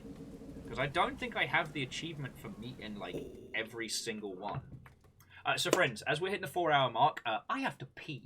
Because, unfortunately, I am still a slave to the whims of the human body. But, in theory, we get down here, we head through the train yard. Once we're through the train yard, then we shall head left, and that's going to take us to the new area that Pebs has opened. This whole fucking Gourmand campaign has been leading up to this. We've eaten the secret menu, we've saved our little slug cat, like, we are doing this. Okay, yes, double mustache. If I could find the void fluid and ascend beyond my mortal human form and shed, you know, the wants and needs of the wheel, karmically ascend to the next plane of existence in partial godhood, yes, I would override the need to pee. But I would also lose the joy of consuming the things that cause me to need to pee. Think about that. Yeah. Can't guzzle gin if you're a... Can you guzzle gin if you reach, like, spiritual nirvana? If you reach, like, the maximum tier of ascension, can you still get riggedy shit-faced? I mean, that's a philosophical question, if ever I heard one. But I'll be back in just a second. So, friends, well, then, Hamsternator, go get some water, stretch your leggies. Friends, grab battle snacks or what you need, and I'll be back with you all in just a second. Actually, let me... oh, I don't even have the tunes ready to go. I'll put some smooth jams on.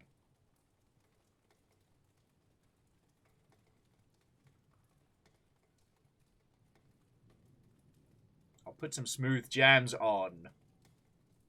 Smooth jams. Jams that are smooth.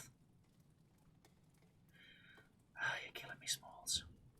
Alright, sorry, friends. You're just going to have to deal with more ambient 2000s drum and bass menu music. I don't do this on purpose. I don't make the rules.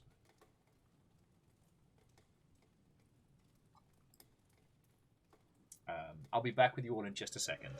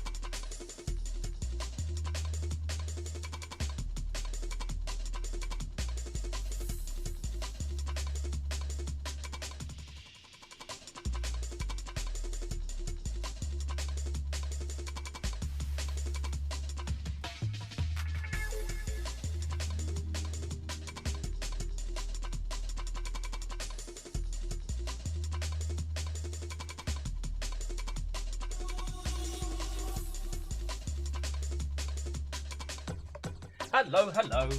Wolfcred, thank you kindly. Alright.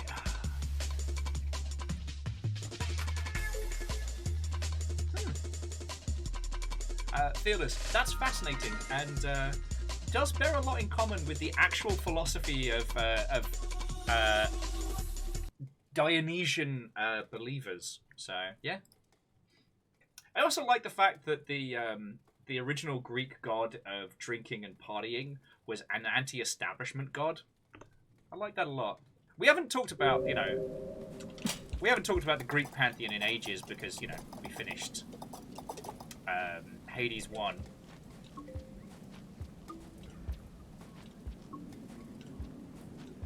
But no, I got to hang out with some of the EC survivors over GDC, and we were just talking about just how consistently gorgeous Supergiant titles are. Uh-oh.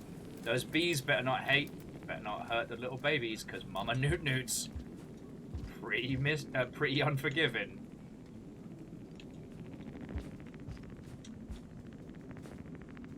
Okay, so we experienced enlightenment. Sorry, we talked to one of the echoes, and now we just kind of work our way down the cliff, really. Try not to break our tiny slug knees. I don't think the other way is better, but I'm just gonna check, because...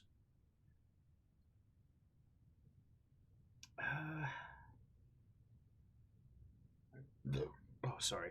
Okay, so the other way is slightly faster, but not in it. I might be able to make a jump from here. Yay! I meant to do that.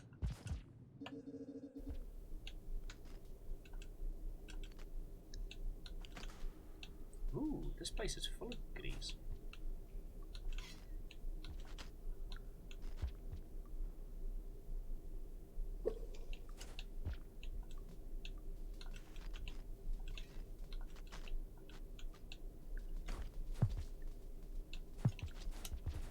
Lance, over here.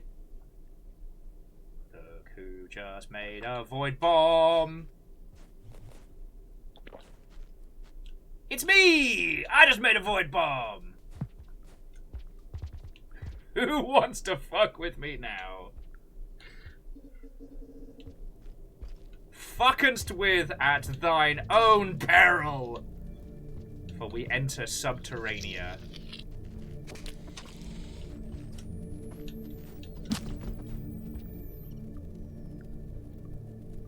Yo, we just saved that little...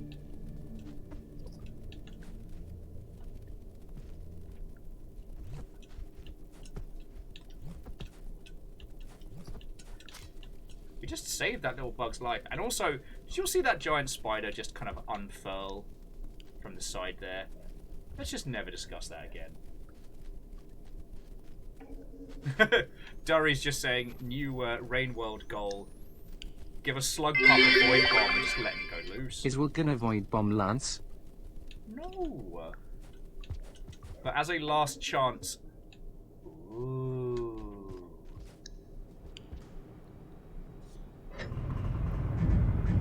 Yo, this might be the biggest fucking shelter I've ever seen. What the fuck? That was so cool. Also, Vanderbeest, thank you very kindly for the bits and filling the pint glass after. Yeah, we just found the fucking executive suite of slug cats.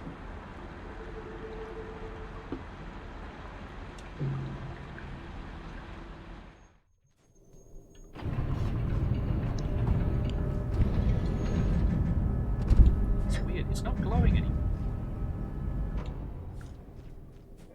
God, that is fascinating. It also means that we now have a void bomb in our stomach if we ever feel like just going, fuck it. Fuck it, we bounce. Oh.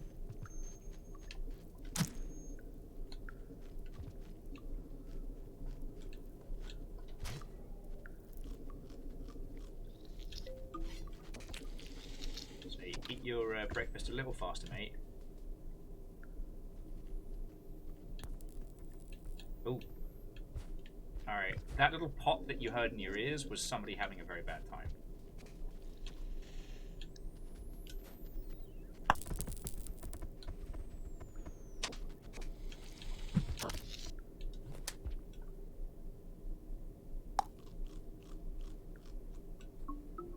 Delicious. And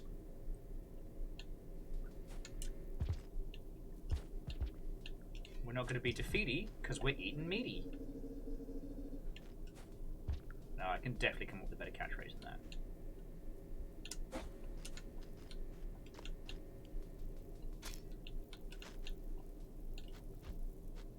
Yum yum yum yum yum yum yum yum yum.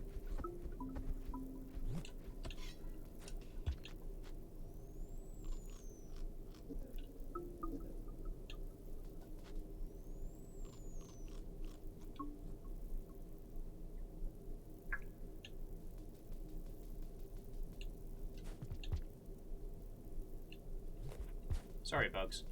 Sorry about eating some of your friends and saving the others. Don't worry about it. It's fine. Everything's fine.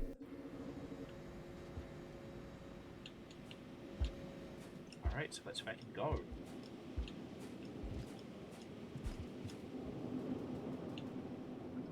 Alright, friends, this is it. Alright?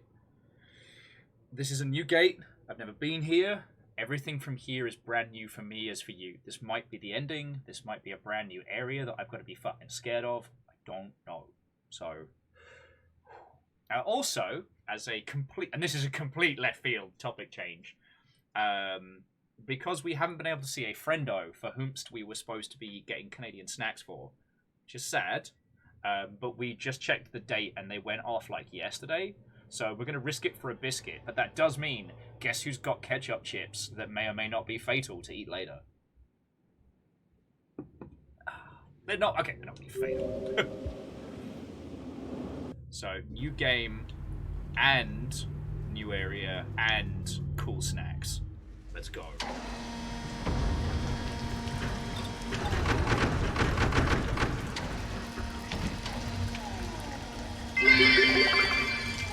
Question, if you were to eat an entire beehive, would that make you a buzzkill? You have been hanging out with Pun Spectre too much, and Moosner like. Remember when you were an upstanding, non-painful pun member of the long ship? You remember those times, Wolfgrad? Oh, that's bad.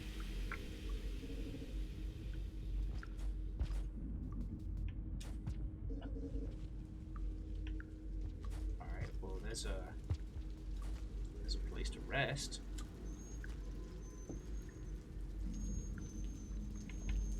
Let's get a nap in while we have a full bed. Hey, look it this way at Viking_blonde. If they have gone a bit naffed, you may get your very own void bomb inside yourself. There's also that. There's also that. So where the I guess we're in the place we're supposed to be.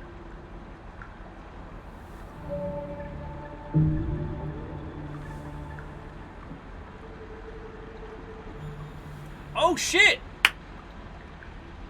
We just got the Wanderer. That means we've... Oh shit, yeah, we just got the achievement. Oh, that's fucking great. I don't think we'll use it this run, but we shouldn't need to. But if I've gotten lost, I can now teleport. And he took most of the fucking game. And I'll take those Chivos.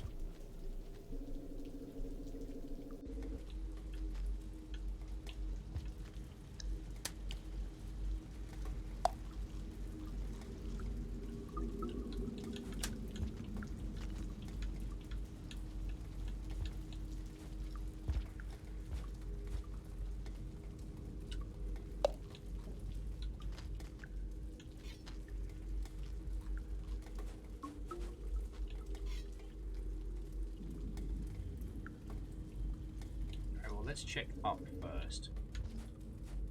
I did see some bastard spiders around, so if any of you have arachnophobia, maybe don't look at the screen, as I do not know what's coming. Like that fucker. Yeah, you better run. Better fucking run. I am the Gourmand, and I will fucking eat you. It won't even be tasty, and I will eat you.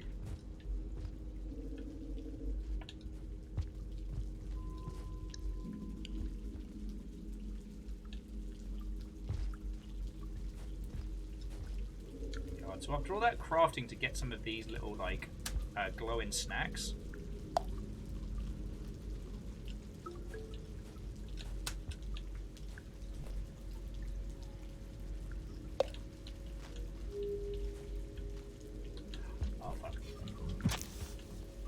Get fucked!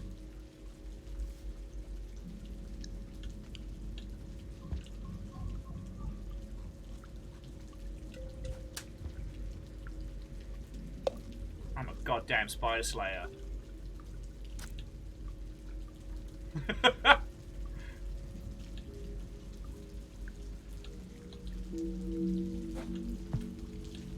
Friends, I don't know what I was expecting. This seems to be like a continuation of the train yard, but it's darker and lost. Like, this isn't Subterranea.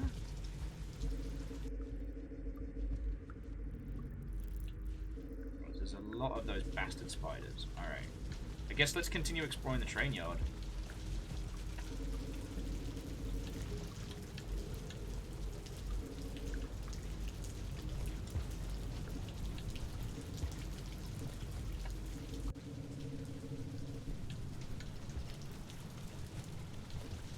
Sunken pier.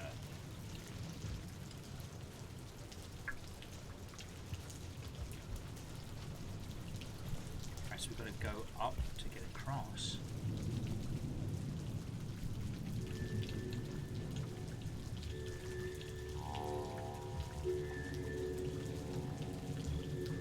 I have no idea. Oh, shush. I'm not here to cause trouble! Squid caters.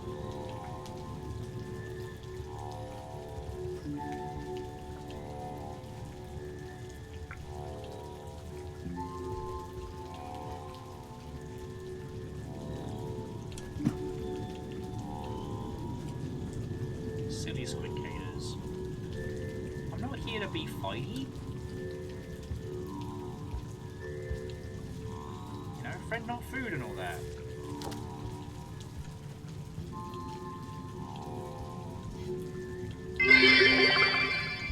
What ho? How are we holding up with old Lancy boy? Oh, we're doing real good, Shackle. We're doing real good. There was a less than PG-13 moment involving 2 deer. And honestly, deer taxis has been most of our day. But we're doing well. As you can see, we're in new areas. Is proving, let's say, interesting.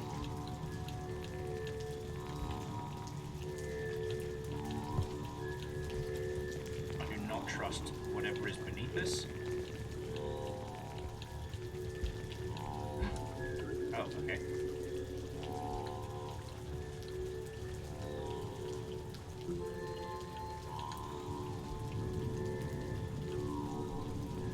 I don't know where we're going. I don't know what's going down. Looks like a scav camp.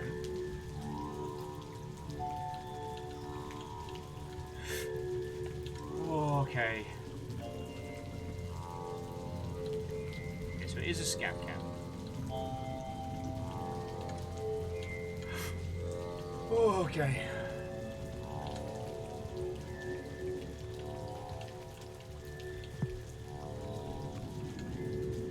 We come in peace and all that.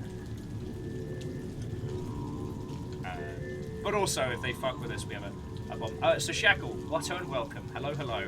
Also, did I show you the slug pups? I don't mean the slug pups in-game. I mean, Sanshi are doing a line of slug pups. I'm not telling you this to fish. I'm just like, you're one of the other, like...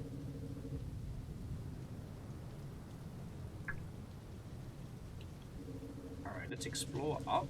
It kind of feels like Pebs is trying to lead us down, though. But it's always hard to know with Pebs. Because Pebs wants us out the city, right? And, you know, this seems like the way one would go.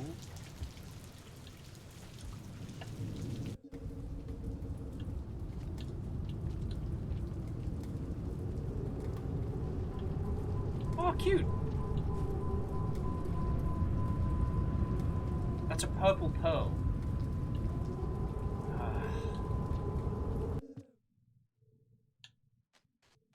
I love going to see Moon. I am not doing that journey again. I'm not doing that journey again.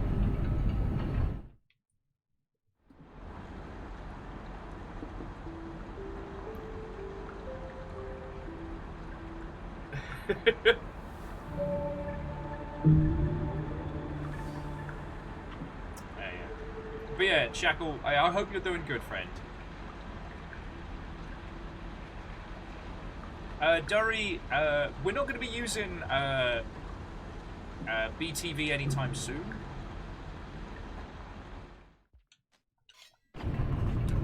But I will definitely I'll have a look at what you're putting forward.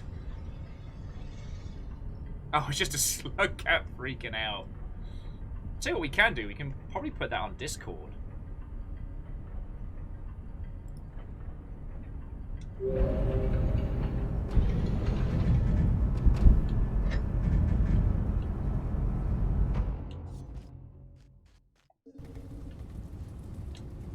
Just there, staring at me. Yo! Okay, sorry. Let me come back out. Check it out.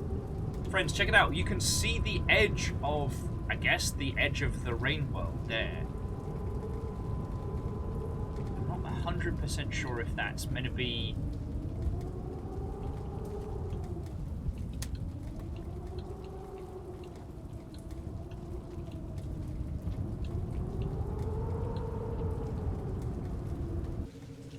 Yeah, I'm not 100% sure.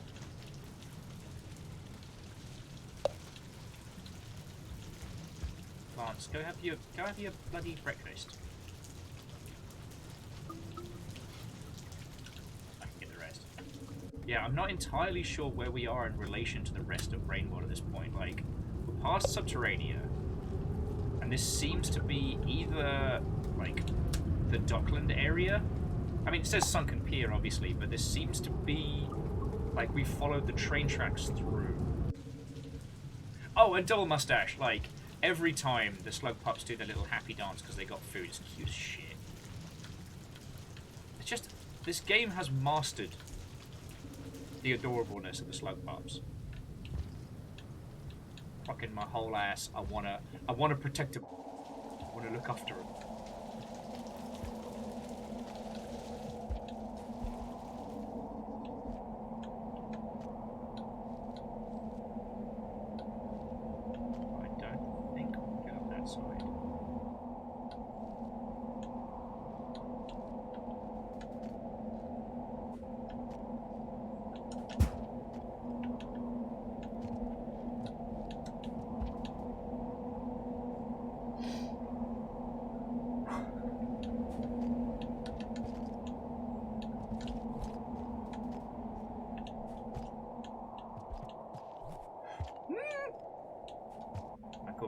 My Gourmandian little friend, stop spooping me.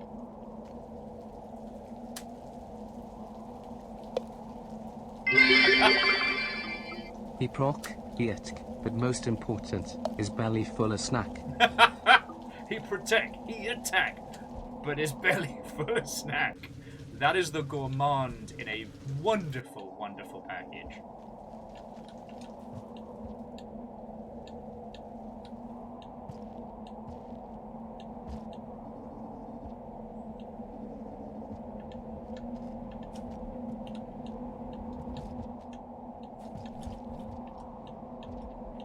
Ironically, like I said, this area is all new to me, so like I'm learning this place same time as you all are, and you know, as we've covered many times, like exploring in Rainworld is never awful. What the fuck? I guess the light keeps us safe.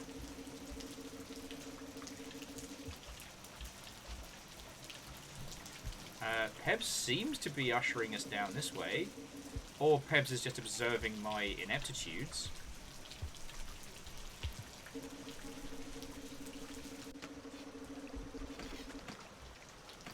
Where am I? Oh,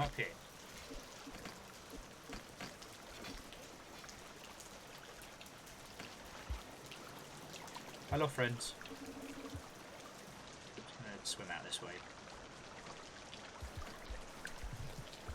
Yeah, we good. We cool. Oh, wow. Friends, look at those little plants. God, I've never seen those. First thought, can I eat it?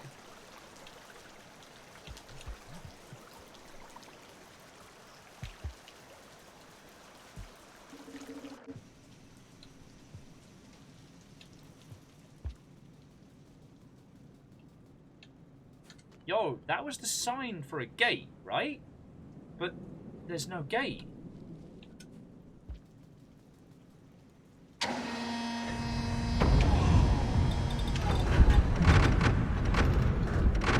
Super nap time!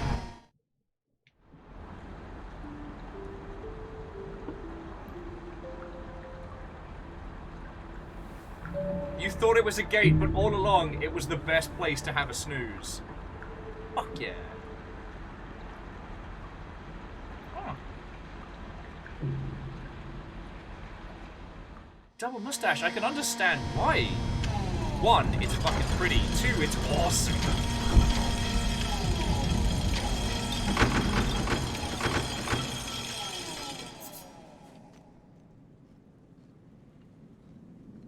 Fucking yo. Ah. Well, that scav's not going to be in Rain World 2. And if you saw it just got eaten by a murder kelp, like fucking immediately.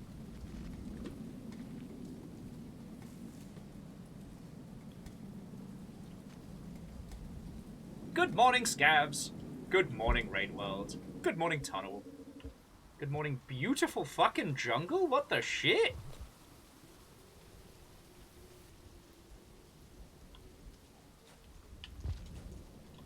Okay, we can't eat the plants. Wow, this is fucking pretty.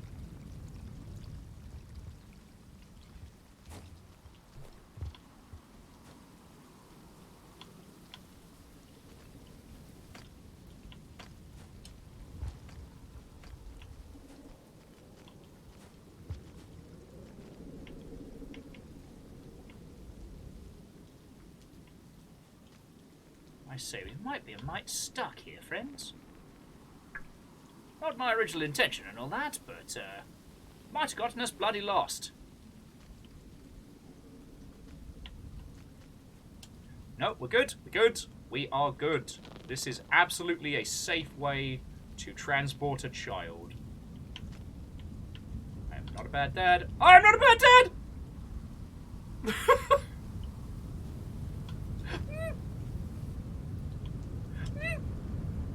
Okay, we're good. We're fucking good. Oh, my life.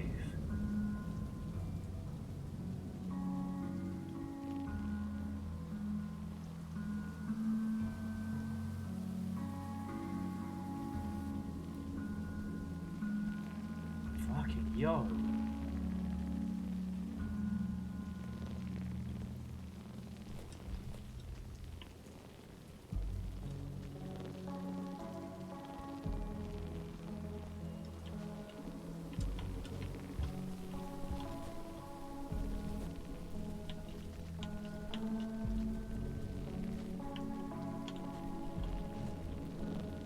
Have your breakfast, mate.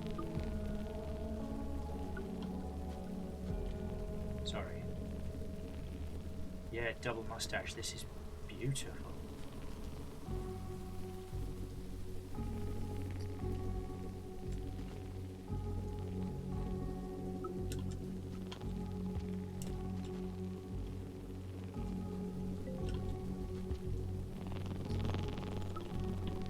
Let's see where these different paths go. Well, that thing looks horrifying. Fuck that. How about over here?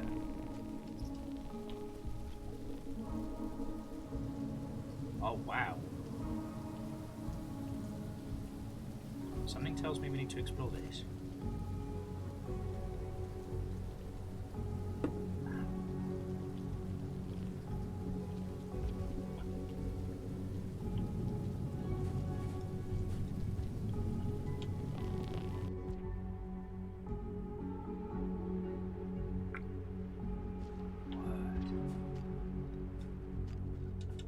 Sorry, I don't have any clever things to say. I don't have any, like,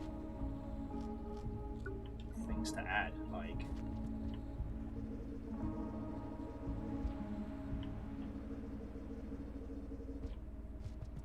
I think we need to explore this tower to the top.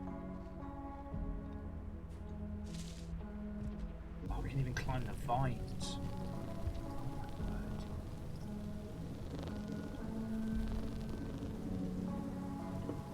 Aside from murder kelp, it's actually been too shabby around here.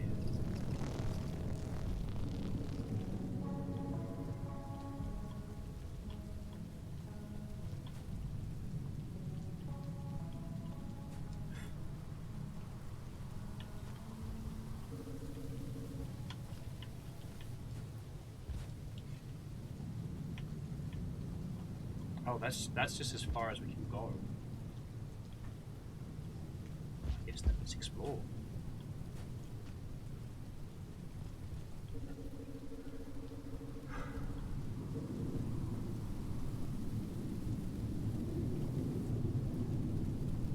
Yeah, there's nothing I can do to cross that right now. Still.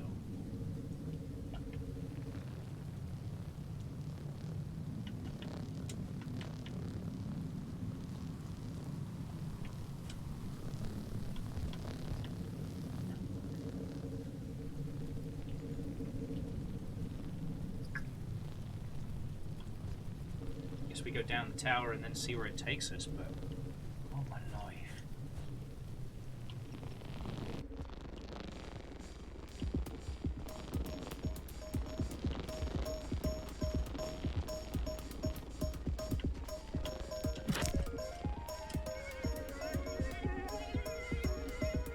Okay, I just fucking stung one of those big bastards. We need to GT, F, and or O.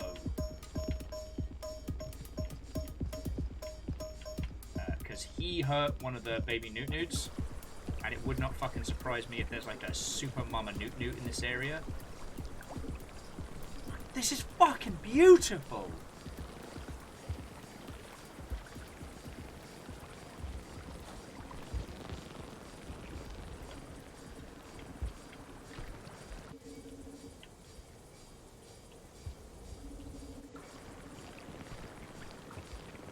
Of course, that giant Bohemian bastard we gotta get past. Oh, and he made a break for it! Alright, I see you, Pebs. Don't worry.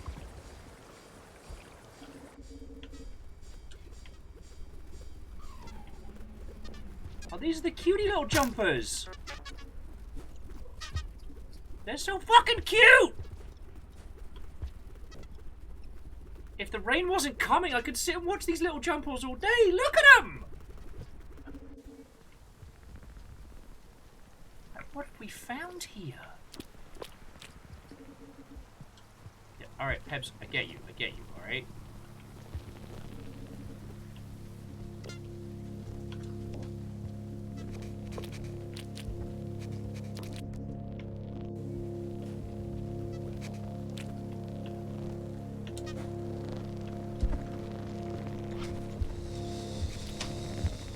There are some scary shit around here, though.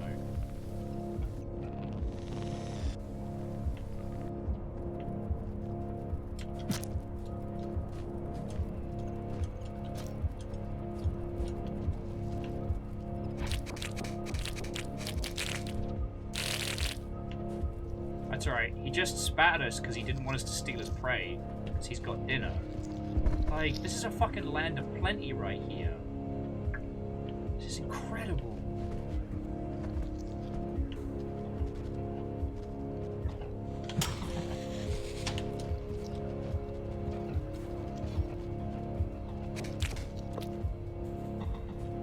His, like, long-distance loogies are fucking heinous, though.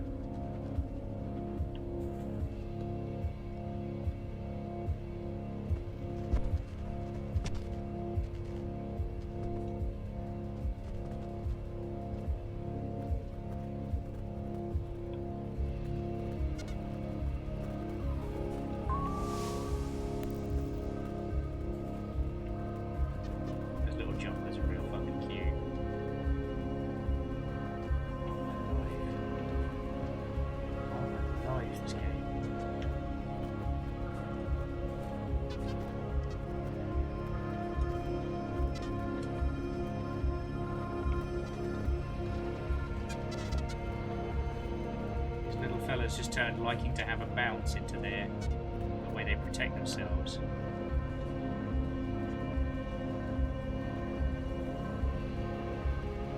Flowers, everything.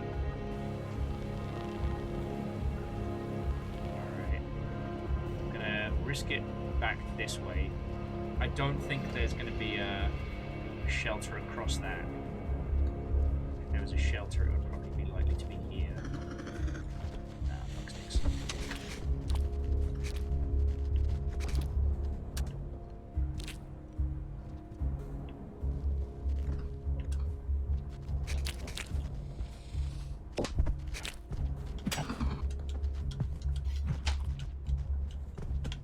Fuck! I was too busy in awe of how beautiful this game is. Alright, but I'm going to let him take me through there. Let him give us like a little like running tour. God, this whole place is absolutely beautiful. Damn it, Legend. Legend with, you were in awe, and you ended up in more. Proud of that one? Oh, fucking hell.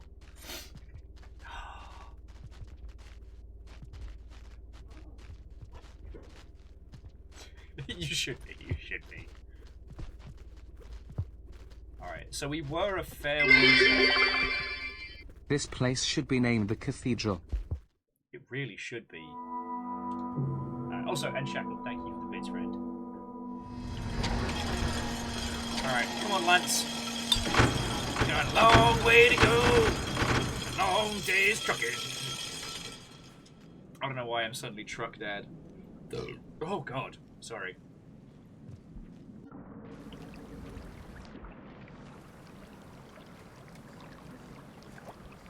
Sorry, Murderkill, but you can do your thing down there. You have scabs for dinner. Now, of course, what we've just experienced is what I like to call like the monk's luck in Rain World, which is the first time you come to a new area, like an area you've never seen before and you have no idea how it works or what goes where, that you have like essentially, I wouldn't call it the devil's luck, but you just have like super jammy luck with like encounters and how the ecology is going. And then the next time, as you're seeing now, then the next time you go through that area, it's like that luck is essentially reversed.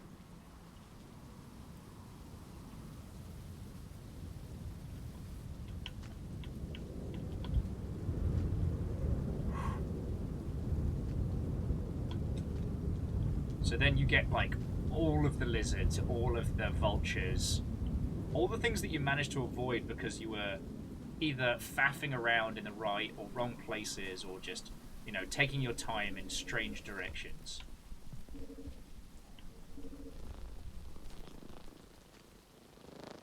Anyway, first things first, breakfast for Lance. The lad's gotta eat.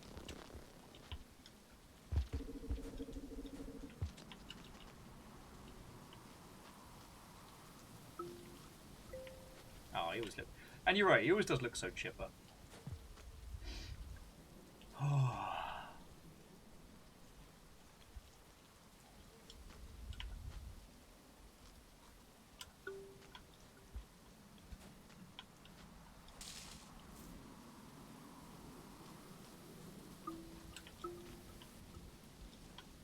Did we try this one?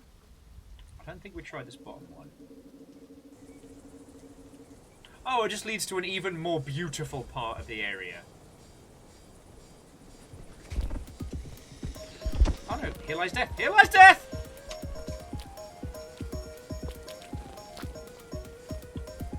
See what I mean?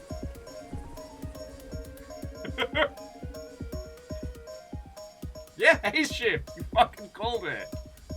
Some psychic nonsense right there. God, this area is gorgeous. Oi!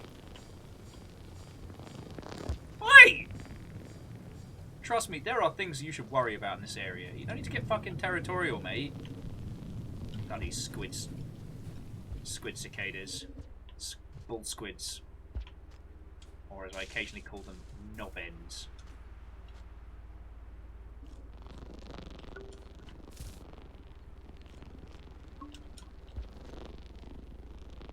Baby Newt Newt, no, you cannot have this. This is my fruit. My fruit, not for Newt Newts.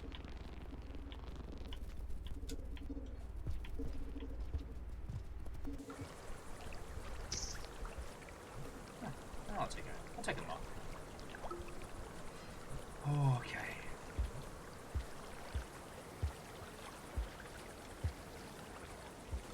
It's fascinating because when we got towards the end of the Artificer campaign, like, it really felt like we started to get to... Oh, no, that's bad. It really felt like we got to an area that was, you know, very, like, repurposed mechanical. This area, though, this is beautiful. You know, it's given me real kind of, like, Cathedral in Final Fantasy VII vibes, for lack of a better descriptor. There you go.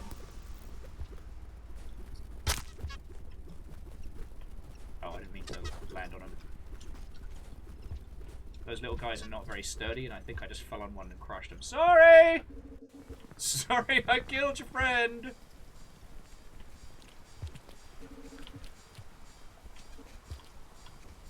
But it's almost like this was a sacred place, like, long before anyone came here.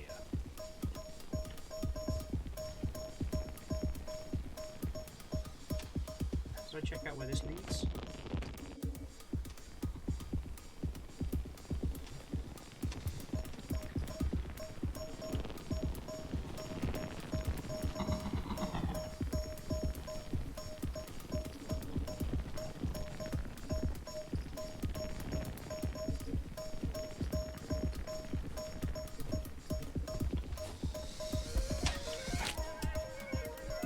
Oh, there's the dodge.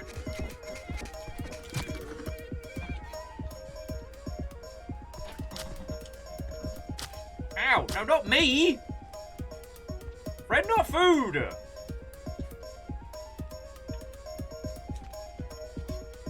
Hit me in the face with a bloody brick! Friends don't hit friends in the face with a bloody brick! Okay.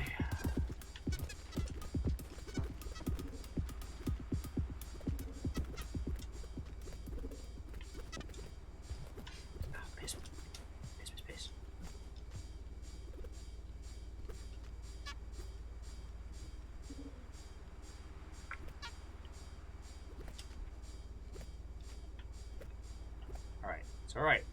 Catch your breath. There we go. And away we go.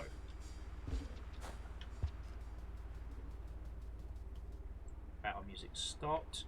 That's where we got eaten last time. Alright, so we'll just... Fucking yo! Don't. Dan, that's what I've been doing wrong all this time. Fucking yo. And thank you, Shackle.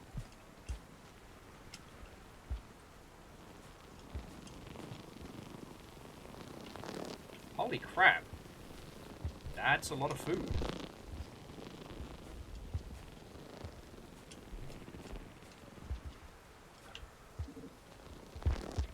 Ow! Okay, so we crossed what could only be described as, like, I guess the cathedral grounds.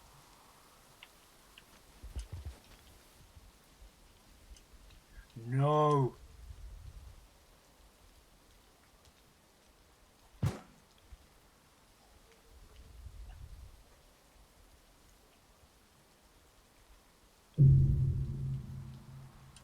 Pit of fuck grass. We found the Garden of Eden. Oh my word. Well, next time we're going through there, that's where we'll get food with Lance. I'll minimize the faff time.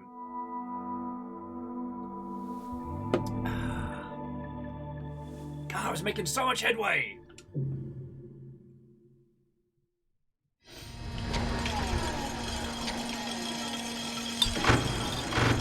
Okay, but we know where we're going. We know what we got to do. We got this. We got this.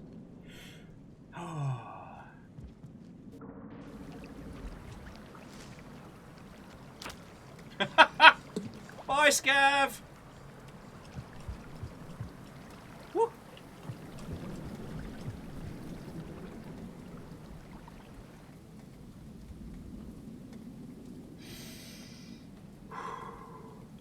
Okay.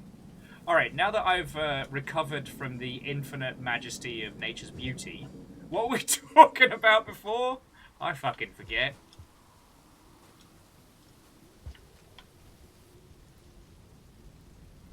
I did not expect the Outer Expanse to be this fucking gorgeous.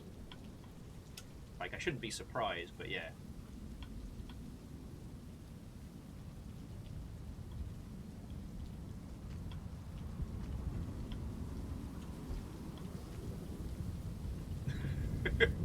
I could almost hear them. Sorry, Chaka was like, that one scam was like, I'm stuck in the worst cycle!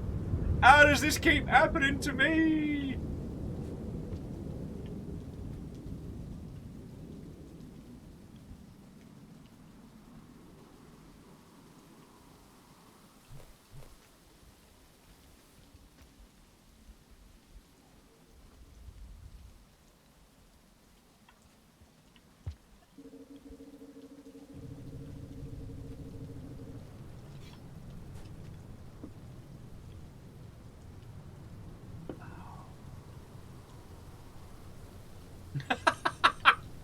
Oh, that's brilliant, Legend.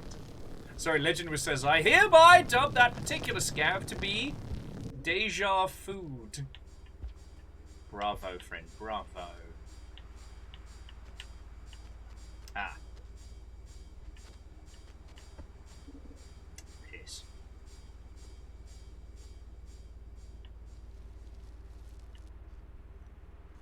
It would be much better if that bastard came through this way.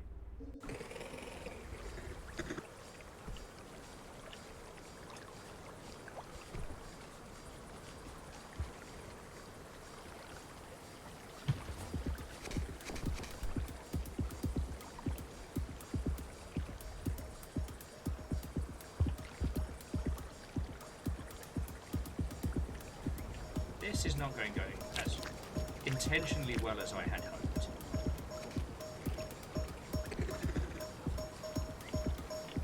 I can hear Pebs just saying, what the fuck are you doing?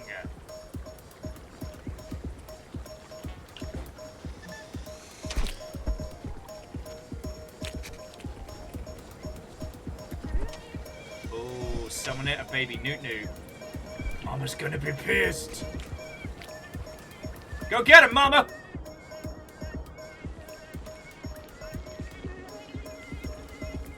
Fuck him up! That is why we don't eat the baby Newt-Newts. Oh,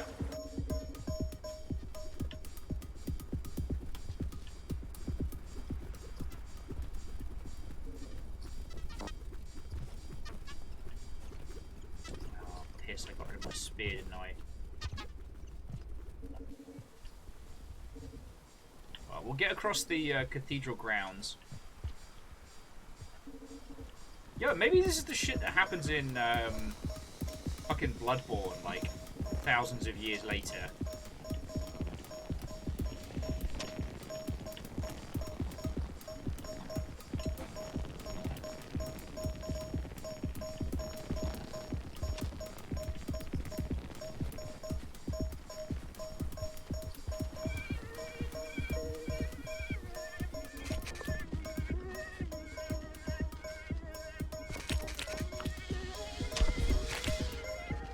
Oh shit! One of the other one basically tapped us in the back and gave us a boost to get away from the other. God, I love Rainwild.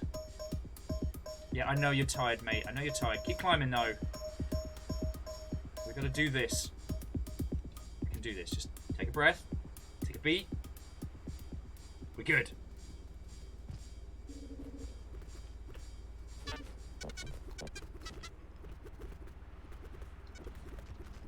Now we need to fucking spear him with gold.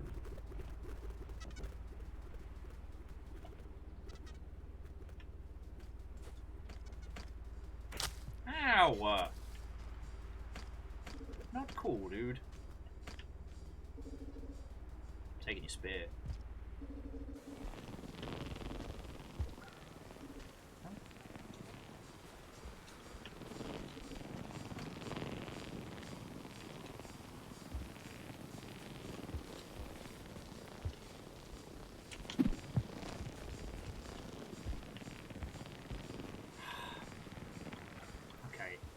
My Gourmandian friend, I love you, but I need you to not beam the spear the wrong way.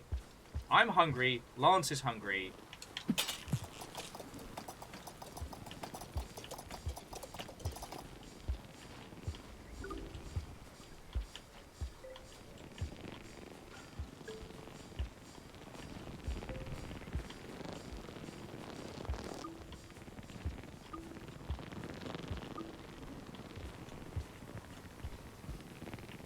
Recover. Breathe. Alright, and we're off again.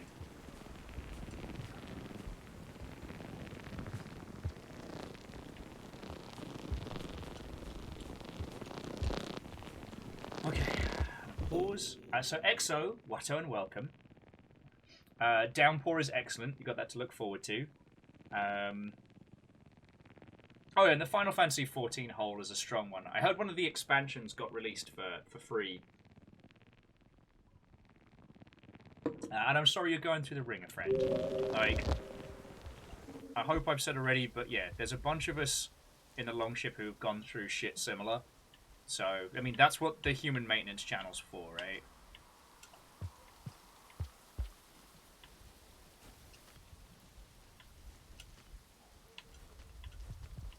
There we go. Didn't even think about it.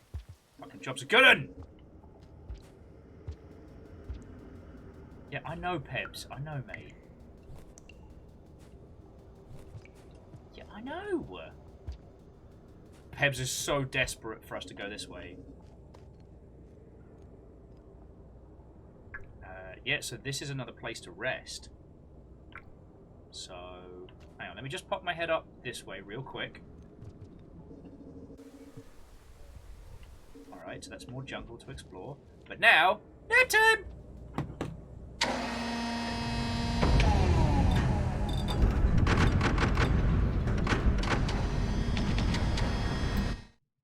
Shit, I didn't know that. Fencer's saying that if you lure a creature, like a lizard, into another region, it will find a den and become a permanent creature in that region. God, I love this game. There's still so much of it that I'm still learning.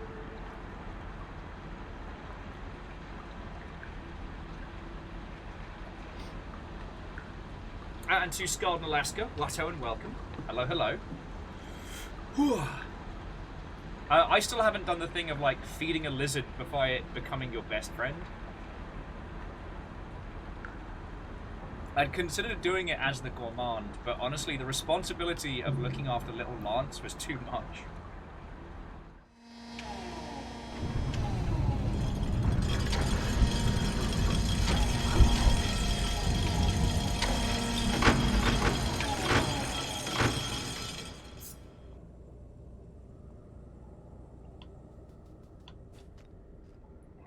We pop.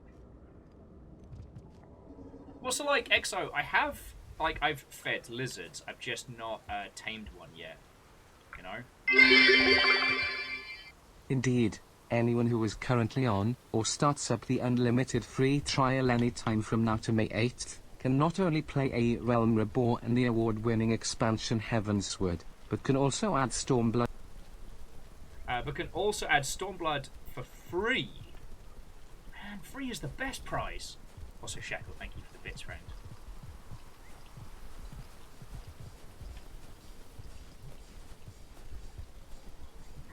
Oh, wow.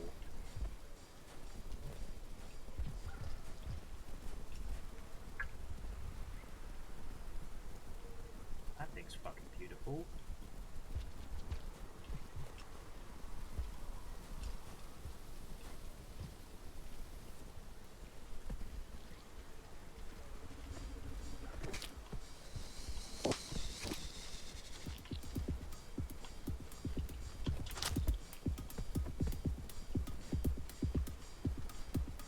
Yeah, I beamed it so it can't get away from the grass.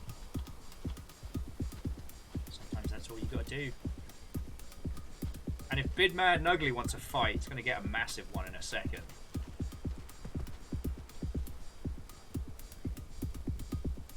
Now, Durry, I did know about the karma gates being triggered by...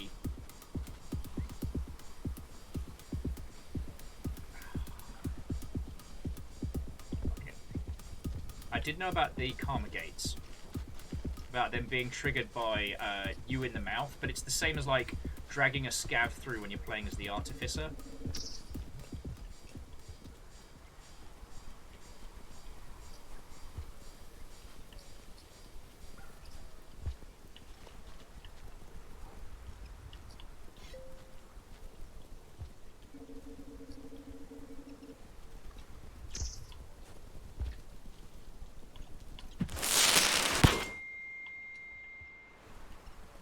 Okay, so mistakes were made.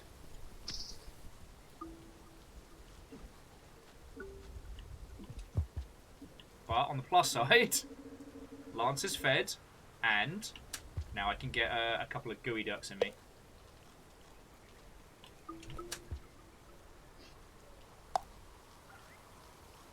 Actually, Fearless, it's the same reason why I've been enjoying like Floydo's Final Fantasy XIV playthroughs as well. There's like, you know, a lot of us here have survived a great many MMOs, and while they are exceptional and brilliant,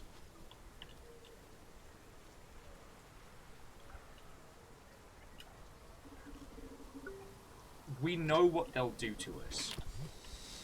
Alright, time to leave. When in doubt, time to bug out.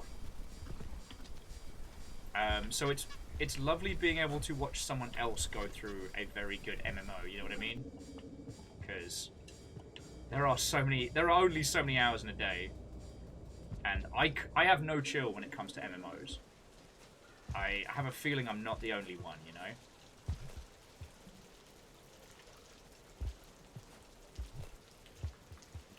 You know, World of Warcraft was a big part of my life. Before that, Ultima Online, and shit, like, after I fell out of love with World of Warcraft, it was EVE Online after that, and ooh.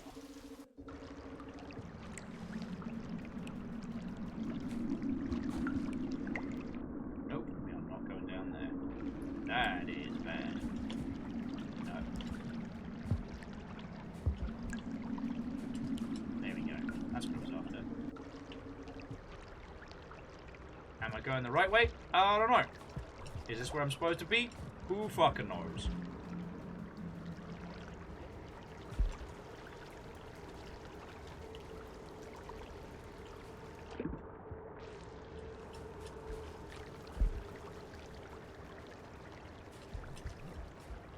We're hunting that thing.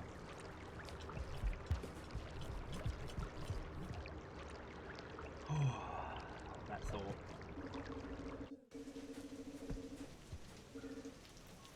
That was another slug cat.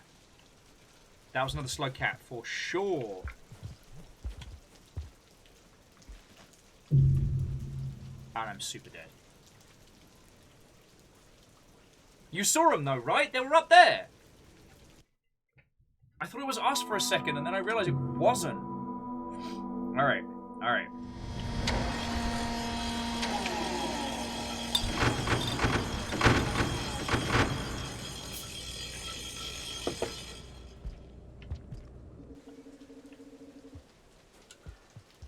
But yeah, the thing I'll say about EVE Online is it still feels like it's, even though it's very spreadsheets, right?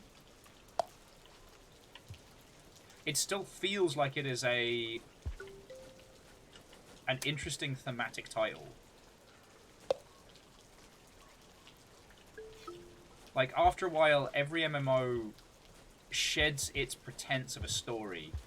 Or, okay, no. Back in the day, every MMO would eventually shed its pretense of a story and become systems, right? Okay. Ow! Don't be a jerk. I must have pissed off the squid cicadas at some point.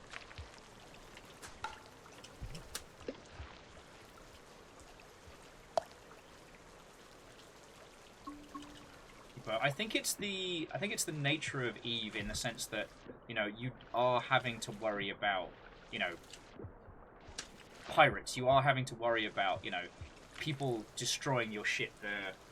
The value of it is inferred, so it definitely feels thematically on point. But like, that's as much as I can add to it there, you know. Hey, you better turn the fuck around, mate. Oh, you ran back into me and blew my own face off. I'm too used to being the artificer!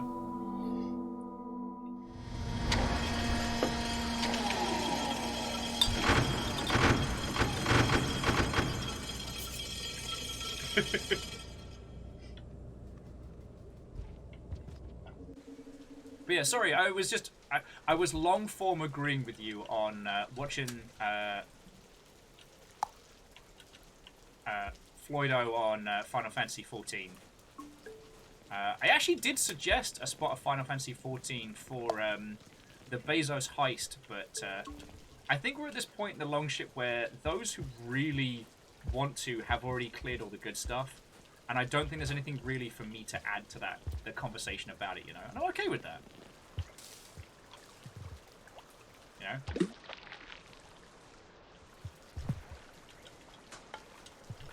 Also, there's the fact that I have absolutely zero chill when it comes to MMOs.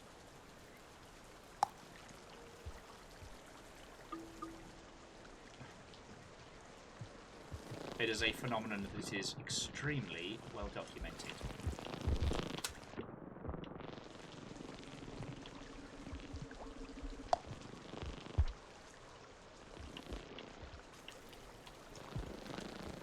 Okay, you lot seem to have beef with me today.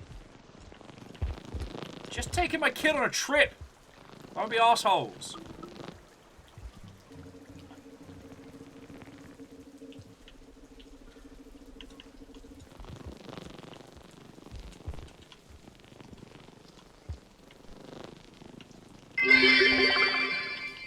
I will add though, there is nothing those that have played FXIF love more than getting to watch someone else's first time through the game. It's the one way we get to relive that first time experience vicariously. Oh, we got ourselves a good old fashioned lizard fight. Alright.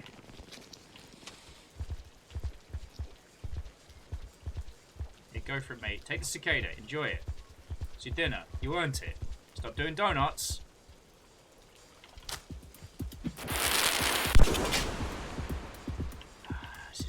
This is not my run. Now, Shackle, that is something that I think is very special and unique to 14, and I think that's due to the strength of its storytelling more than anything else. You know what I mean?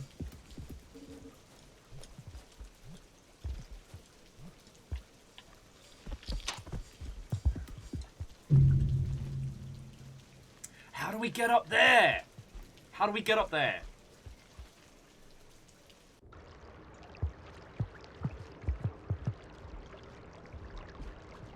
That's what I want to know. How do we get up there? I saw another slug cat. That's a friend.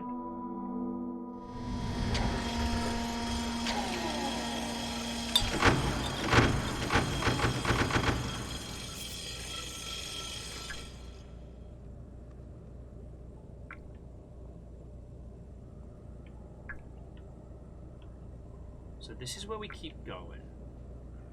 Go through these areas here. There doesn't seem to be a way to cross. At least not there. So perhaps we have to go up into this next area somehow. Yeah, there's something we're missing.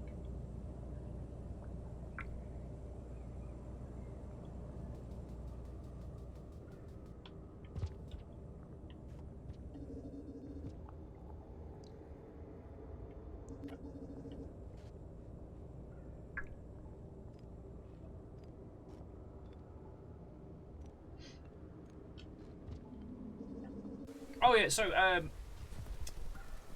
Jammery, have yourself a feckin' excellent rest of your day, alright?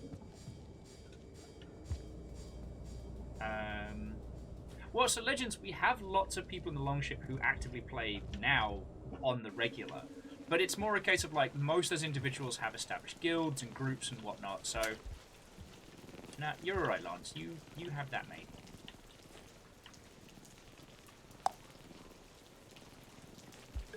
Bless him.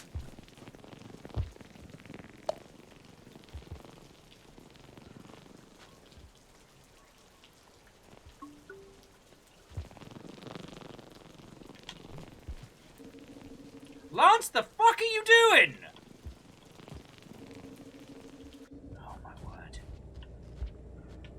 Sorry, hold that thought.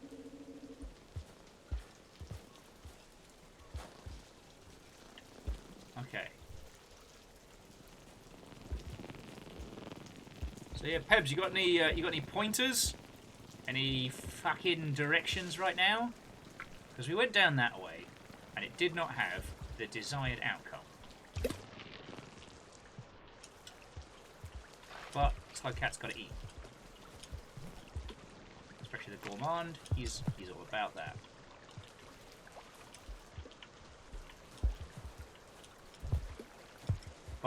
Buddy, friend, have a go.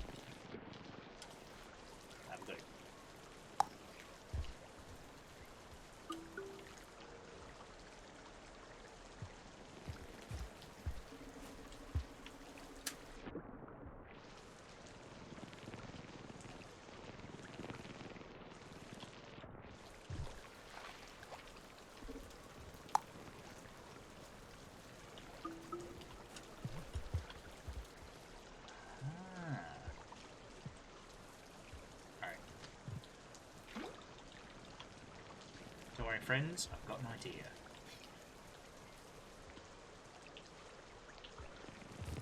Alright. So Pebs is basically saying we've got to head up that way.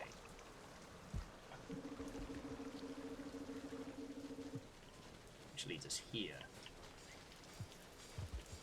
Fuck you, lizard, nobody likes you.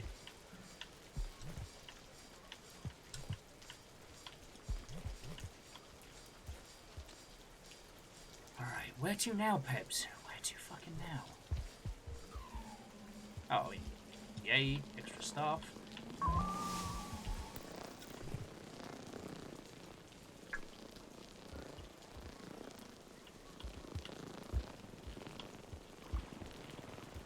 Alright, now Pebs says we've got to go this way. Alright. Killing me, mate.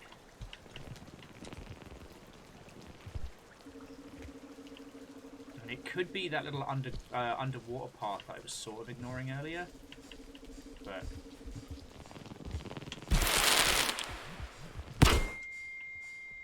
Nim, nim, nim, nim, nim, nim, nim, nim, nim. Yeah, there it is! There it is! You saw him!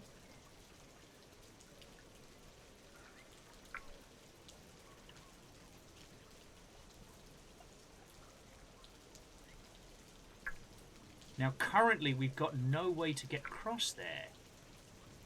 So the fuck are we supposed to do?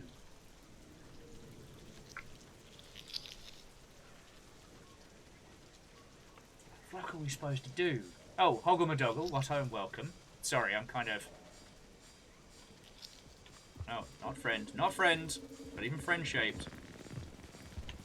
Yeah, nobody tell him what I did to his mate. Okay, gonna go the other way.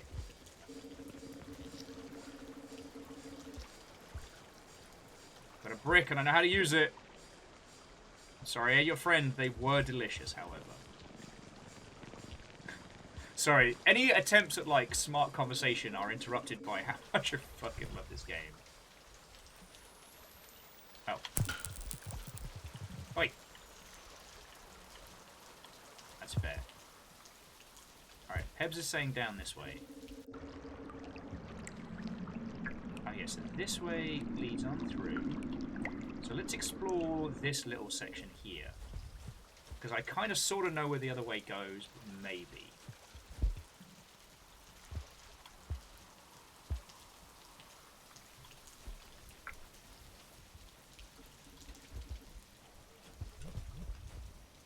Right now, I could be getting us ever so slightly more lost. Ooh. Whatever that is, fuck it. That looks spooky as shit. Alright, these bastards are just having like a little lightning v slugs match. Not slug cats, but just the regular slugs. The leeches, sorry.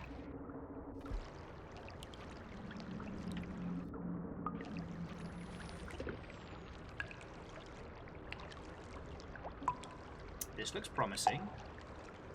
I guess we're going under the gorge. That's just a squid cater. And some little jumpy friends. Oh, they're cute.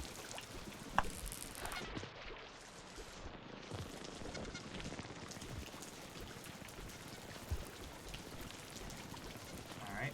Got to nip underwater slightly here, but I'm sure it's... Holy crud. Technically, so long as you're making a map, you're never getting lost, you're cartographizing.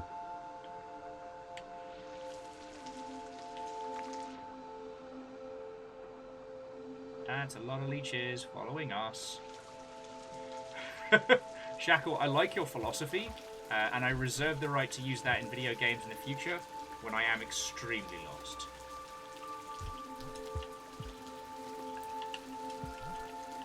Alright, also, you fucking leeches need to fuck off.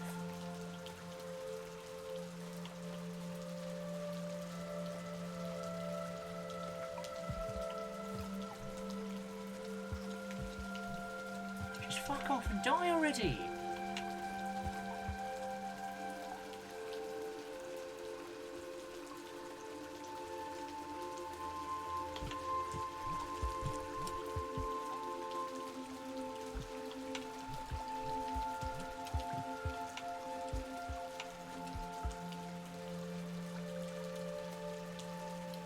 So these particular leeches have just gripped on and they're not letting go. They're also, I think they're digesting me?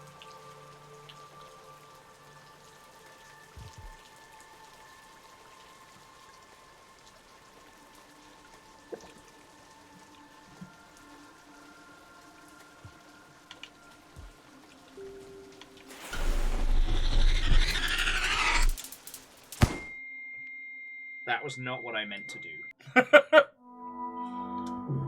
Let's just not talk about that.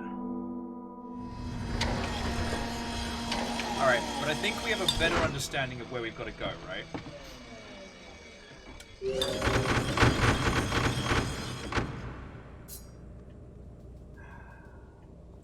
That was a fucker. So yeah, numbers, I accidentally threw a void bomb when I was trying to see if I could make something that would let me...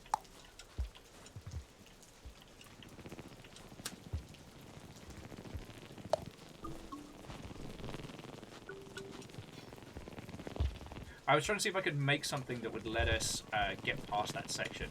So we were kind of... I think we were moving in the right way. But...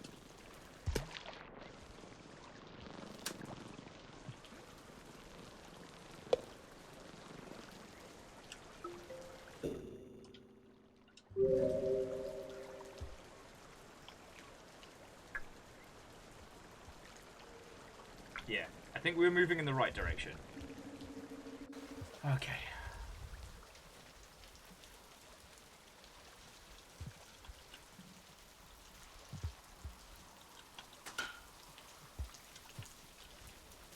Oi, you, breakfast.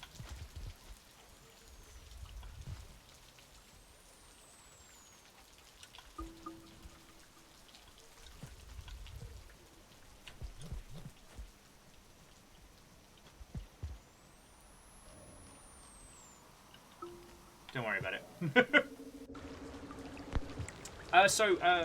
So Hoggle, we actually did our first run as the Artificer. Alright. Now, oh, I said hell no to that area because it was spooky and it was making us go uphill.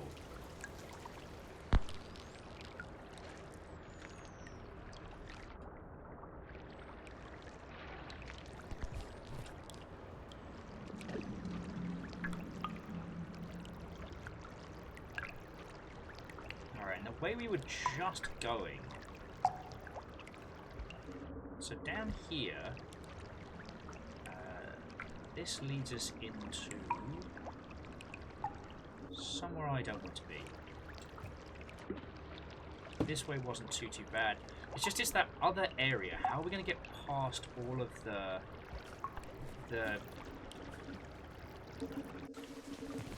slugs without them becoming a problem, you know? I mean, perhaps if we can grab like a regular spear or something, that should be fine, but... Okay. Okay.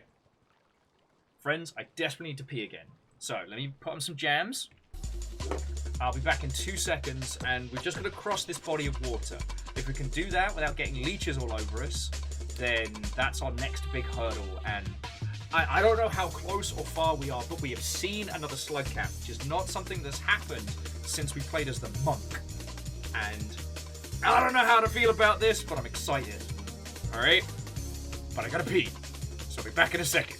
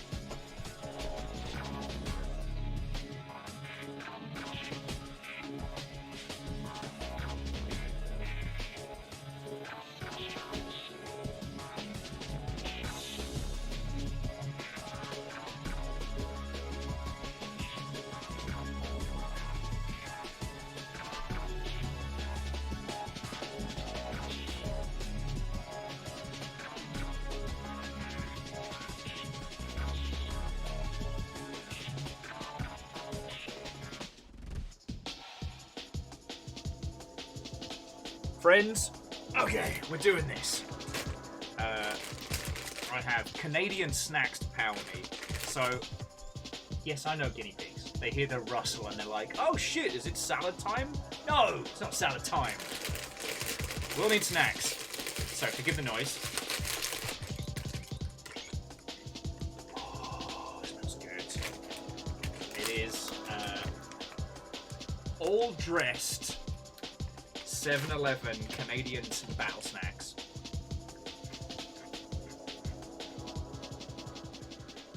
They're ketchup chips, but how are they so good? because I'm getting a bit of the hungries about me. I'm determined to finish this today.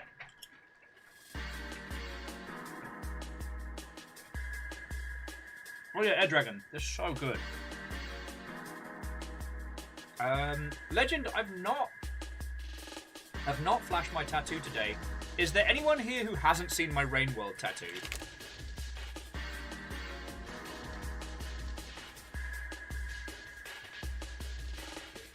I mean, Legend, I'm always happy to show it off. As Money and Time... Oh, you haven't seen it? Alright, so whilst we're having a little battle snack break...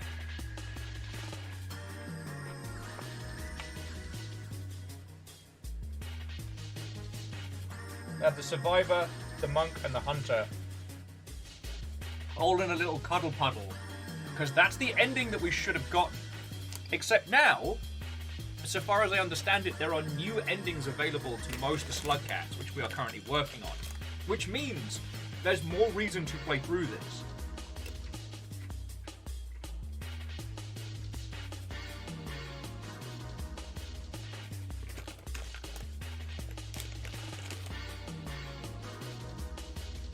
Like, it's possible I can get a happy ending for more Slug Cats.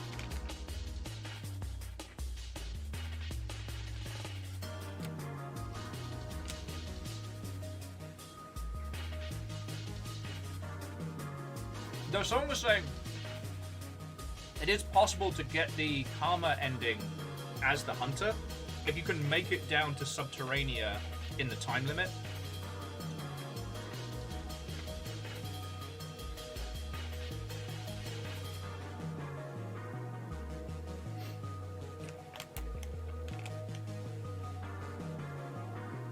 But that's another story.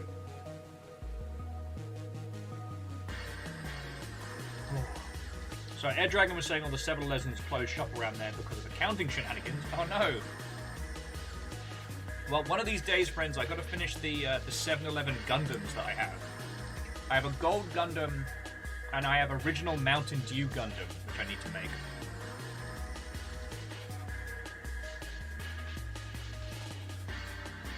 Was it 7-Eleven? Yeah, no, it's 7-Eleven Gundam.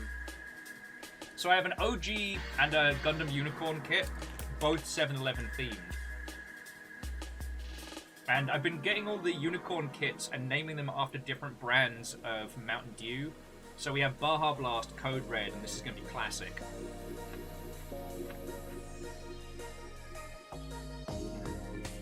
Alright, by snacks I am powered. Also again,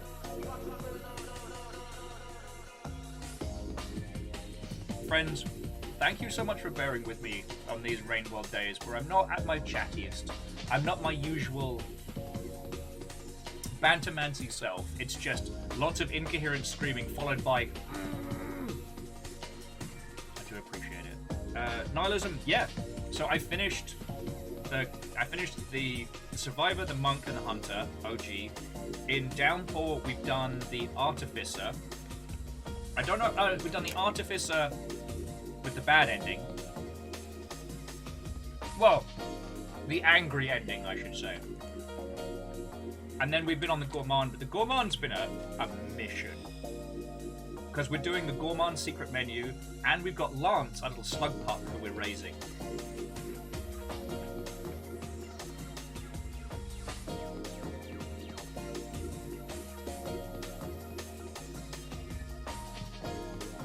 Well, Air Dragon, then I'm glad I can be kind of your POV character for Rain World.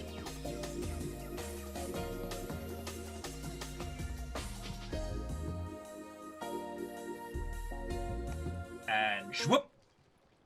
There we go.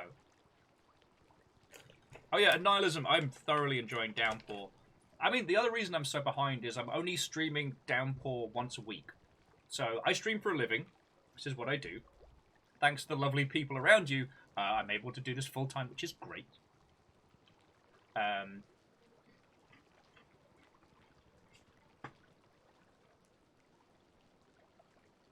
I try not to burn everybody out on Rain World and games like it, so I vary the things that we play each week.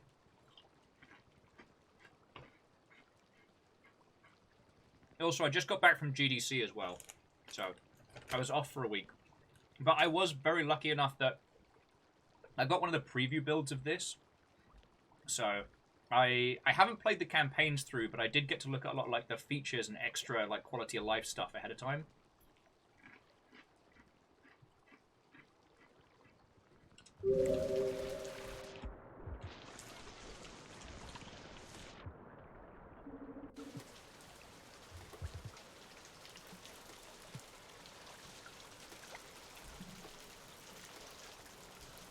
So, like, here's the question. What can I do about these fucking super leeches?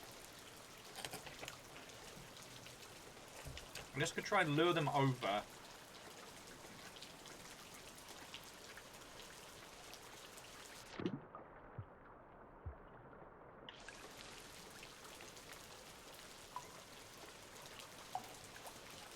Okay.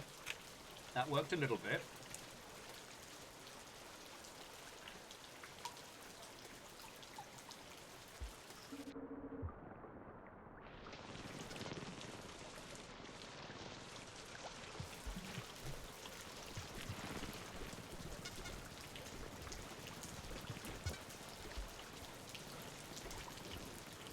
Yo, these guys just don't ever let go. What the fuck?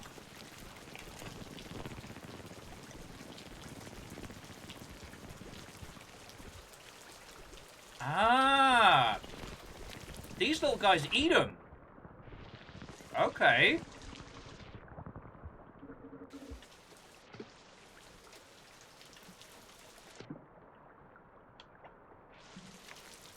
I know you won't, me. Throws a chip into absolutely fucking nowhere. Yeah, yo, you kids hungry? I got battle snacks. Squidcators can have battle snacks. It's the circle of life.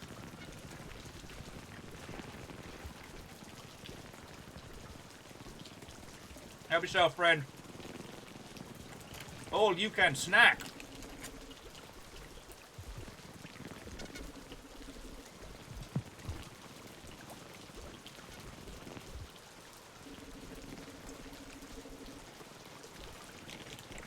This looks thoroughly inappropriate.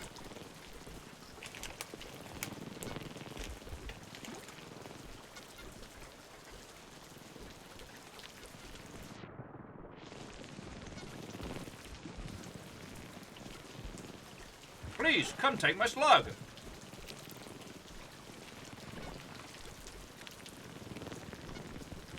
There we go.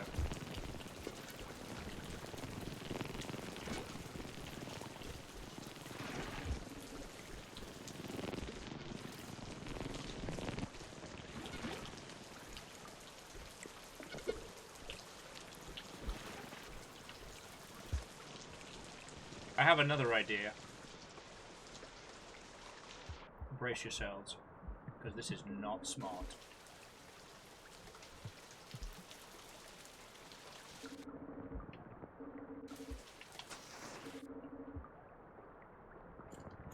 Give it a second, give it a second. Void bomb the entire area.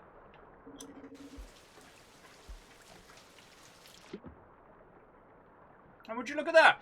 No more leeches. The bugs are territorial, and they're little jerks about it. They're not awful.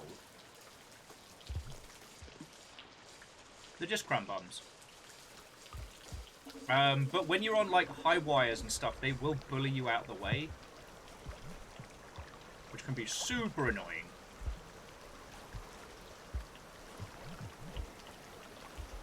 Especially in, like, Sky Islands where you're desperately trying to get somewhere and they're like, yeah, about that, friend.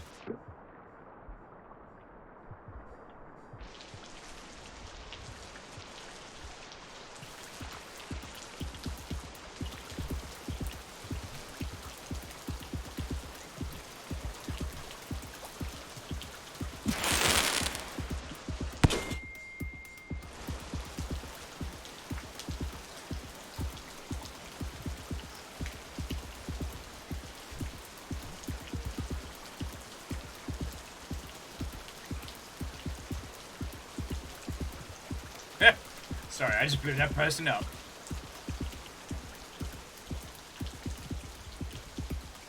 To quote GLaDOS, it would be funny if it wasn't so sad. This whole area is beautiful. And oh, fuck off. No!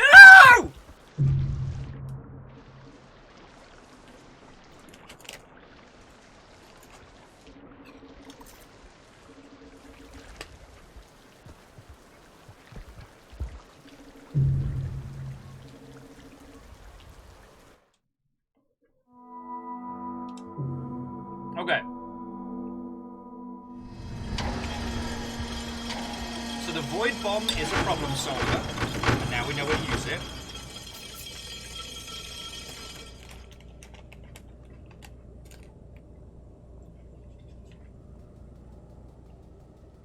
Okay, so jumping back, so to answer questions,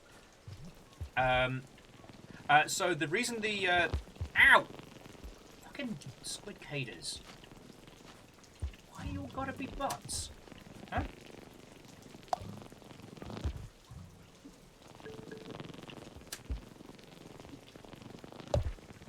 The squid caders aren't vicious, but they are a bit territorial. That's kind of their whole deal. So yeah, the reason why that centipede exploded is I hit it with an exploding spear. Look, Numbers, I do not know who created the slug cat, or if it was just like, you know, nature's weirdness, but I will say this. It is entirely unfair that we have to play as possibly the most fucking delicious creature in the ecosystem. Like, that is unfair. Oh, excuse me.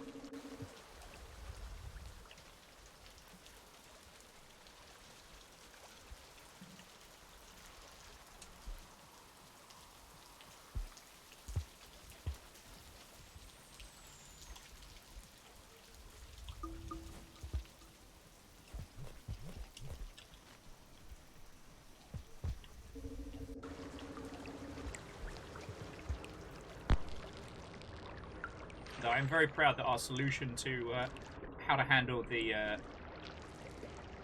leech crisis is essentially blow the... Oh, piss! Lance!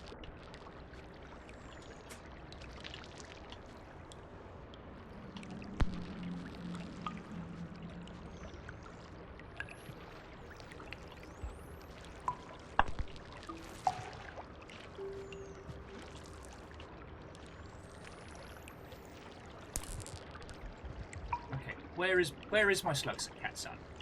Come here.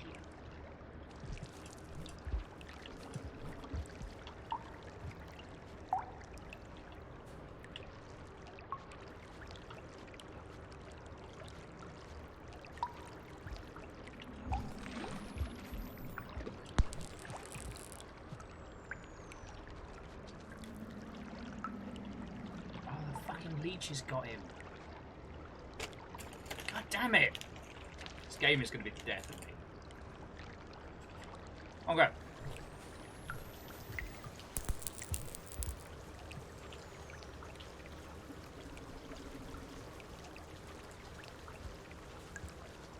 There we go.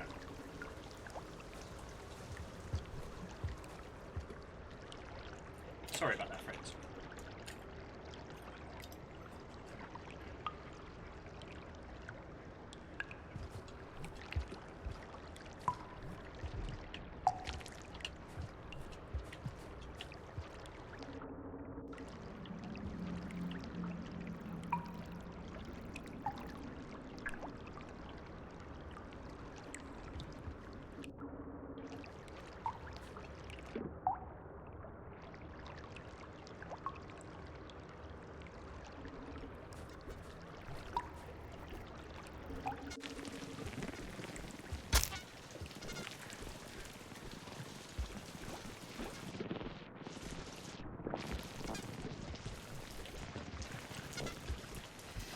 Okay, okay. And breathe, and breathe. Okay, so yeah, so Hans Wolf, we do have 2 dogs and 6 guinea pigs. We have a lot of animals, but we don't have any cats. Not because we don't like cats, but because we have too many animals. Someone was asking how I have the slug pup, even though I haven't completed the Gourmand's quest. That is because I got the press preview build that had additional things unlocked. And because a gajillion years ago, before cloud saves were added, is when I finished Rain World proper. So I didn't have the Survivor, the Monk, or the Hunter campaigns unlocked on this particular save. So I had to do the unlock slug cats. I'm still playing through them in order, and we're still unlocking them and content as they're coming, but I had to do some unlocks, and it seems that the finding of slug pups is part of that. Although we didn't find them when doing the Artificer campaign, only since we did the Gourmand, and only after we saw Pebs. We literally woke up in a shelter with a slug pup.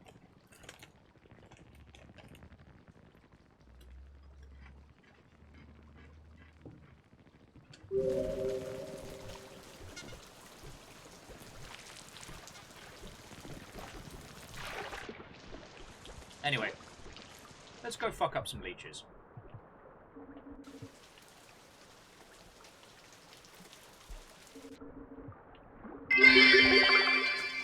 Lance was already in the shelter and got locked in with us. Yes, sorry. Shackle, thank you for the correction. You're right. Lance adopted us, let's be fucking honest. Why? I have no idea.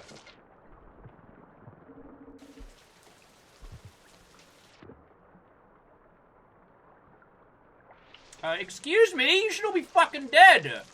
Lance, no!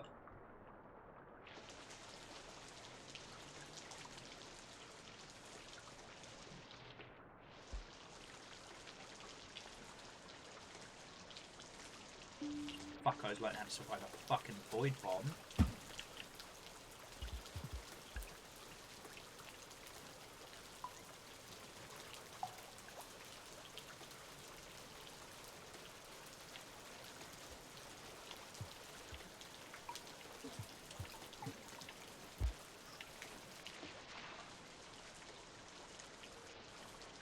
Come on, little buddy.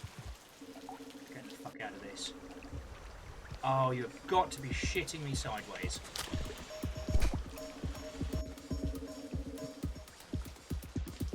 Lance?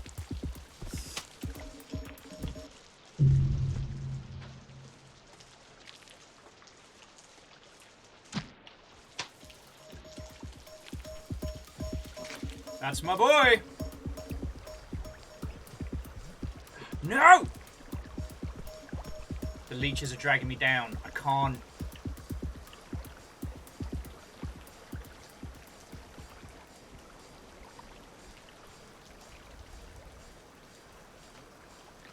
Okay, so these might be some of the worst motherfuckers in Rain World!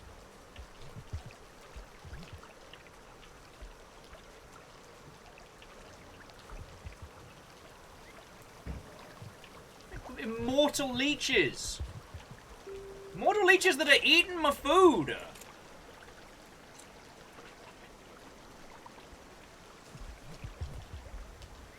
Is there any other way to get rid of these? Can anyone rid me of these troublesome leeches? Be killed with worm grass, alright.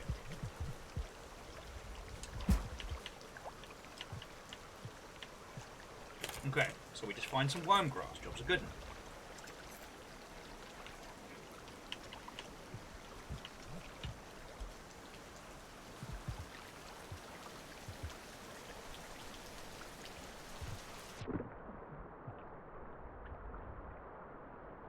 Now we to embolden these shits with more water.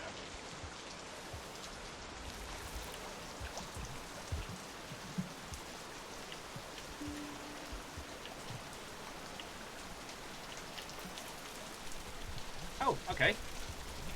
I guess they just fucking gave up. Certainly not going to complain. Alright, take a breather, Lance, mate. Take a breather.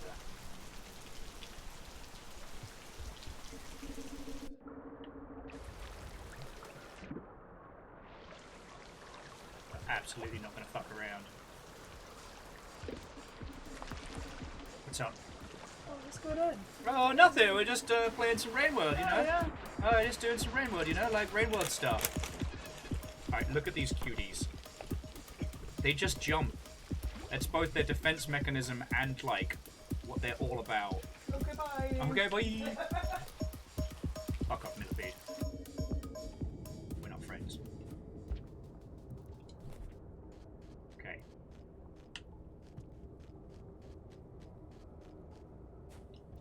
Alright, Lance. Take a beat. Take a breath. It's alright, we're not eating these. It's fine. Friend, not food.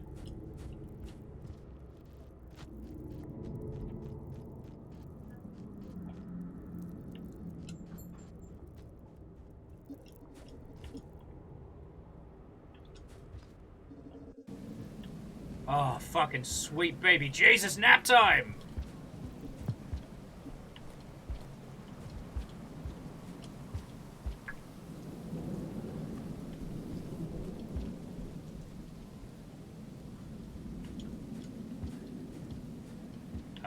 Why can't I get in there? Oh, there we go. Oh, sweet fucking mercy. This place sucks. This place sucks. Oh. Alright, now we did it. We did it. Oh,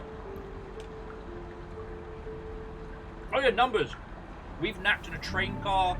We've napped in basically like a reworked bunker. This whole area is wild. It's fucking great.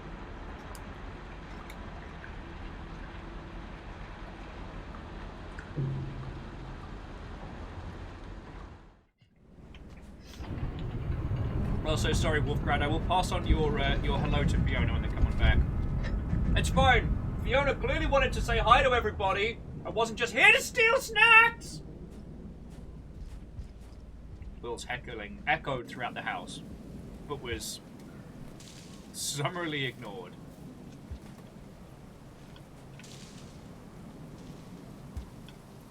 Alright, so you can't get much leverage jumping off those, but that's fine.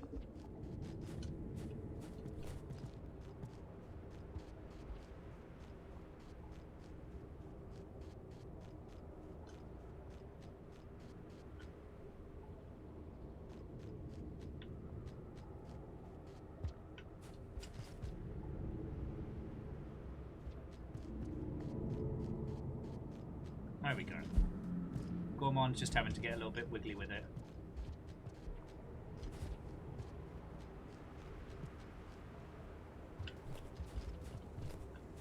It's all very Millennium at this point.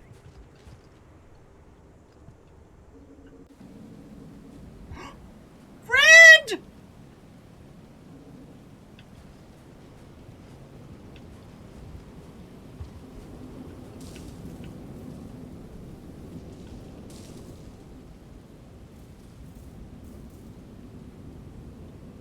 Nope, you're okay, you're okay. Everybody's okay. He has escaped containment.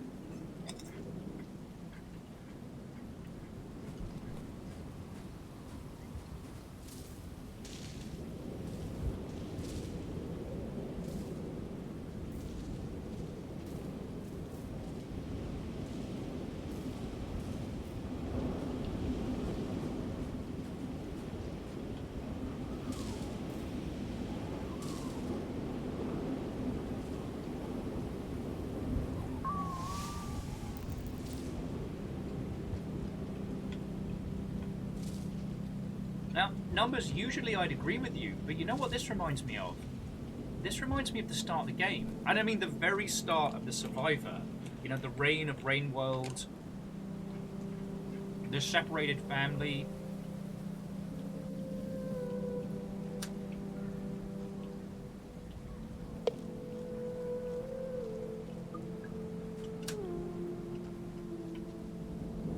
I'll make sure Lance has some breakfast.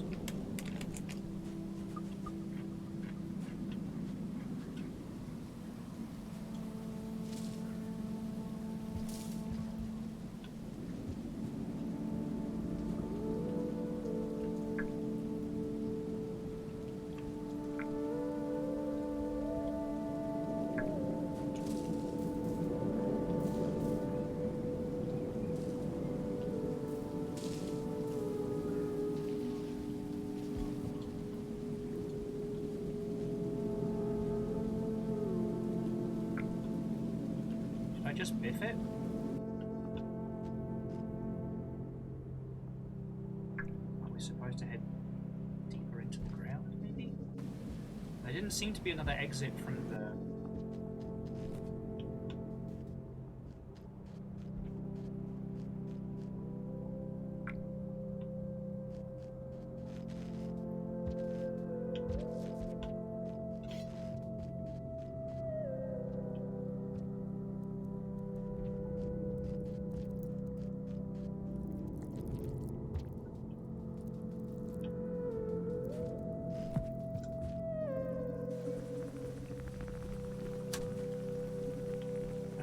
We could go over that nap spot, but we can certainly go this way.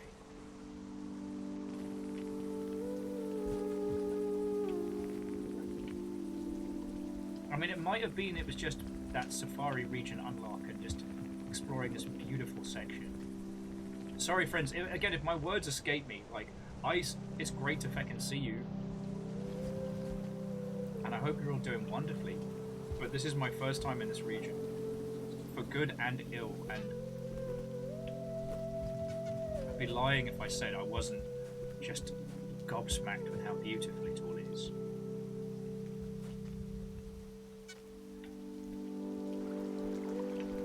Oh.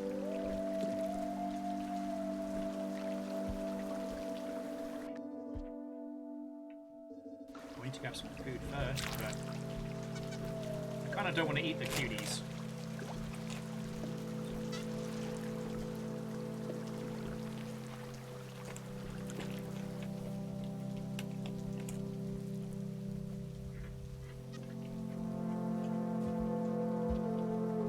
Okay. Ice, like, thank you for telling us. Ice is saying that in this area, it doesn't rain if it gets dark.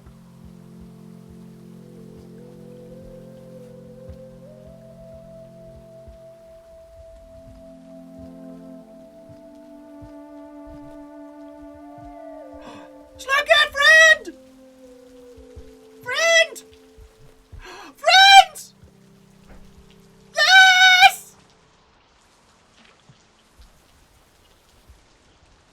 There's everybody! There's so many of them!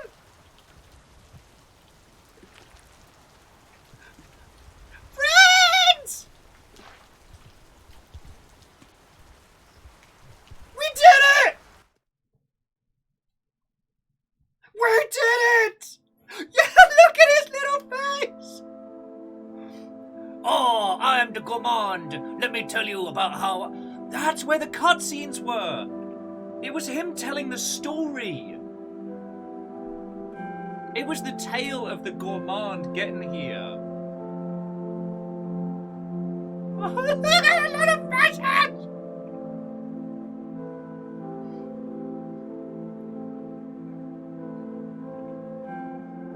Oh, it's teaching the little ones how to eat the food.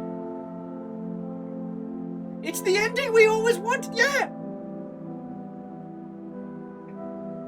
Oh, he's leading everybody on an adventure.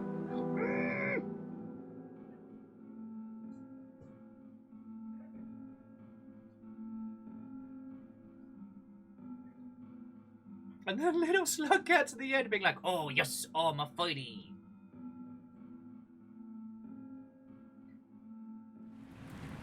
Yay! Yeah, Meowkity Sakura. Let's take the whole fucking family and go see Peps just to piss him off. Yeah! My tattoo is now canon! Aww. I haven't spoken to Del and everybody in ages. I need to do that. Yeah, fucking go! Grunt didn't need to eat more than everyone else. He was storing all that extra to bring home. That's it! And, Moose, it might work. Like, when we think about it, because the Gourmand, I think, is before the Survivor, right? Because the rot hasn't set in as hard. So it's entirely possible.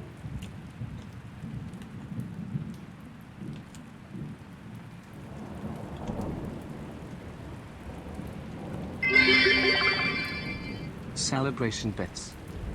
Oh, Sorry, Shackled Wolf, thank you. Thank you! This is fucking you! The Gourmand is before the Survivor. The Gourmand taught them how to survive and scavenge. It was just the rain caught them off guard. And that's how the Survivor gets separated. You're alright, Amos.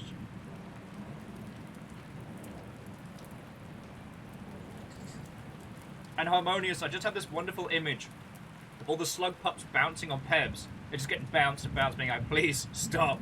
No, I tried to get rid of you. There are too many.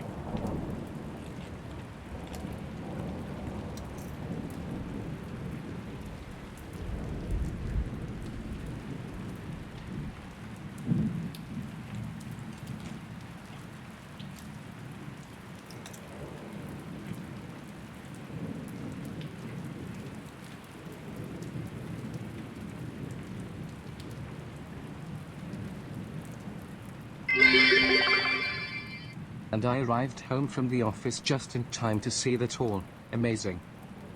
There's the whole little tribe, and they were all hanging out. It was fucking cute as shit.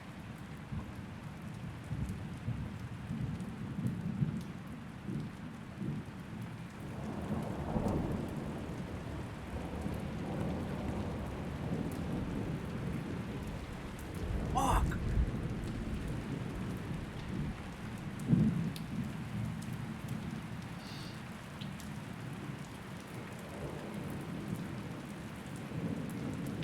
That was good. There was a happy ending! When's the first time we've had a happy ending in any of these? I mean, okay, yes. Leaving behind your mortal coil and extending to the next plane of existence could be considered happy. Like, I'm not dissing on this. It's just... Fuck!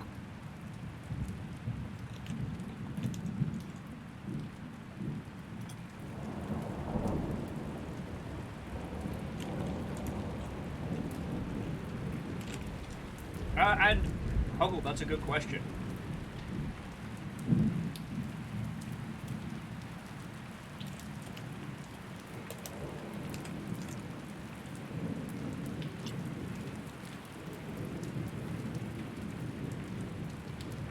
I just want to bask in this a little bit more.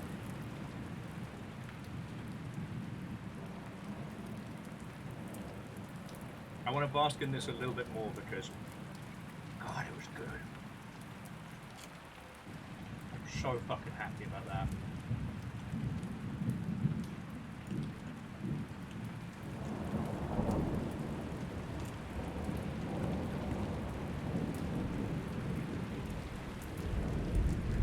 And we did it. We did the secret menu.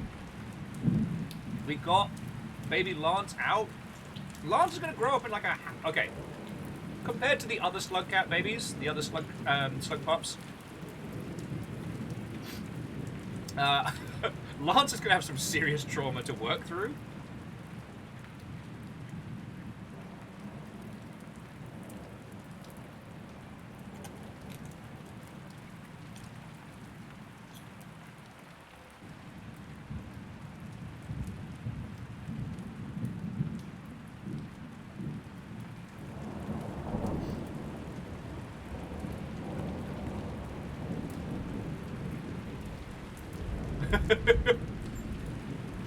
Fucking yo.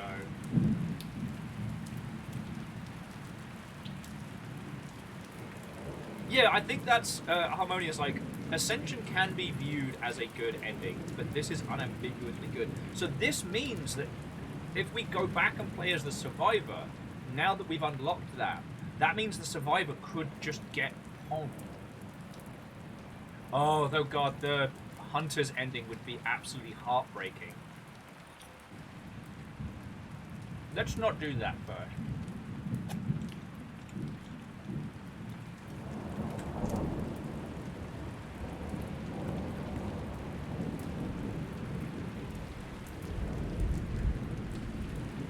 Okay, Ice says that the Hunter cannot do the Outer Expanse. Okay. I mean, it would be a as bittersweet ending if ever there was one.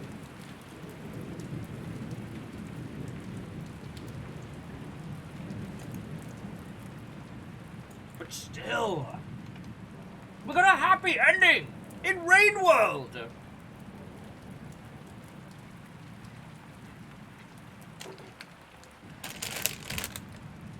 Sorry, I'm literally eating my feelings here, but like in a good way.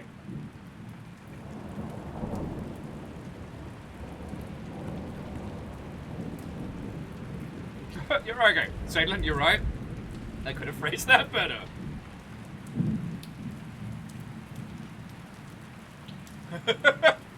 Yeah, Angel Kalina. The Gourmand's lessons. Now, slug pups, if you're in a hurry, don't take a taxi. Don't call a deer. Plan ahead. They will always be late. And a problem.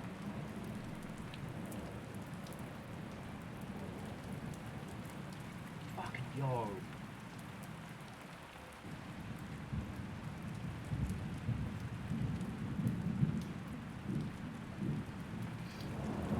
So this means that with the Artificer, we now have the option of them to kind of...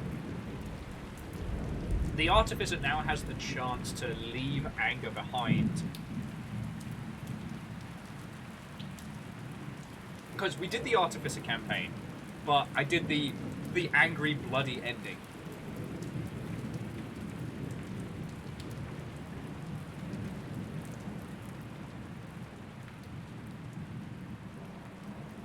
But I guess now the thing is, like, if we wanted to, we could get the Artificer out this way and actually give them a happy ending. I gotta stop saying happy ending, sorry. They could have, like, you know, instead of choosing the path of vengeance, they could, like, leave it behind and rejoin the tribe. Oh shit, Artie can't either, so that's before Gourmand.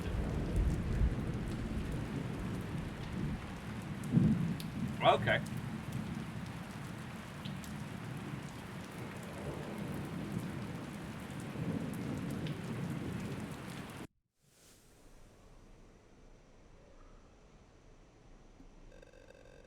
Okay, here we go. Here's the stats that matter. Ooh! We hit the buffet!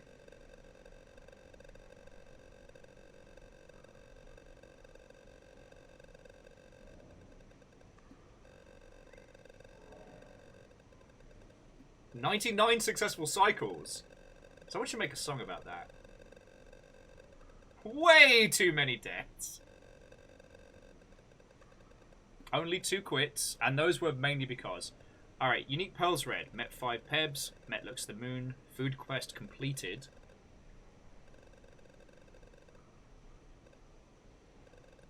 Okay, so Fencer's saying only the Survivor, the Gourmand, and the Monk can go to...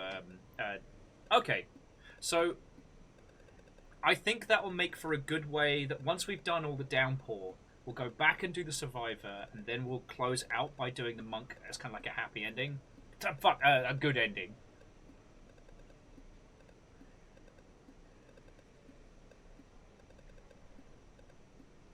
We killed and ate a lot of things.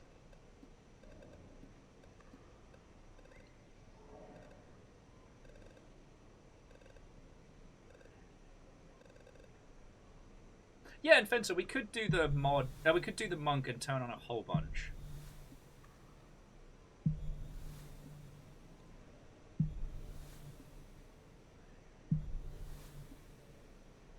Not too shabby, friends.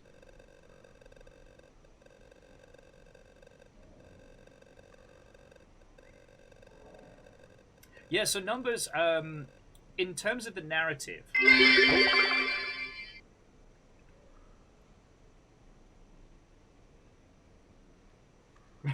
Wheeler Dealer's like, "Excuse me, what is this world? Why is it always raining?" Wheeler Dealer, it's lovely to see you. We just got an actual good, happy, like, thumbs up, feel good ending out of Rain World, and it's it definitely took more than 11 hours, let me fucking tell you. How are you doing? Obviously, thank you for the bits.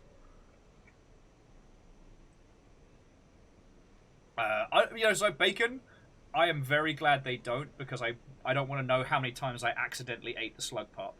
I was looking down at the kills counter there, and yeah, real happy. Real happy. So, numbers, what happened is when we met 5 Pebs in the Gourmand's run, 5 Pebs was like, look, fucking slug cats, right? Every time you coming in, you interrupt my shit. I'm trying to ascend. Can you fuck up? Right, that's it. I'm going to open the cat flap. Now fuck off. In fact, when we showed up as the Gourmand, it was like Pebs just threw everything up in the air and went, fine, fuck it, I guess. Another one of you. I'm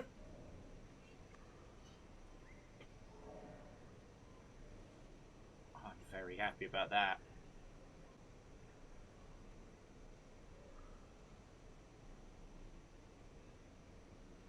Also, the list of things that we could have done, that makes me wonder if there was more things in the space. Because we met Pebs, met Look to the Moon, we had 2 unique pearls red. We could have kept going with that, but like, one really, really has to want to do that. And if we were gonna translate pearls, I'd probably end up doing it as like Artie or one of the others. One of the others with a bit more movement. Loved the Gourmand. They were great in a fight, but... Oh.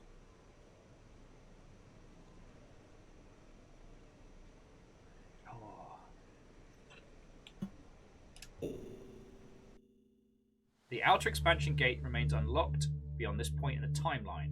Pups can now be found in sandbox mode and in some campaigns. Oh, look at his little... Look at his little face!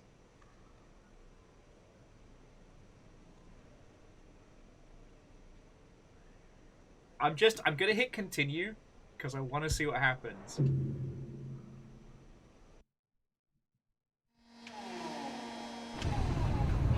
Babies! So many babies!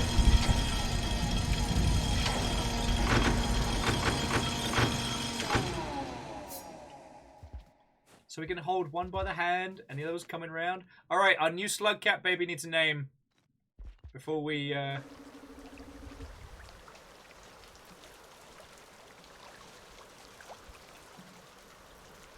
We're not calling him bait.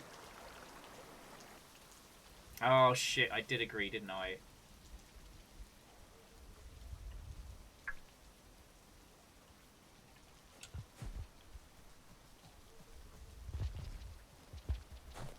Alright. Hang out with bait and 3. Bait B.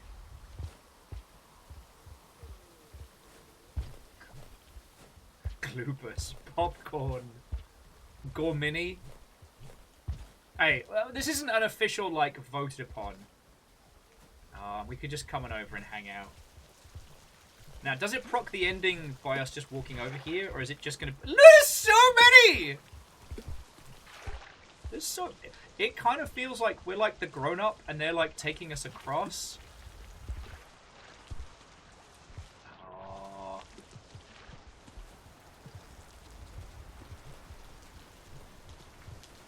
Feels like we did good, friends. It feels like we did good. Sorry, I didn't mean to start the ending again, but I think this is a good point to... I mean, I can talk to you all while we're looking at it again. I did like Fencer's thing of how it's not necessarily that the Gourmand knew how to make a void bomb. It's just that when the Gourmand was retelling the story, they kind of embellished a little bit. And that's fine. Do we know where the Gourmand came from originally? Because they just kind of woke up in the Shaded Citadel.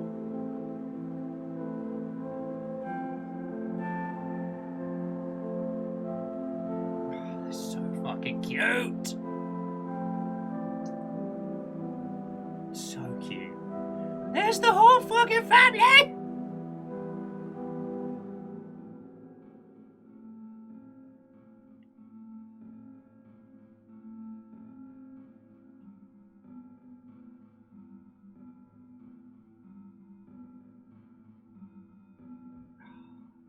So happy.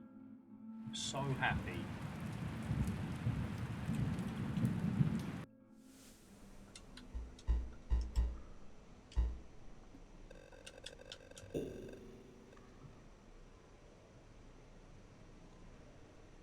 Okay.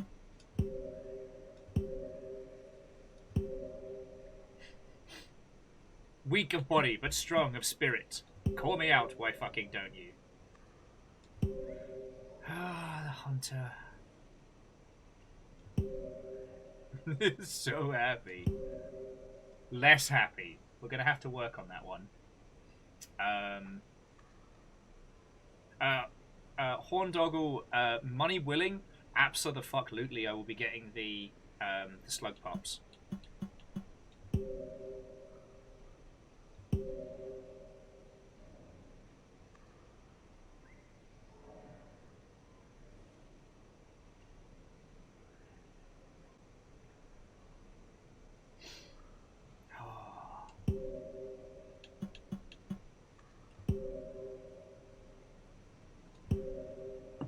Well, so I tell you what. So Horndoggle and all of the Rainworld peeps, because we've hit the 6-hour mark. That's a good place to bring our adventure to a close.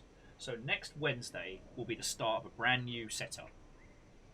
Come on by. I mean, I kick off from about like noon Pacific, but we usually get into game round about like 1:30 Pacific. Come help us choose next week, because like the rivulet is super cute. And with big eyes, but the rivulet is also aquatic, which means the chance of Leviathan has just increased dramatically. Unholy Glee. So that's what could happen. That's what could happen to the Artificer. Numbers, that absolutely is an axolotl cat. A catsalotl, if you will. But the other one is the Spearmaster. The Spearmaster is another aggressive creature. The Spearmaster's fucking haunting when you stop and think about it. Because the Spearmaster jabs their spears into people and drains them out of their life. I know. River! Hang on. Oi! Oi! Arseholes. Inside. Now. Inside. Wolfgrad said hey, by the way. No. River being Skydog. Sorry about that, friends. Yeah, so I mean, Horndoggle, when you stop and think about it, yeah, the Spearmaster is a horrifying monster. Yo! Consider this a donation toward them plushies. Ah, Harmonious, thank you. I mean, Harmonious, like, especially this month, next month, like, we're gonna be running a red line, so I have to be fiscally sensible, but that is still $20 towards keeping our actual animals alive, so I'm very grateful. Like, I don't know when the pre-orders open, but that's another question. But no, so to all of the Rainworld peeps, and obviously to the Longship as a whole, like, come on by next Wednesday. We'll have a choice. Like, we'll start a brand new campaign. In previous Rainworld campaigns, I've always kind of been in floods of tears. And this one, I just feel enthused and energized and happy. Like, I'm going to be bouncing around like a chipper little shite for the rest of the evening. Oh, hello, River. You stop being a terror. Sorry, now I've got the dogs in here. River's having a look around. Amos is in the doorway. I think they have decided that our Rainward adventures have come to an end.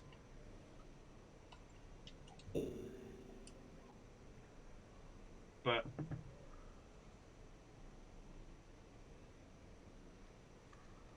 and Dory, you're not wrong that most things in Rainworld are a crime against nature, and usually we're the ones who are on the receiving end. You know, King Vultures are Bouncing around, shipper. I can already hear Fiona sighing.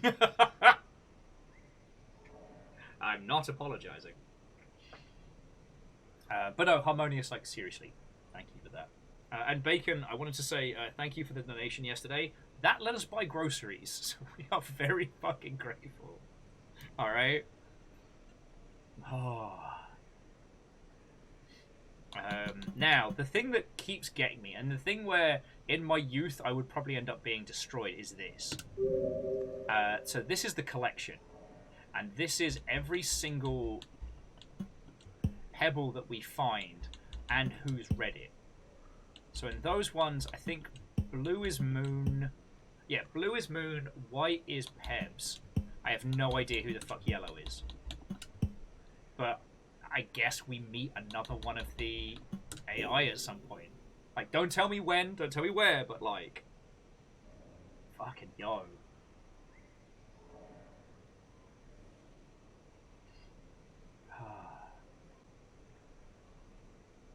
See, that's the thing. In my youth, I would have taken it as, one, as a challenge, and two, I wouldn't have been able to leave the story alone. Yeah, plus there's the challenges and expeditions. Those are fucking grand.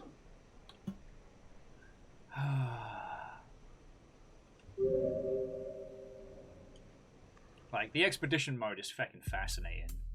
Choose your slug cat, start a new expedition, decide where you're going.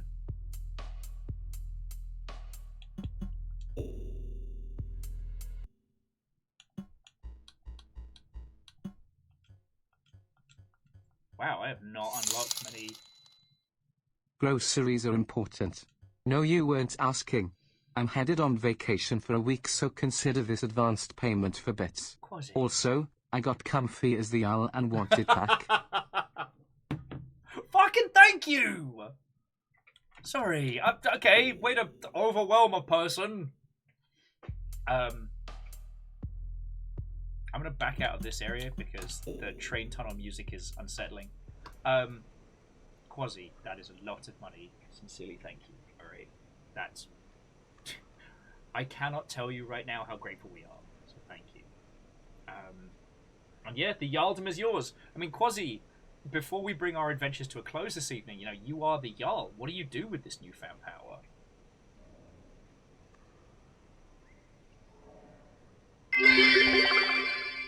I wish I was in a position to give that much, but for now, here. Numbers, you have helped us out multiple times throughout the years, and you know you're under no obligation or otherwise, but seriously, thank you. Fuck, I don't even know what to say. Sorry. Oh, Quasi's going to Disney World! Fuck yeah. You can do one whole Star Wars there, you know. So, Legend. Go, have a lovely rest of your evening, and to be continued. And Quasi would like to use their position as Jarl to wish you all good health. Nice. Yeah, I'm just fucking dancing in my seat. I'm dancing in my seat.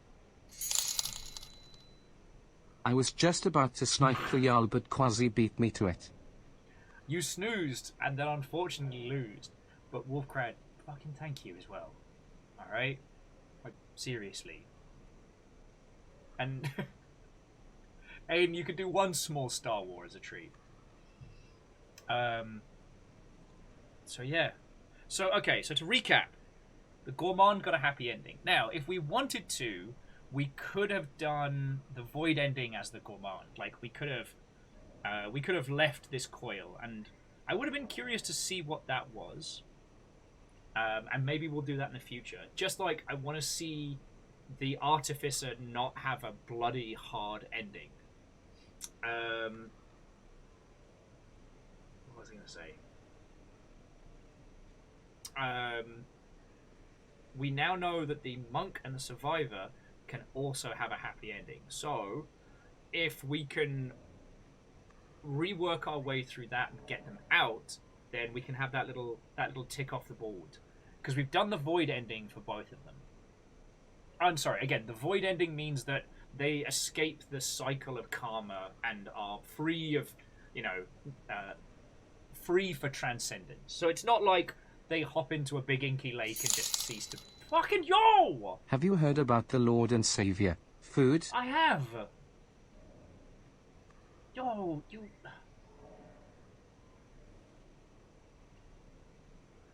This is not one of those times where I was just... It's because I told Bacon.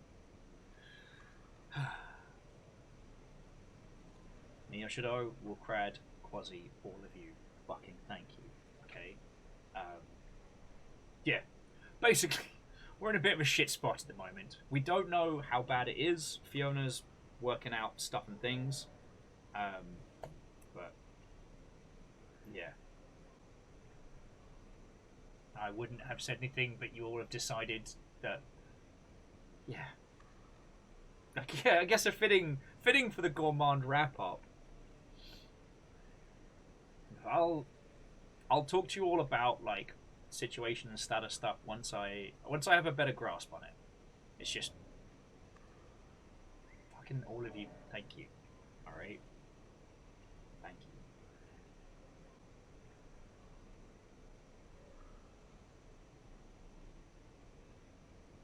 No, Neo Shadow, like, the Gourmand knows how to take the two things and make them tasty, and then vomit up a void bomb. That's a skill. Kind of worry about what would happen if the Artificer and the Gourmand became best friends. There's only one way to find out. At some point, friends, as well, we are going to organise the running of the Slug Cats with Chorby. We will have 4 Slug Cats on one stream. It's going to be fucking great.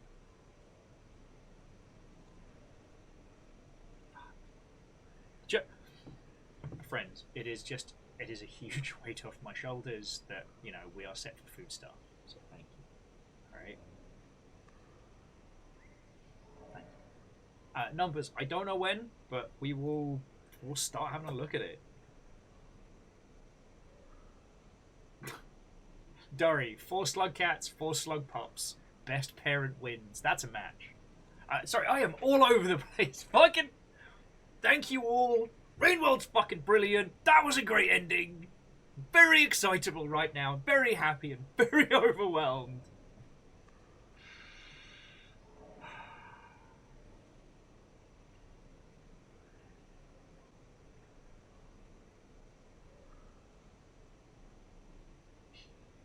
Just, yeah, thank you all, alright? I'm going to roll credits in just a second, and then I will find us some lovely people to crash into. So, I don't know what we're doing tomorrow, but I'm going to work it out tonight. And I'll let you all know on Discord. If you're not in our strange little corner of the internet, you are cordially invited. Now the fucking bad words of Hector.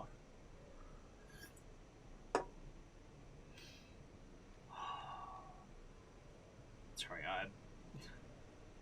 I'm officially overwhelmed, and I don't know what to say, so I'm saying in weird.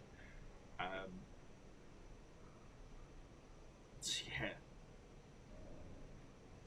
Dredge Revolution.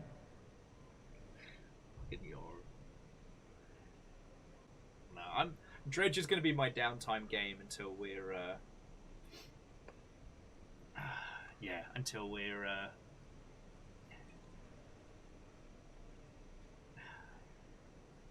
Alright, I'm not going to say the thing. I'm going to shush my face.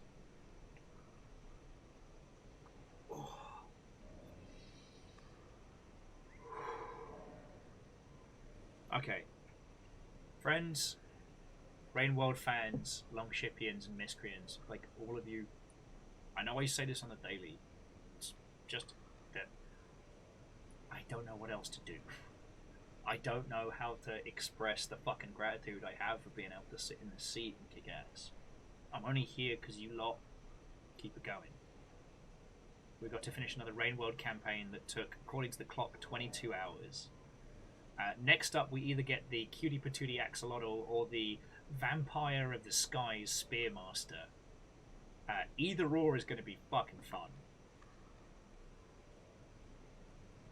And everyone's keeping very stum about what happens with them. Like, I don't know. So thank you to all the Rainworld peeps for not giving anything away. But that's going to be fucking fascinating. God, to think we're only like a smidgen of the way through Downpour as well. We still have a minimum. We have a minimum of 3 more Slug Cats to play as. So we have our breathes underwater, swims a lot, axolotl. We have the vampiric spearmaster, and then lastly is the saint. And I don't know what it is, but there's like an implication that the saint is something really special, and I don't know. Yeah, numbers. There's 8 Slug Cats in total now. We have the monk, the Survivor and the Hunter as the OG, but then the Gourmand, the Artificer, the Rivulant, Spearmaster, and Saint. And, like, we know the Artificer has 2 endings. And I will not. I will go into that as clear-minded as I can. It was actually one of the reasons why I didn't do any, like, story previews as the new Slugcats. I just did technical previews.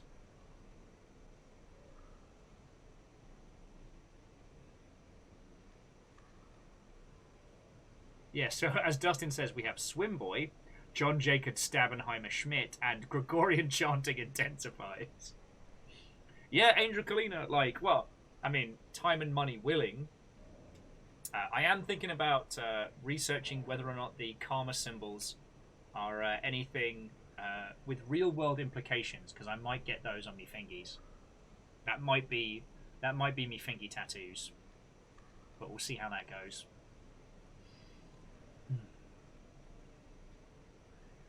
Friends, this has been absolutely wonderful. So let me say my thank yous, and then I will find a lovely person to pass you all on to, alright? Slegorian chanting? Gourmandian chanting? Nah. I can do better. But I hope this was clear when I was saying thank you earlier. But again, like, Quasi, Neo Shadow, Wolfcrad, that money is just going to go on keeping us fed, which is a challenge right now, but we're doing it. So sincerely and from the bottom of my fucking heart, thank you. You all know by now that bits are what power this. So Harmonious, Shackle Draconis, Keldra, Sean Peoples, Bacon Avenger, Wolfgrad, Vanderbeest, Catastros, PVS, Ehrman, Fearless Sun, Some Numbers, Wheeler Dealer, and the Handlebar Orionix. Like, be they teeny tiny bits or world enders, thank you. Your moderator today was Caffeine and Rhymes and Moose. I don't think we actually saw Lizzie today, so I hope they're doing alright. And to a Maple Mystery, Martin, Snuggly Burke, Immortal Allen, Air Dragon, Fire Strager, and Hamster Nater, be it Long Sprees or House Carl Hunts, thank you. And to both Hamster Nater and Snuggly Burke, thank you for bringing raids in. This has been just a fucking great day.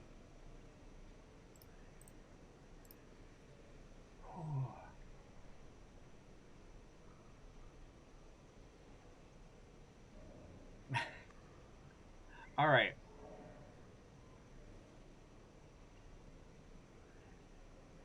So I've got 3 choices for you, friends. I've got 3 choices. Hang on, let me just make sure they're all still going before I start offering.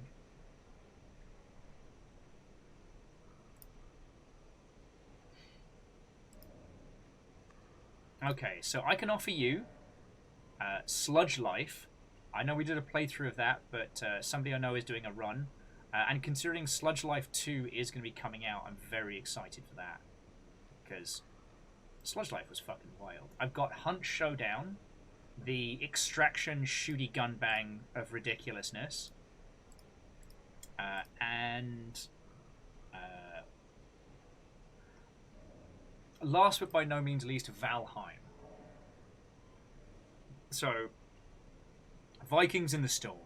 So, to recap, indie punk goodness with Sludge Life, exceptional shooty gun bang,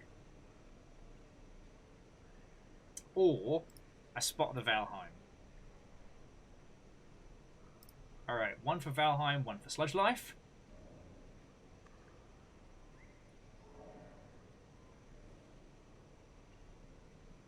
Two for Valheim.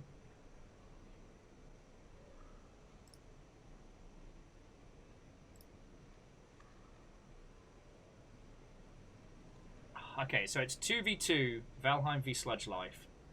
Alright. Next vote wins. Valheim or Sludge Life?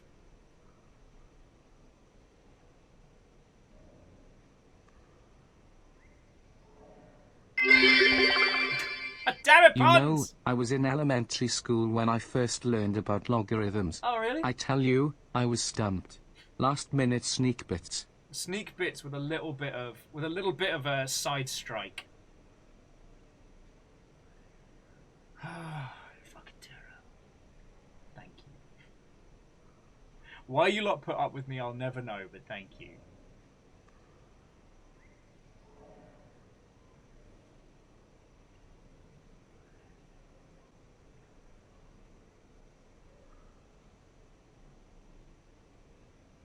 Oh, and Angel Kalina, like, I'm glad we could be kind of like the background noise whilst you're in recovery mode.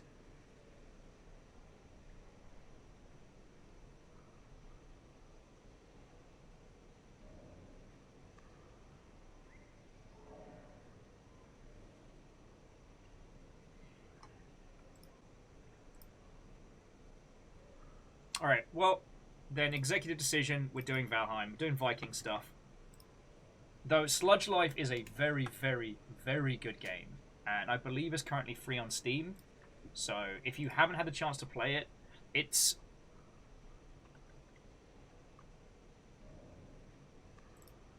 got that kind of a Jet Set Radio graffiti vibe, like filtered through this, you know, shit's already fucked, let's go.